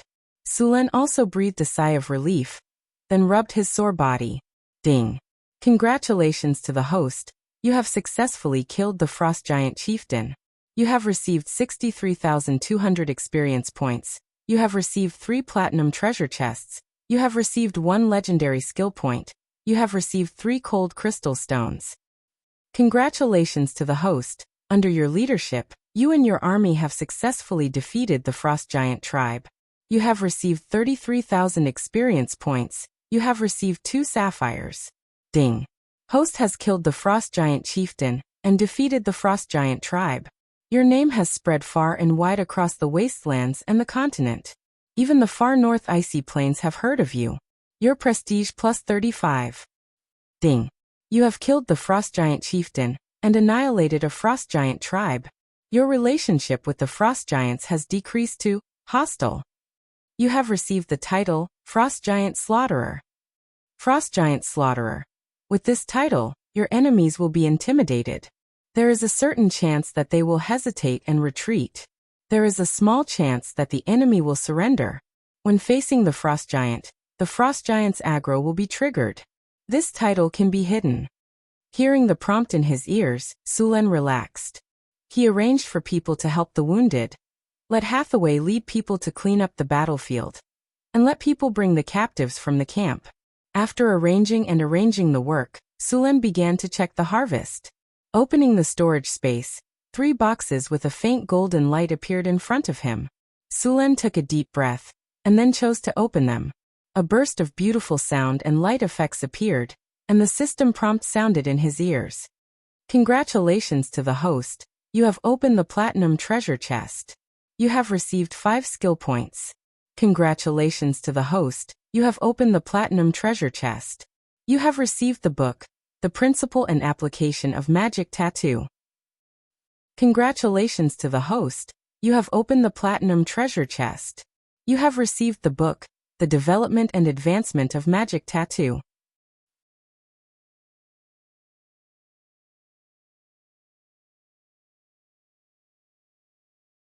Chapter 358. Mageweth Tattoo Technique? After hearing the system prompt, Sulen picked up the 2 books in surprise and flipped through them briefly. One of the 2 books was The Basics of Mageweth Tattoo, and the other was Advanced Knowledge. The Mageweth Tattoo technique was first born in the early days of the Arcane Empire. It was invented by a Red Robe Sorcerers Club, which was a very powerful evil sorcerers organization. How powerful were they? In the entire material plane, more than a quarter of the sorcerers were members of the Red Robe Sorcerers Club, but this powerful sorcerers organization only existed for more than 600 years before it perished. It was said that the organization was destroyed in a civil strife. The development of the Mageweth tattoo technique was still thanks to the Red Robe Sorcerers Club. This sorcerers organization was famous for its love of human experiments. After a long period of human experiments, the Mageweth tattoo technique was gradually perfected under their continuous experiments. They used the Mageweth tattoo to engrave spells and permanently enchant the body. This method was very effective. Of course, it also had a drawback. All the hair in the Mageweth area had to be shaved off, and the human body's skin area was limited. Therefore, many Red Robe sorcerers usually shaved off all the hair on their body in pursuit of engraving more spells. Note: the hair on the lower body should also be shaved off. It was also for this reason that the Red Robe sorcerers, regardless of gender, were basically bald. Once the gathering was held, the whole hall would be filled with shiny bald heads. In addition to this drawback, the Mageweth tattoo had another drawback, which was that the tattoo was on the body and could be seen at a glance. This also caused a variety of tattoos to appear on the bald heads of the Red Robe sorcerers. Some people could even identify people by the tattoos. After the destruction of the Red Robe Sorcerers Club, the Mageweth tattoo technique had also spread to other sorcerers' organizations. During the period of the Arcane Empire, some powerful arcanists had improved the Mageweth tattoo technique. This technique was called alchemy engraving technique. This alchemy engraving technique could engrave more spells. Of course, this technique required a higher production process. Moreover, the alchemy engraving technique was not only suitable for magi. This spell could also be engraved on the bodies of ordinary people. In the past, among the followers of the arcanists, there were often professions like rune swordsmen or rune warriors. This was an alternative profession that practiced both magic and martial arts. In the beginning, it was no different from an ordinary warrior. It was also a matter of tempering the body. When he successfully advanced to a grade 1 profession, he needed to choose the direction of his advancement. After determining the direction of his advancement, he needed to kill a corresponding monster, and use the blood of the monster to let a professional magician tattoo the surface of his body. This method could strengthen a warrior's physical fitness, and at the same time, they could master 1 or 2 spells, and their combat power would far surpass those of the same level. Of course, this class was not without its flaws. Due to the limited amount of skin on the body, as well as the problems of the surge of magic power, they could only engrave a few types of mageweths that matched the initial mageweths to minimize the magic power rejection reaction. Otherwise, when the magic power rejection reaction was too strong in the later stages, they would no longer be able to engrave mageweths on their bodies, and there would be no way for them to advance. Moreover, each advancement required the blood of a different monster, and each type of monster's blood was more powerful than the previous one. At the same time, engraving mageweths also required a lot of resources. Due to many reasons, these mageweths warriors, who had once been glorious, gradually declined. Of course, later on, there were also people who felt that it was a pity to give up on the rune warriors. They started to research this technique again, and had some results. They abandoned the main method of adding layers of enhancement, and only engraved the strongest type, treating it as a form of support. During the period of the Arcane Empire, the alchemy engraving technique was already very perfect. At the very least, there was no need for the Red Robe Sorcerers Association to shave their hair and run around with a big bald head. However, the alchemy engraving technique had also disappeared with the fall of the Arcane Empire. On the contrary, there were still some mageweth tattoo techniques that were passed down among the tribes in the wilderness. For example, the coming-of-age ceremony of some tribes required one to hunt down a type of ferocious beast or magical beast, and then the shaman priests would use the blood of this ferocious beast or magical beast to tattoo the person. This type of tattoo was usually very rough, and after the tattoo was completed, the person would also obtain the corresponding power. Only then would the person be considered to have completed the coming-of-age ceremony. The 2 books that Sulen had obtained recorded a large amount of knowledge about mageweth engraving and advanced alchemy engraving. Although there were only 2 books, there was a lot of content recorded in them. Sulen did not have the time to look through them carefully. After hurriedly flipping through them, he put the 2 books back. What was more important now was to collect the spoils of war.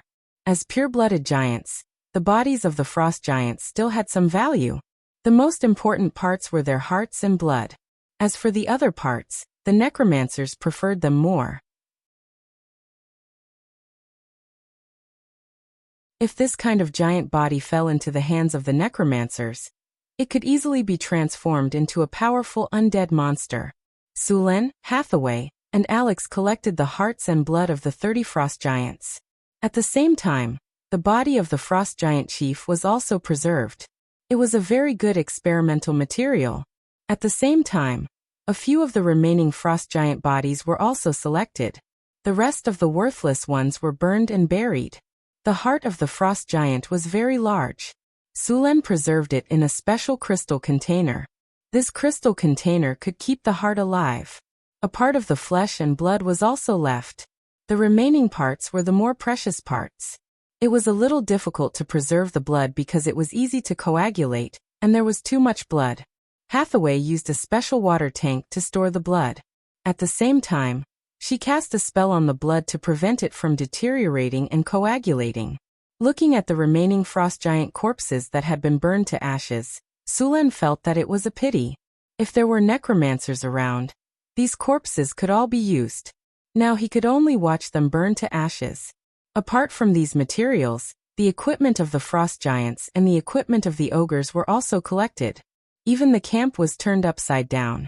In the end, all the resources and captives were brought back to Northern Citadel. The captives were assigned to various construction sites to work. At the same time, they were told the rules and regulations of the northern city. After working for a few years in the city, they would regain their freedom and become free citizens of the city. The weapons of the frost giants were sent to the blacksmith to be melted down and reforged. The giant axe used by the frost giant chief Curse was left behind. This weapon was not simply made of steel, but was also mixed with many rare metals. It was considered a magical weapon, and required the help of a magus to smelt it again. The other materials used by the frost giants were also sorted out and stored. After making all these arrangements, Sulen once again led the caravan to the kingdom of Florence. Of course, this time he brought along Chris and Karina. The matters of the northern city were temporarily left to Hathaway, with Karina and Grace assisting her. Crete was left to Alex to manage. Even Phyllis Sulen had arranged some work for her. After all, the orthodox education of the royal family was not just for show. Swordsmanship, literature, etiquette, and many other subjects were compulsory for a princess.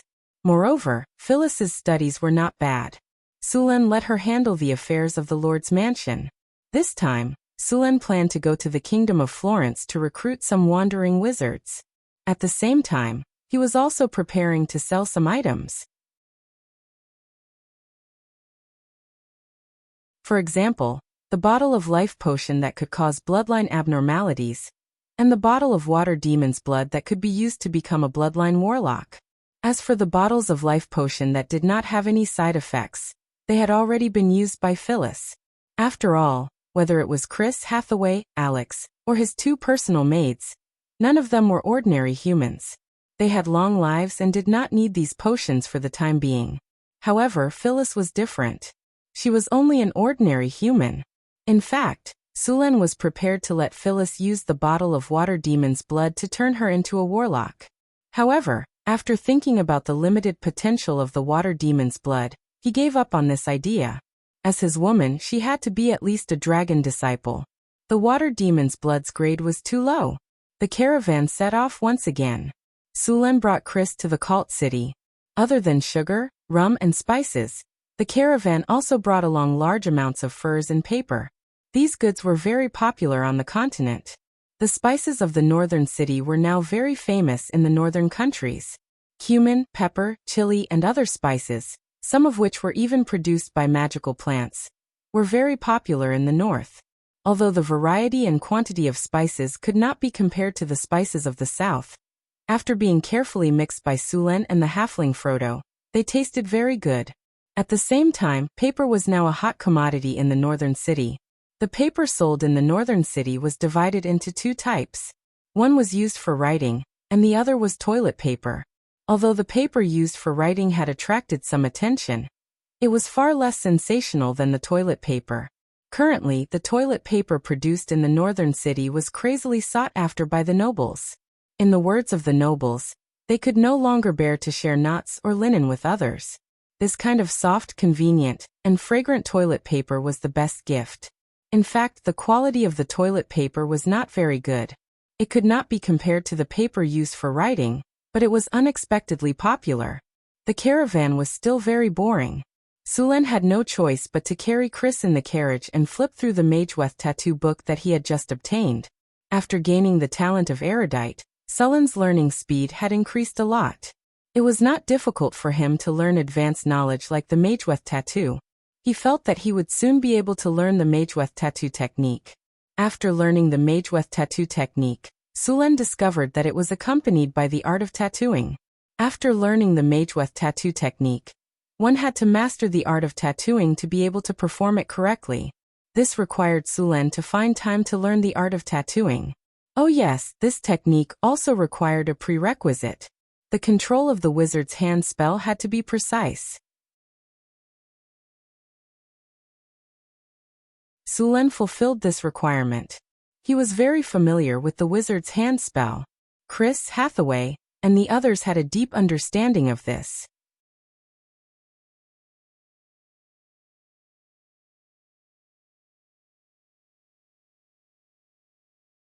Chapter 359.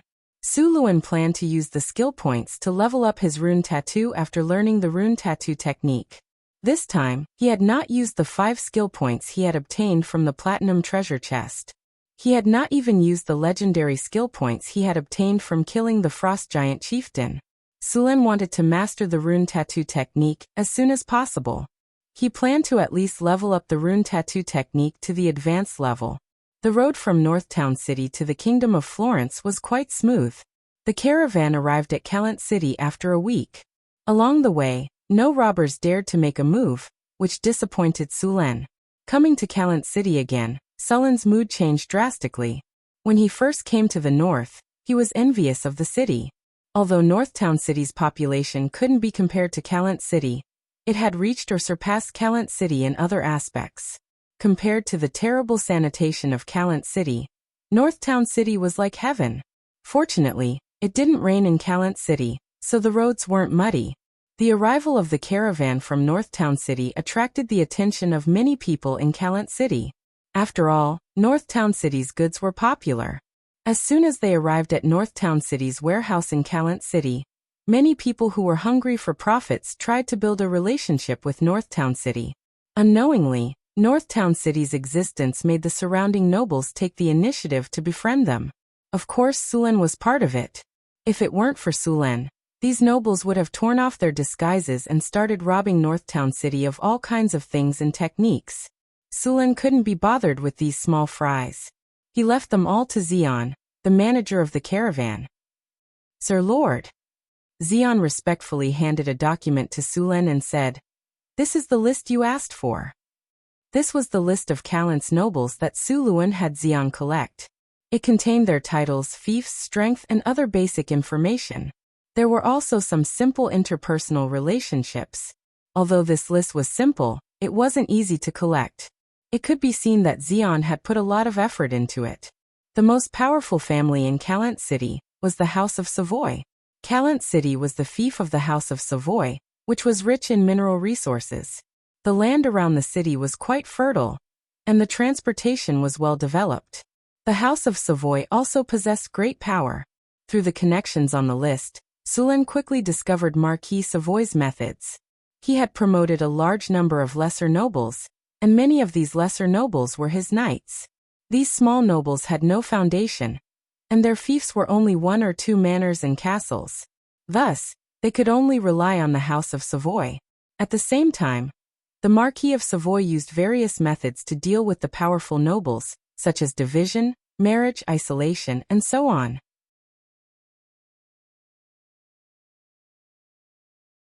The entire Calent city was completely under the Marquis of Savoy's control. Sir, after Marquis Savoy heard that you've come to Calent city, he'd like to invite you to a banquet. Xian respectfully handed over an invitation card. I got it. Sulen nodded and received the invitation card. Sulen had great admiration for this Marquis of Savoy. This Marquis had relied on the northern lands, which was not considered prosperous, to become one of the strongest competitors of the Henry clan in the Kingdom of Florence. This Marquis was quite powerful, having the abilities of a level 4 conferred knight. Moreover, he had many descendants. He had 9 sons and many daughters. This Marquis had made use of his marriage connections to rope in many of the powerful nobles in the Kingdom of Florence. He was very influential in the Kingdom of Florence. He had 7 daughters who were married to nobles of various sizes in the northern lands, and 4 daughters who were married to nobles in the southern lands. Even his granddaughters were being used as marriage connections, looking for nobles who were qualified to be roped in. This Marquis had spent several decades to weave a huge network of connections. This allowed the House of Savoy's influence to rise rapidly. Amongst the 4 marquises, he was ranked last. Right now, even the Henry clan, which was part of the royal family, could not do anything to him. Right now, the House of Savoy was continuously accumulating power. If the Henry clan, which was part of the royal family, were to weaken, the House of Savoy could very well become the new royal family of the Kingdom of Florence. Night fell. A luxurious carriage headed towards the manor of the Marquis of Savoy. The driver of the carriage was a sturdy young man. There were no family emblems on the carriage, but no one dared to look down on it. All the nobles in the city knew that this was the carriage of the owner of the caravan in the northern town. Sulen was wearing a gorgeous hunting outfit as he sat in the carriage. Beside him, Chris was also wearing a beautiful court lady's outfit. At this moment, Sulen was looking at the little succubus, who was wearing a serious outfit, with great interest. One had to know that succubi exuded a kind of seductive charm from their very bones, making people unable to resist. Now that she had changed into a conservative court lady's outfit, her movements were dignified, but there was a different kind of flirtatious expression between her eyebrows. Sulen's heart was on fire.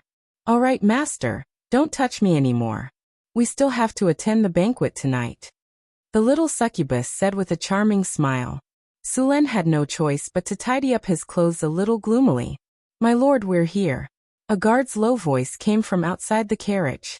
At the same time, a few guards at the side hurriedly came forward and asked, Is Lord Sulen here? It's the lord of the northern town, Lord Sulen.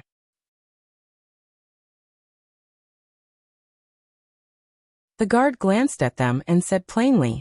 A middle-aged man who looked like a manager immediately said with a smile, Welcome, Lord Sulen. I'll inform the Marquis right away.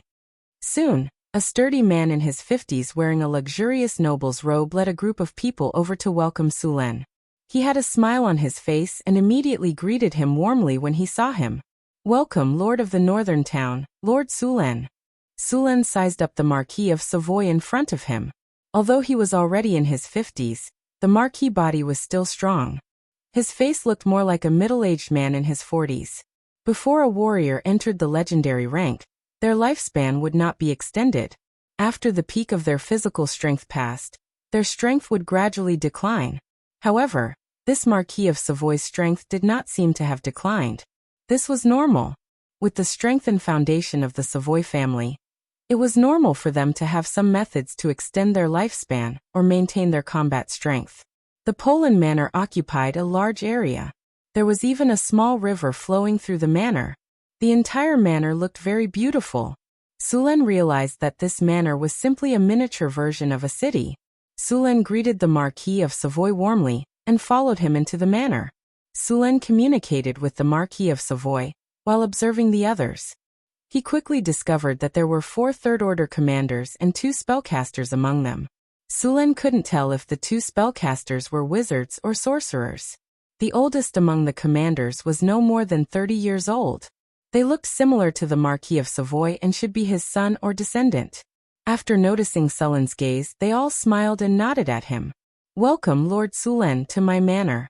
Thank you for your help in the war against the orcs. The Marquis of Savoy said with a smile. This is what I should do. Resisting the orcs' invasion is the duty of us humans. Sulen said righteously. Of course, the nobles here knew that he was just saying it. However, this did not affect their praise. Sulen smiled at the hypocritical nobles. As for acting with them, Sulen was too lazy to do so. Let me introduce you. This is my son Vader. This is Count Charles, my closest comrade. This is Viscount Rogier. He is an excellent commander. Sulen greeted the nobles briefly and then walked into the banquet hall. The banquet was very sumptuous. The entire banquet hall was about 500 square meters. It was decorated with beautiful crystal lights that shone brightly. Dozens of maids stood on both sides of the table. The exquisite silver tableware shone brightly. There were roast geese, roast lamb, steak, lamb chops, fruit salad, desserts, and drinks on the table. The air was filled with an enticing aroma. I specially invited a halfling chef to make this. He used spices from the northern city. I believe it will be to your taste, the Marquis of Savoy said with a smile. Thank you very much, Your Excellency. Sulen nodded with satisfaction. Everyone began to enjoy the food. However, other than Sulen, who was eating happily, the other nobles were not in the mood to taste the food. They kept secretly observing Sulen. Sulen's expression was calm, as if he did not care at all. When Sulen was finally full, the impatient Marquis of Savoy could not wait to invite Sulen to his study. It was obvious that they were going to talk business. Su Luan patted Chris's hand and took her to the Marquis's study. Sir Sulen, it is a pleasure to meet you. The study was brightly lit with magic lamps. The Marquis of Savoy sat on a soft and comfortable chair with his son beside him. Although there was no one else in sight, Sulen could clearly sense that there were dozens of elite guards around the room. Sulen smiled and sat across from the Marquis of Savoy. He then smiled and said, "It is a pleasure to meet you too.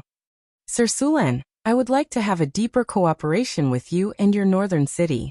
You should know that both of us are in the north. We can have a better cooperation," the Marquis of Savoy said with a smile. "Business cooperation is not a problem. Our northern city welcomes more partners," Sulen said. Sulen naturally knew what the Marquis of Savoy's intentions. However, he did not intend to have a deeper cooperation with him. After all, both of them were in the north. Apart from interests, they were also competitors. Moreover, he had already promised the Henry royal family. He would not go back on his word so easily. This time, he was here for something else.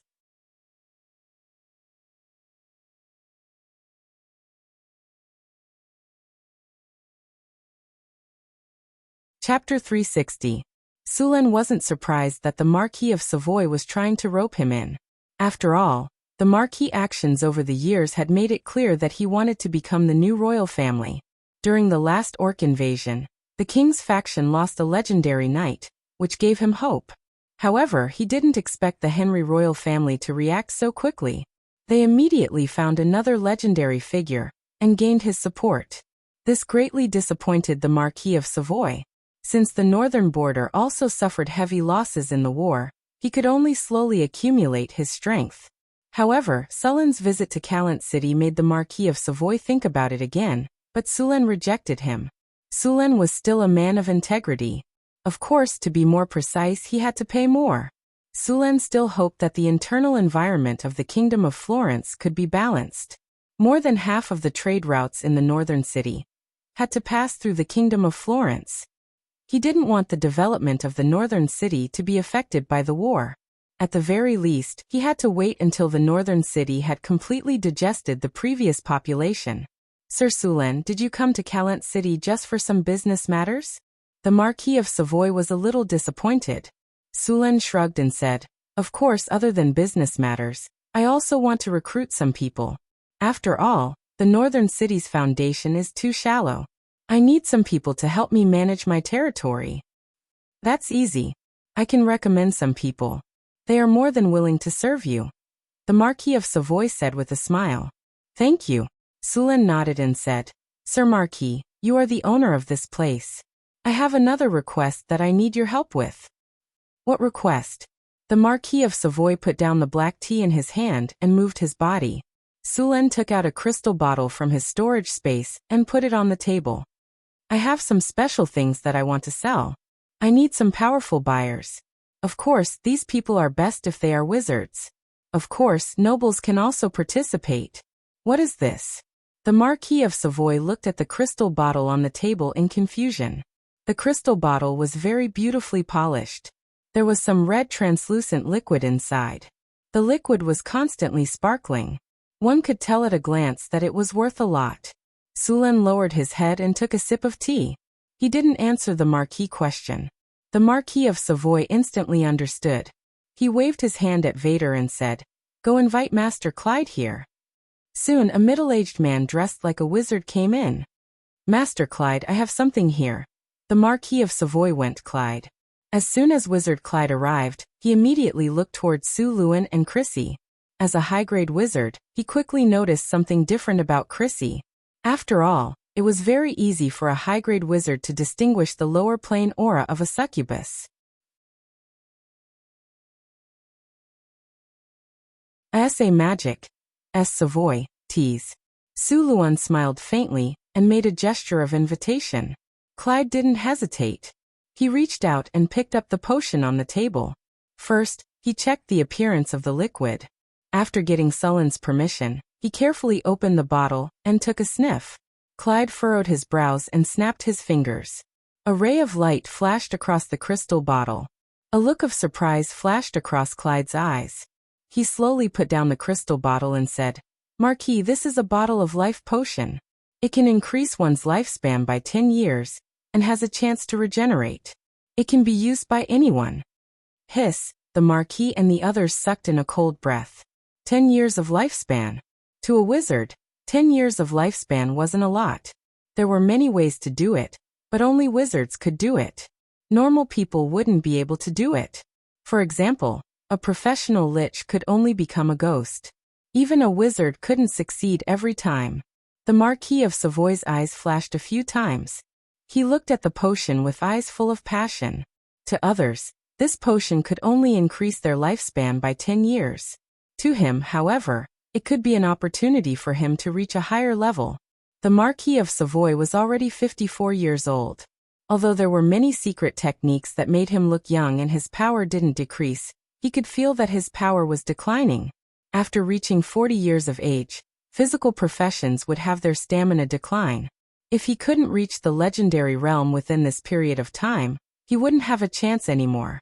The Marquis of Savoy had already given up, but the appearance of this potion gave him another chance. With this potion, he would have a chance to reach the legendary realm. Once he reached the legendary realm, not only would the House of Savoy rise to power and become a royal family, but his lifespan would also increase to 200 years.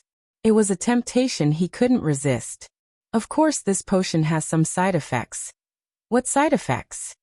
The Marquis of Savoy asked nervously. Wizard Klein didn't mind being interrupted. He adjusted his glasses and continued. The side effect of this potion is that it has a chance of causing flesh and blood distortion. Flesh and blood distortion? What is that? The Marquis of Savoy asked. Flesh and blood distortion is a type of radiation pollution. It will distort a normal person's mind and turn them into a flesh and blood monster. After hearing Claire's explanation, the Marquis of Savoy looked at the crystal bottle on the table. Lord Marquis, you don't have to worry. The chance of this side effect is very low. It's about 3%. Phew. After hearing that there was a 3% chance, the Marquis of Savoy calmed down. 3% was already a very low chance. As long as one was not too unlucky and was cursed by the goddess of misfortune, one would not encounter such a situation. Lord Sulen, what price do I have to pay for this potion?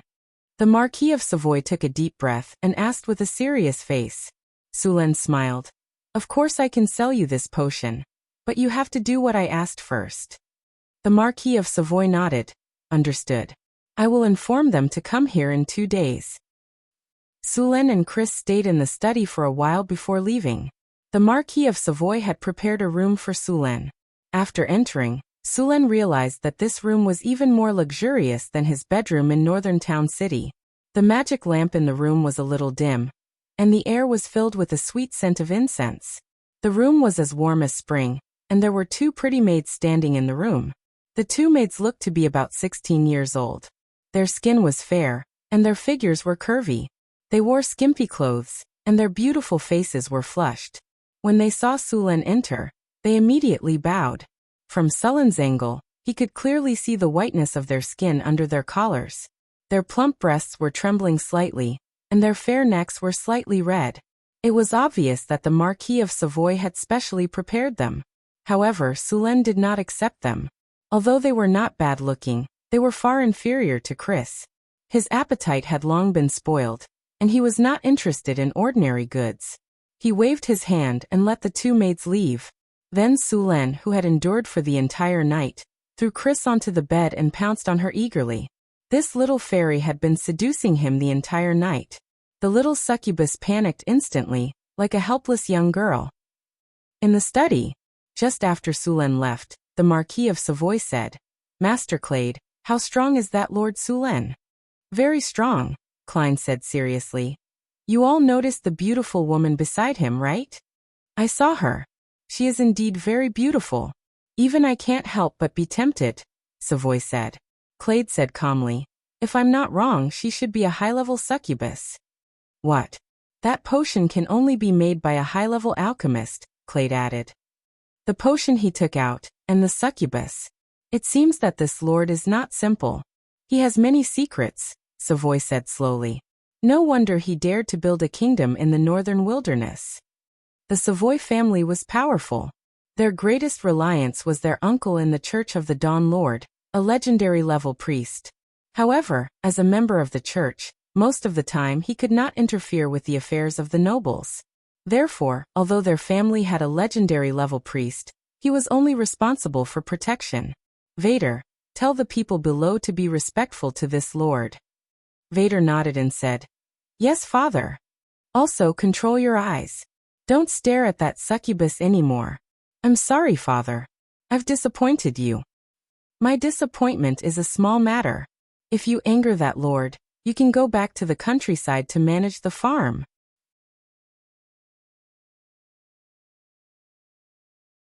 Savoy said expressionlessly. Vader's body trembled slightly. He immediately said loudly, "Father, there won't be a next time. Get someone to bring Sandy here." The Marquis nodded slightly. "Father, you want to? Henry has a daughter. Do you think I don't? In comparison, our family is better at these things. Even if there's only a slight chance, it's worth a try." Soon, a beautiful girl came into the study. She gracefully bowed to the Marquis and asked, "Father, is there anything you need from me?" The Marquis of Savoy looked at his most beautiful daughter and said, "A very distinguished guest came to our house today. Tomorrow, you will be in charge of receiving him. Remember not to reject his requests. Remember to wear your most beautiful dress." The girl was stunned. A trace of sadness flashed in her beautiful eyes. Then she stood up as if nothing had happened. "I know. I'll go back and prepare." She naturally knew what the Marquis meant. She was very clear about her family's tradition.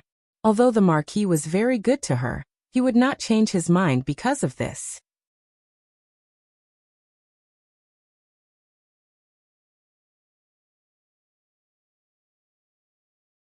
Chapter 361.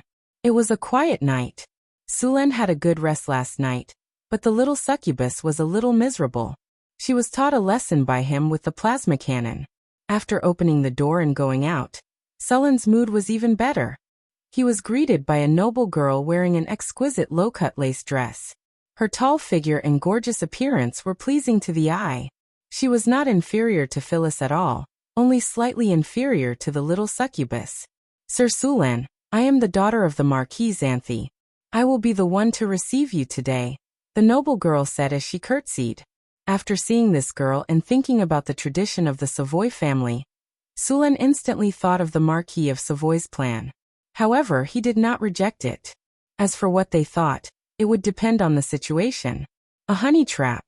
As long as the beauty stayed, it would be fine. Xanthi was a very beautiful noble girl. Due to the fact that Northlanders had some barbarian blood in their veins, they were a little taller. She was 1.8 meters tall, had fair skin, and her legs were long and slender. Because she was wearing a slim-fit dress, her tall breasts and slender waist outlined a beautiful curve. It was a good choice to talk to her and relax. Under Xanthi's lead, Sulen had a simple breakfast. At the same time, he asked someone to prepare a meal and send it to his room. After breakfast, Xanthi began to show Sulen around the manor. There were people leaving the Marquis of Savoy's study. It seemed to be very busy. Sulen did not care about these things. He followed Xanthi around to relax.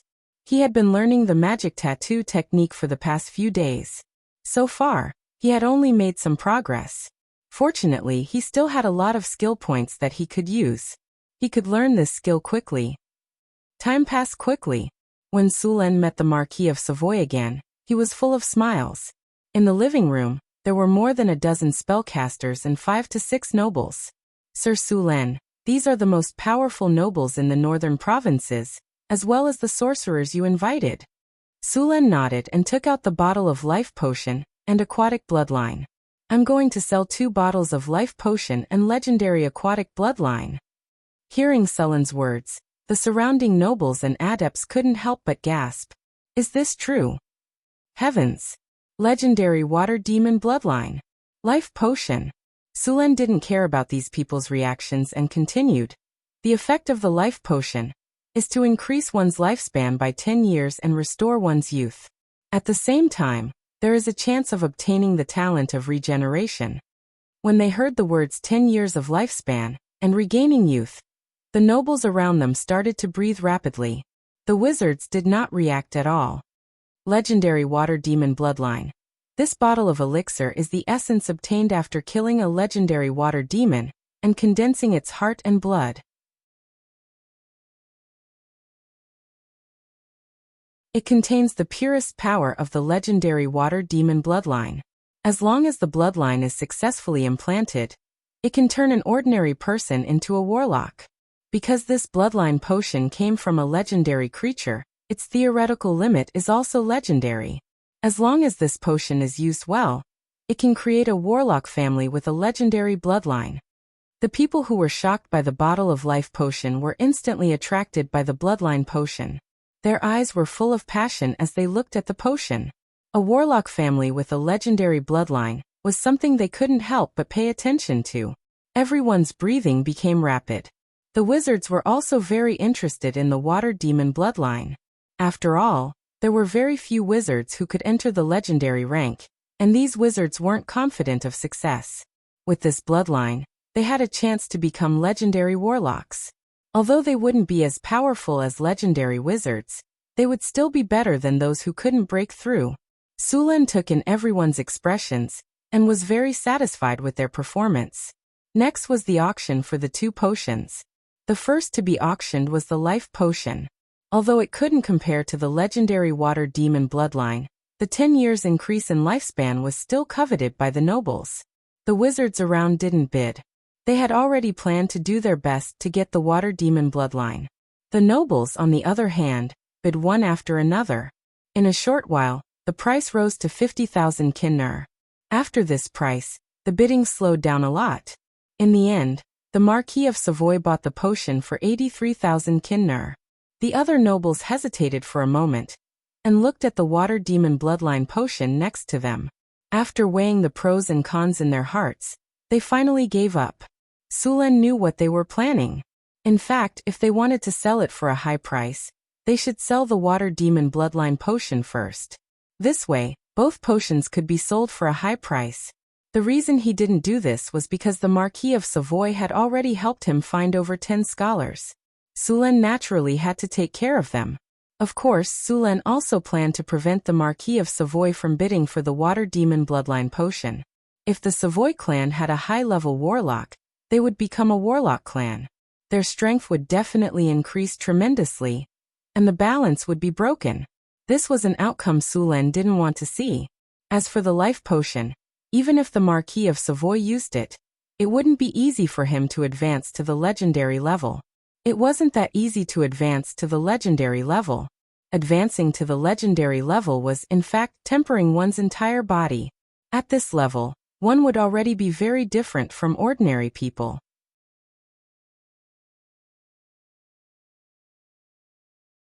The legendary level had already broken through the boundary of the extraordinary, and their life force had been raised to a higher level. It was very difficult to advance step by step. Take the Marquis of Savoy for example. He had become a conferred knight at the age of 33, and reached the peak of conferred knight at the age of 37. However, after over 10 years, he still hadn't broken through to the legendary level. Was it because his aptitude wasn't good enough? No. On the contrary, his aptitude wasn't bad. The reason he hadn't been able to advance to the legendary level was very simple. It was because he hadn't experienced enough battles, and hadn't been able to completely stimulate his source of life under that kind of pressure. If he still hadn't tempered his will after using the life potion to face intense battles and pressure, advancing to the legendary level would still be his wishful thinking. However, how many people would be able to let a noble who had been raised to be on the verge of life and death? Next up was the auction for the Water Demon Bloodline Potion. Compared to the life potion, the auction this time around was even more explosive, and the price quickly broke through 200,000. In fact, it wasn't difficult to form a warlock family with something like the legendary Water Demon Bloodline Potion. However, it wasn't easy to advance to the legendary level. Even if this bottle of blood was left behind by a legendary level water demon, and its upper limit could reach the legendary level, that was only in theory. There were many dragon bloodline warlocks whose bloodline potential was much stronger than this legendary level water demons. However, how many dragon bloodline warlocks had actually managed to advance to the legendary level? Most of the dragon bloodline warlocks were stuck at the advanced and master level. As for this bottle of legendary level water demon's blood, it was at most at this stage. The chances of it advancing to the legendary level were very slim. Very soon, the price was raised to 300,000 kinner. At this moment, only the three warlocks, the Marquis of Savoy, and another noble were still bidding. The price was still rising bit by bit. Just as Sulen felt that this bottle of potion would eventually fall into the hands of these few people, a warlock beside him suddenly said, "Lord Sulen, I'd like to have a talk with you." A talk? Sulen raised his eyebrows. That's right. This middle-aged warlock, who looked like he was in his 40s, said with a calm face, "I have a better offer." Sulen hesitated for a moment and then said, "All right." After signaling for the auction to stop, Sulen and this warlock went to another room. After entering the room, this warlock waved his hand and set up a soundproof spell. After that he spoke to Sulen. "Lord Sulen, I am Andre, an intermediate warlock. I'm proficient in runes, potioneering, and alchemy. You called me here just to say this."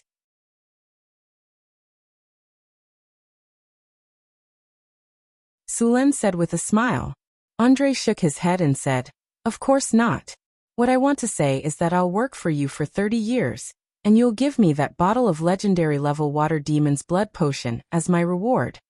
Sulen raised his eyebrows, and he kept thinking in his mind, "This way, I can quickly become an advanced warlock. With my ability, I can easily earn you more than 300,000 kinner after working for you for 30 years, Andre said with confidence. 300,000 kinner. If you auction it, I can get it immediately. But you're paying me in installments, and there's no interest. No matter how I look at it, I'm at a disadvantage. Sulen said with a smile. 300,000 kinner is just the basic income. As an advanced warlock, or even a master warlock in the future, I can do a lot of things, right? Andre said. Sulen shook his head and said, "If that's the case, why should I choose you? There are a few warlocks out there who are more advanced than you. Wouldn't it be better to work with them? They're different. Those warlocks basically have families, or have joined warlock organizations. Basically, they won't join Warlock City to help you. I'm different. I've already left the warlock organization. I'm now a wandering warlock." Sulen thought for a moment and still shook his head. "No. Why?" Andre asked anxiously. 30 years is too short, Sulen said. "Then how many years do you want?" Andre's eyes lit up when he heard Sulen's words. He knew that his offer had moved Sulen. Sulen said 200 years. Impossible. 200 years? That's too long. 50 years at most. You're just an intermediate warlock. The knowledge you have is limited. If you work for me, you'll definitely learn a lot. You'll make a fortune. No, that's too long. If I don't become a legend, I might not be able to leave Warlock City even if I die of old age. Warlock City has a good environment. It's very suitable for retirement. Besides, even if you don't become a legend, it's fine. Before you die, I can ask someone to turn you into a lich so you can continue to work for me. You don't have to pay for the resources needed to turn you into a lich. You just have to work for me for another 200 years. You see, I'm very considerate of my employees. Even if you can't pay me back, they're still your descendants. Your Warlock family can pay me back for you. Old capitalist Sulen. After a heated argument, both sides finally reached an agreement. Andre would work for Sulen for 80 years without paying anything. After both sides signed the magic contract, Sulen finally smiled with satisfaction. A bottle of potion in exchange for 80 years of work for a high-grade warlock. This was a good deal.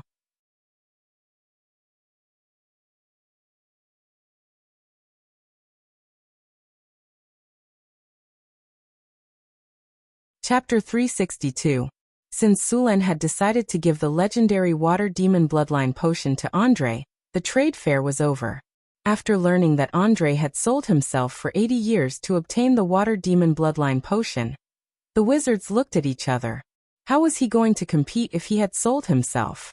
Although he didn't get the Water Demon Bloodline potion, he was still very excited to get the life potion. On the second day after the trade fair ended, Suluan left Callant City with the dozen or so scholars that Marquis Savoy had brought along with him, a caravan that had already purchased all kinds of supplies. At this time, snow had started to fall in the north. Fortunately, it was not too serious. However, this was the last trade fair of the year. In the following days, the road between Northern City and Callant City would be covered in snow. Nothing happened on the way back. Even the bandits would hide when they saw such a large trade fair. Sulen was bored, so he stayed in the carriage and studied the rune tattoo technique. When he was tired from studying, he would do something he liked with the succubus to pass the time. Although this life was boring, it was still tolerable. The only thing that annoyed Sulen was the bumpy carriage. He planned to make a magic carriage when he returned. First, it had to be as smooth as flat ground.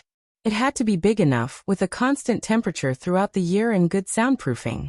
When the time came, he would let the new slave, no, the new spellcaster, Mr. Andre, make it.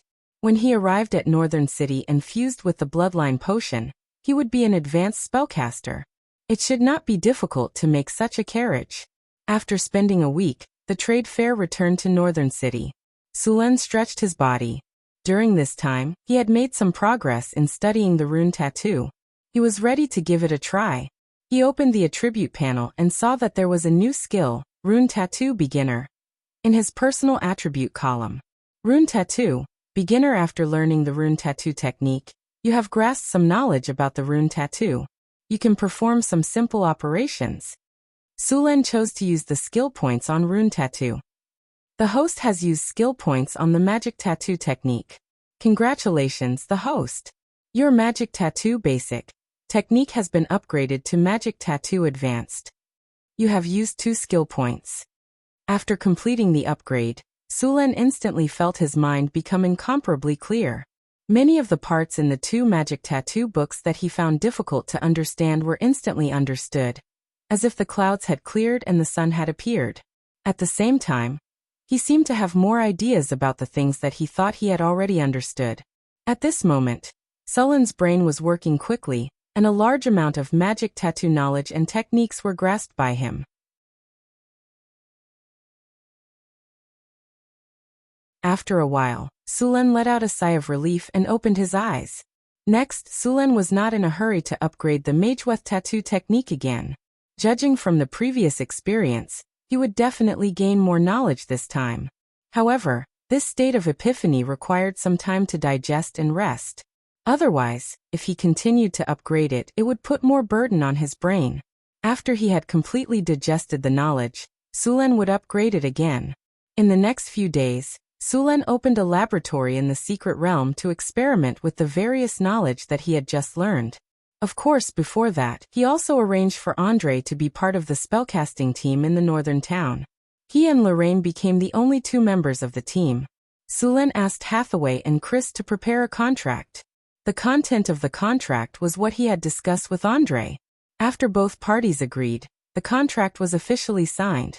After signing the contract, Sulen gave him the legendary level aquatic demon bloodline potion. Bloodline fusion was not an easy task. Although this bloodline fusion method had been improved by the predecessors many times, there was still a certain chance of failure. Therefore, in order to increase the success rate of bloodline fusion, this magic array was built by the spellcasting team in the northern town. Wizard Tower, Hathaway's laboratory. A complex runic array was being built bit by bit. This runic array was the bloodline fusion array. This was the template array that the wizards had researched for thousands of years. It was suitable for most bloodline fusion. Of course, every time a bloodline was fused, this bloodline array would be adjusted according to the bloodline, raising the fusion rate to the highest level. After some discussion with Sulen, Hathaway and the others confirmed the adjusted state of the bloodline fusion array. They then began to build it. This kind of high-level transformation array involved a lot of dark side. It was said that the War Creatures experiment had a deep relationship with this bloodline fusion array. The War Creatures themselves were humans who had fused with the blood of beasts. However, compared to the bloodline warlocks, the War Creatures experiment was much more bloody and violent. Of course, the bloodline warlocks experiment was not much better. However, while the bloodline warlocks succeeded, the War Creatures were only partially successful. The War Creatures were closer to beasts. Most of the War Creatures had an obvious decrease in intelligence, and there was a serious rejection reaction. However, after thousands of years of natural selection, the War Creatures that were passed down now had intelligence close to that of humans. They also had some talents that were far beyond humans. For example, feline War Creatures could have an initial agility of more than 20. Bear War Creatures could have a strength of 16 and physique of 15.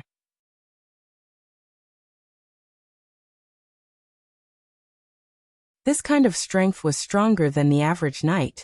After these War Creatures learned all kinds of martial arts, their strength would increase greatly. It was easier for them to advance to the legendary rank compared to ordinary people. After all, the reason why the Arcanists did this kind of experiment was to obtain cheap, but powerful fighters. The advancement of a bloodline wizard was not simple. The fusion of the bloodlines was the most basic. During the fusion process, the power of the bloodline must be stimulated as much as possible. At the same time, the spiritual brand of the water demon must be completely erased. This required Andre to personally destroy the spiritual brand in the water demon's bloodline. If he failed, his spirit would be severely damaged, and his strength would decrease greatly. In the worst case, he would become an idiot. Moreover, no one could help with this kind of thing. However, there were some auxiliary methods for the bloodline fusion array, such as training in some spiritual spells to increase the resistance of the spirit. However, this kind of technique was a secret among the wizards, and very few people knew about it. If there was no such method, then the wizard's rank would be raised as much as possible. If it was a master wizard who carried out the bloodline fusion array, the success rate of failure was basically zero. After all, the spiritual brand in the bloodline potion was like a rootless duckweed. As long as one could endure and slowly wear it down, they would succeed. After Andre adjusted his body to the best condition, he began the experiment. Sulen took out a silver-white carving knife and made a cut on Andre's body. Dark red blood slowly flowed out, and the blood slowly flowed along the groove that was made in advance. The fusion circle glowed. On the other side, there was also blood pouring in. It was the legendary water demon bloodline potion. The two types of blood quickly flowed into the crystal groove in the middle of the bloodline fusion array. With a burst of dazzling light, the two completely different bloodlines began to slowly fuse. The bloodline fusion took a total of 15 minutes. After the fusion was completed, the new bloodline began to flow back into Andre's body under the effect of the magic circle. The rest was up to Andre himself. Andre's power of the will began to fluctuate greatly, and the expression on his face became more and more painful. The blood vessels on his body were like dragons swimming under his skin. After waiting for an hour, Andre's power of the will began to stabilize, and the bulging veins on the surface of his body also calmed down. Sulen let out a breath of relief. It seemed that the bloodline fusion was a success. Soon, Andre's power of the will began to increase, and the surrounding elemental energy began to slowly enter his body. On the other hand, Andre's body had also undergone some slight changes compared to before.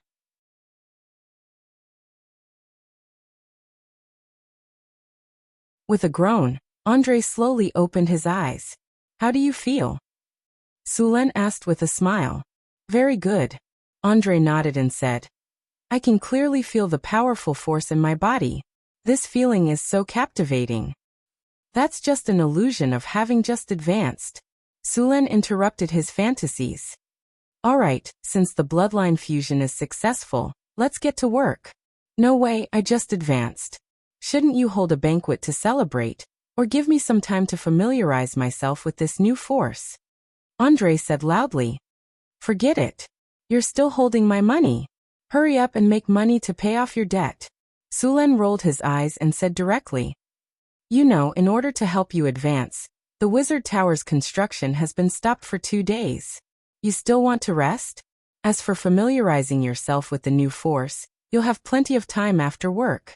Very soon, Andre dejectedly left the bloodline fusion array and went to the laboratory next door to start working. After Andre had successfully become a bloodline warlock, Sulen also left the Wizard Tower. After this period of digestion and absorption, as well as the construction of Andre's bloodline array, Sulen had finished digesting the knowledge of Mageweth Tattoo, advanced. He was ready to level up this skill again. Opening the attribute panel, Sulen chose Mageweth Tattoo and leveled it up. 3 skill points disappeared in an instant, and Sulen's mind entered a state of emptiness. A large amount of knowledge about Mageweth Tattoo appeared in his mind, and his understanding of magic tattoo technology began to improve rapidly. In this state, all the difficulties in the knowledge of the Mageweth Tattoo were solved in an instant. The Mageweth Tattoo advanced on the attribute panel also silently changed to Mageweth Tattoo Proficient.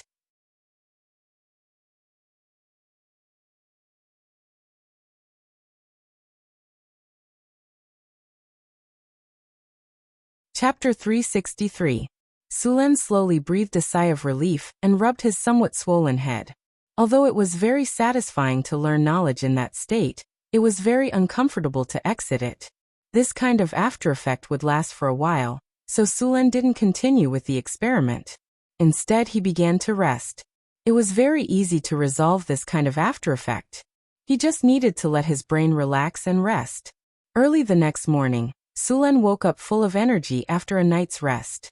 In the next few days, Sulen began to conduct more in-depth research. At the same time, he also digested the knowledge and information about the magic tattoo. During the period when Sulen was in seclusion, the development of Northern Garrison City was very smooth. The damage caused by the invasion of the Beastman Coalition was finally repaired after this period of work. The collapsed city walls were rebuilt. The city walls that were damaged by the earthquake were also pushed down and rebuilt. After the reconstruction, the city walls were wider than before. They were 12 meters wide at the bottom and 7 meters wide at the top. The city walls were 15 meters high. In order to prevent them from being damaged by the earthquake again, the foundation of the city walls was reinforced. Some obsidian was also mixed in to strengthen the magic defense of the city walls. It wasn't easy to destroy the city walls like before. City walls. Indestructible plus 41. High ground plus 25, range plus 25, defense plus 37, stability plus 20, prosperity plus 10, magic resistance plus 20, earthquake plus 15, impenetrable defense plus 20. The residential buildings that were destroyed during the war were also completely rebuilt. The newly built residential buildings were also more solid. Residential buildings.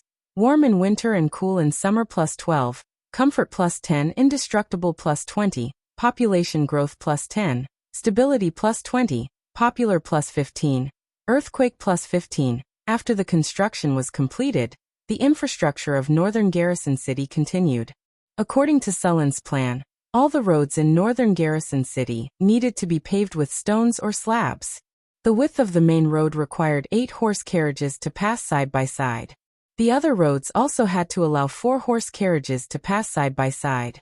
Although the main road of northern Garrison City seemed very wide, compared to the Vermilion Bird Avenue of the Great Tang Empire in his previous life, the main road of northern Garrison City couldn't even be compared to the Vermilion Bird Avenue of the Great Tang Empire. One must know that the Vermilion Bird Avenue of the Great Tang Empire was more than 150 meters wide. Such a wide main road could even be used as a football field, let alone vehicles.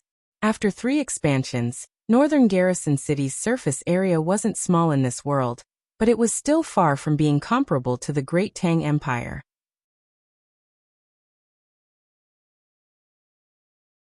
Ancient Chang'an City had a length of 9,700 meters from east to west, and a width of 8,600 meters from north to south.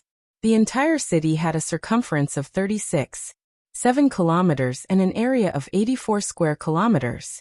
Northern Battlefront City was only a fraction of its size. Although Sulen didn't plan to turn it into a super city like Ancient Chang'an, and he still wanted to make it a first-class city, Sulen was still working on the 4th phase of the city's blueprint. By then, the area of the city would be 4 times bigger than it was now. Of course, this was a long-term goal.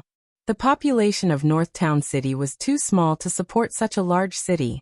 Together with the roads in the city, there were also drainage canals. The drainage canals in the northern part of the city extended in all directions. Sulen didn't want the city to be flooded every time it rained, so they attached great importance to the drainage system. Sulen purposely built a sewage treatment plant outside of the city to deal with the sewage. The sewage treatment plant was a large-scale purification rune array. In fact, this was a druid spell. After studying the druid spells, the wizards imitated this spell and created it. The treatment effect was quite good. The sewage treatment plant didn't occupy a large area. A lot of materials and magic crystals were used to construct a rune array on the ground. Through this rune array, the energy of the surrounding ley lines could be gathered here to form an energy pool. This energy pool was very similar to the elemental pool, but it could only store 3,000 points of energy. There was a large pool in the sewage treatment plant used to treat sewage. A huge rune array was engraved at the bottom of the pool. These rune arrays were constantly operating, purifying the sewage that flowed in at the same time. After being purified by the rune array, the sewage was almost the same as river water. It was completely drinkable. However, Sulen felt a little awkward. Part of the purified water was used to irrigate the farmland, while the other part flowed back into the river. During this period of time, other than the construction missions, the northern Battlefront City had also issued a large number of missions to collect magical plants. These magical plants were planted in the Arcane Garden, which had now become another landmark of the northern Battlefront City. The rich elemental energy, the exquisite craftsmanship of the buildings, and all kinds of beautiful plants made many people want to come closer and have a look. Unfortunately, Sulen didn't open this place to the public. The magical plants in the Arcane Garden were thriving. Half of the spring water from the Fountain of Vitality was used to irrigate them every day. Every day, there would be wizard apprentices coming to the Arcane Garden to do all kinds of planting missions. It wouldn't be long before the magical plants here were harvested.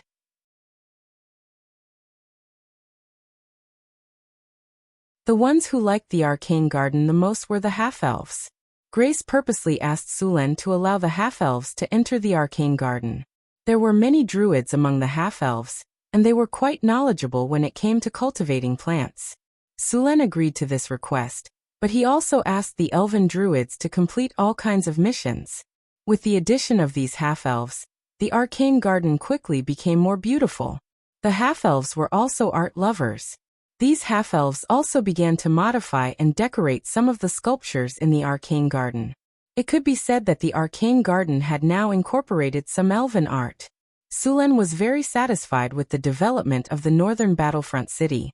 After all, it took less than 2 years to build a city like this on the wasteland. It was a miracle. After digesting and absorbing the knowledge, Su Luan had a lot of ideas about the craft of Mageweth tattoo, but he was not satisfied. Instead, he used the legendary skill point to upgrade Mageweth Tattoo Expert to Mageweth Tattoo Master. The master level rune tattoo technique was very powerful. After mastering this technique, Sulen began to modify his lord's guards. With the development of the northern battlefront city, Sulen was now facing more and more powerful enemies. Although the barbarian warriors were all level 3 professionals, they didn't have the overwhelming advantage that they used to have. Just like last time, when Sulen led people to attack the frost giants, the ordinary frost giants were already level 4. If it weren't for the ballistae and the baptism of spells, the barbarian warriors would have suffered more casualties. These barbarian warriors weren't heroes. It was difficult for them to continue to improve their strength, unless they could rely on their own strength to become heroes. However, this situation was too rare. However, now that he had the rune tattoo technique, Sulen planned to try it on these barbarian warriors. Sulen took out all the frost giant blood that was well preserved in the warehouse. He planned to use the power of these frost giants on the barbarians. There was a lot of frost giant blood, but most of it was worthless. It needed to be purified and condensed before it could be used. Sulen built a rune array used to purify and condense the blood, and then purified the frost giant blood bit by bit. Sulen was very familiar with this operation. After preparing the rune array, Sulen chose to officially start. It was said that the frost giants had the blood of the titans, but this blood was very thin. In fact, the storm giants had the closest blood to the titans, but there were very few of them. They lived in the sky, and it wasn't easy to go up. There were a lot of impurities and worthless things in the frost giant blood. Sulen spent a lot of time purifying the blood, and obtained about 2 liters of blood.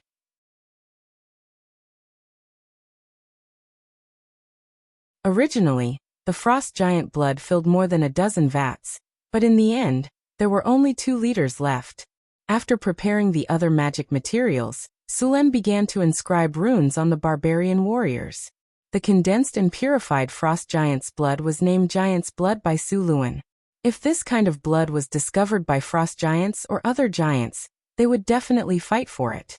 This kind of blood could make their original blood more powerful, and even have a certain chance of atavism. The material used to inscribe runes on the barbarians was the liquid made with the giant blood as the main material. In addition to the giant blood, there were also dozens of magic materials, such as arcane dust, astral silver sand, blood essence grass, moon primrose, and so on. This was invented by Sulen himself based on the knowledge in the rune tattoo. After the mixing, the final blood was a pale gold color. The first to be willing to experiment was the captain of Sulen's guards, Johnson. The rune inscription didn't need to be shaved completely like the rune tattoo in the early days. It only needed to be shaved. Sulen let Johnson lie on the experiment table, and then cast a hypnotic spell on him. After the spell took effect, he began to inscribe runes using the giant's blood. If successful, these barbarian warriors would have some of the giant's abilities, and their strength would also be increased. Sulen controlled the wizard's hand, and began to inscribe runes on Johnson's body. Before this, Sulen had done thousands of experiments, and he also tested it in the system. He only started when he had enough confidence. As the silver-white carving knife continued to move, the mixed blood was slowly inscribed on Johnson's body. One rune after another was quickly completed in Sulen's hands.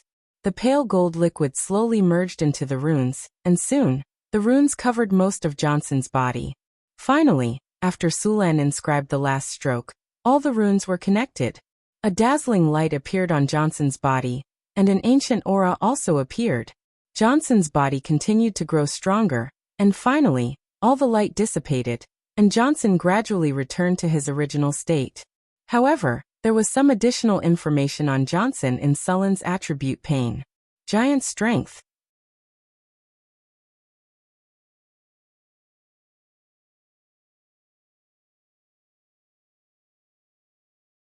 Chapter 364. After all the spiritual light dissipated, the tattoos on Johnson's body also slowly disappeared. Finally, he returned to his original appearance. However, compared to before, his body was obviously much stronger. Soon, the hypnosis spell's effect ended, and Johnson woke up. "How do you feel?" Sulen asked with a smile.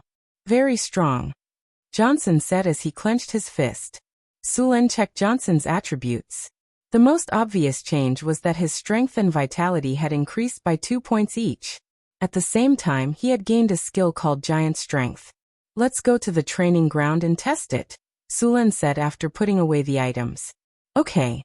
Soon, the two of them arrived at the training ground. Sulen picked up an iron oak spear used for training and nodded at him. You attack. I'll be your sparring partner.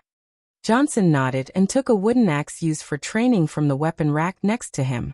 After some simple exercise, the two of them arrived at the training ground. Roar! Xiangsun roared and rushed over with his axe raised. Clang! Sulen swung his spear to block. The force from the spear made Sulen frown slightly.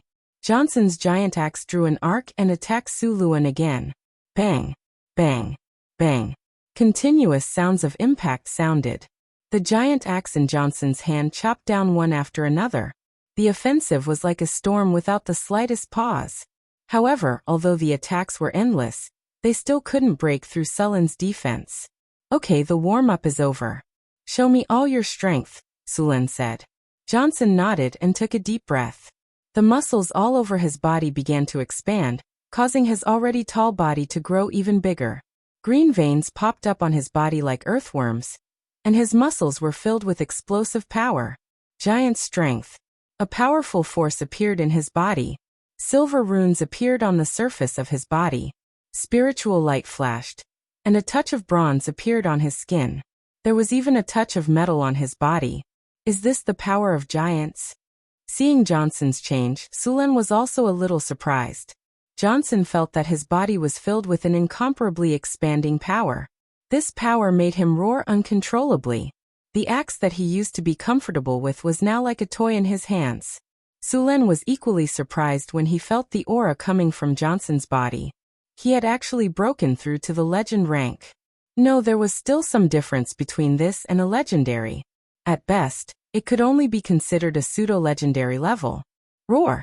At this moment, Johnson roared and rushed forward. The giant axe in his hand chopped down with great force. Sulen's eyes narrowed and he dodged immediately. Bang! With a loud bang, the hard ground cracked like a spider web. Johnson didn't stop. He swung his giant axe horizontally as if he wanted to cut Sulen in half. Clang!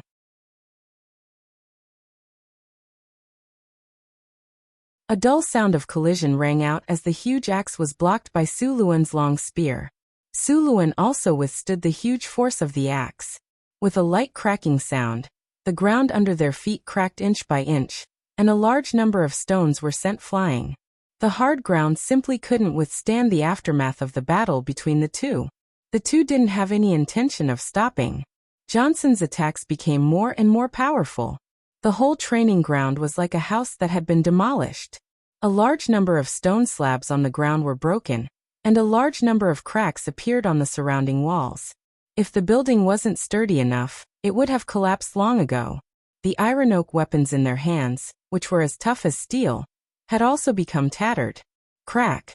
After a violent collision, the weapons in their hands could no longer withstand such violent destruction, and both of them broke with a crack. After the weapons were broken, the battle between the two came to an end. Sulen was quite satisfied with the power Johnson had shown just now. After activating the giant's strength, Johnson's strength had reached the legendary level. His strength was no less than the Orc Chief's.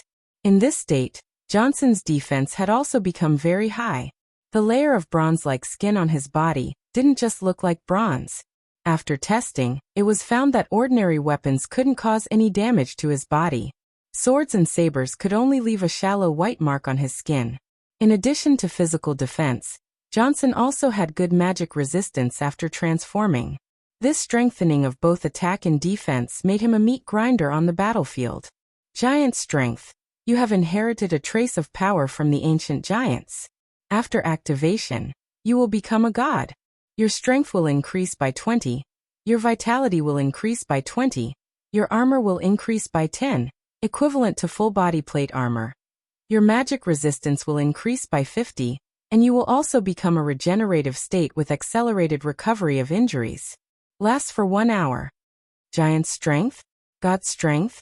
After seeing the dramatic changes in Johnson's attributes in the system, Sulen was also very surprised. This state was too strong. The giant's strength should have inherited a trace of power from the Bronze Titans.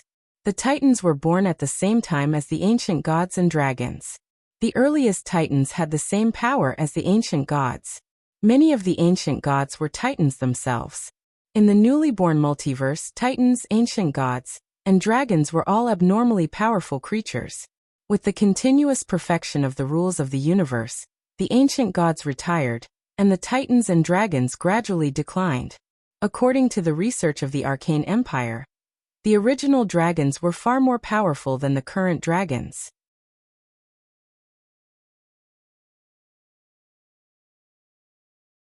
For example, at that time, the colored dragon Tiamat's body could be more than 10,000 meters long, and the metal dragon was no worse. But now, although Tiamat's body hadn't left her divine kingdom for a long time, it was now at most 200 meters long.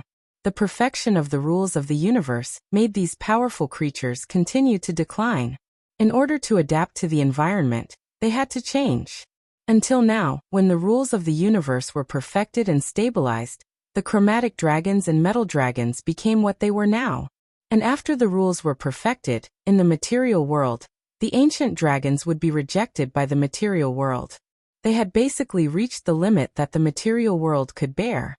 Of course, there were also ancient dragons who used secret methods to suppress their strength, shrink their bodies, and force themselves to stay in the material world. The same was true for the Titans. Their bloodline continued to decline, and each generation was weaker than the previous. This situation would continue until the rules of the universe felt that they would no longer threaten the safety of the universe. The dragons were fine, at least they could still live in the material world. But the Titans were not so lucky. There had been no trace of them in the material world for a long time. They were now living in a place called the Titan world in the astral world. The dragons used different ways to survive.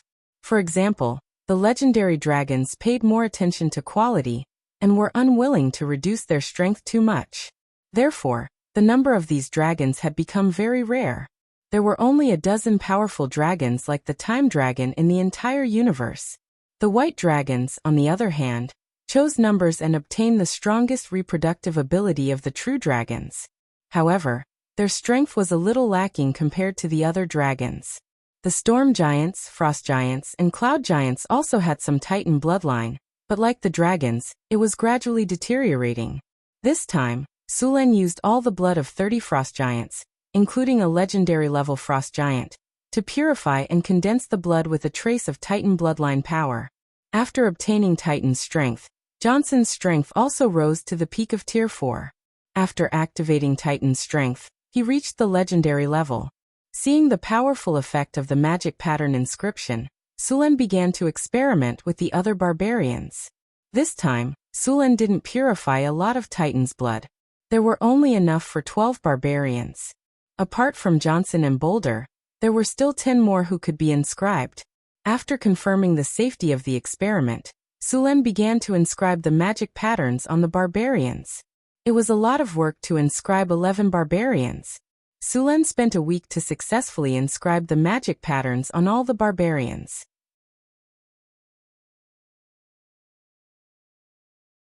Apart from Johnson and Boulder, the attributes of the remaining barbarians also changed greatly after the magic patterns were inscribed. What made Sulen the happiest was that these barbarians had evolved from ordinary combat units to elites. Their names had also changed from barbarian battleaxe berserkers to barbarian marauders. Their strength had also broken through from Tier 3 to Tier 4. Although they couldn't compare to Boulder and Johnson, they were definitely the strongest among the many armies in northern Battlefront City. The 12 barbarians all activated Titan's strength and obtained the God's Descent status. Now northern Battlefront City had 2 more legends and 10 more peak Tier 4 powerhouses. If they all swarmed up, even the Frost Giant Chieftain from last time would have to kneel. Their defenses were strong, and their attacks were powerful. When they formed a formation, they could completely rampage through the battlefield. These barbarian marauders successfully made up for the awkward situation of northern Battlefront City's high-end forces. In order to test the strength of these barbarian marauders, Sulen specially brought them to a tribe of about 300 orcs in the wilderness, and had them deal with it. The 12 barbarians roared and activated Titan's strength, activating God's Descent. A powerful aura spread out from their bodies, and a bronze metallic luster appeared on their bodies. After activating Titan's strength, these barbarians didn't use any battle formations or plans. They directly swung their weapons and charged forward like bulldozers. Seeing these dozen barbarians attack, the orc camp immediately counterattacked. A large number of orcs raised their weapons and charged at these strange-looking barbarians.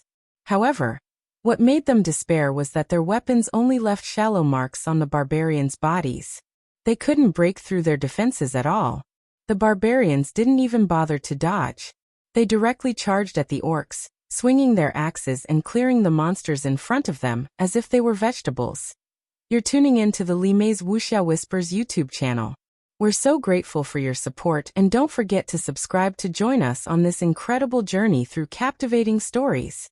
Your generosity through donations truly makes a world of difference, as it's the primary source of revenue that allows me to expand and enhance this channel for you. Thank you from the bottom of my heart for being a part of this adventure.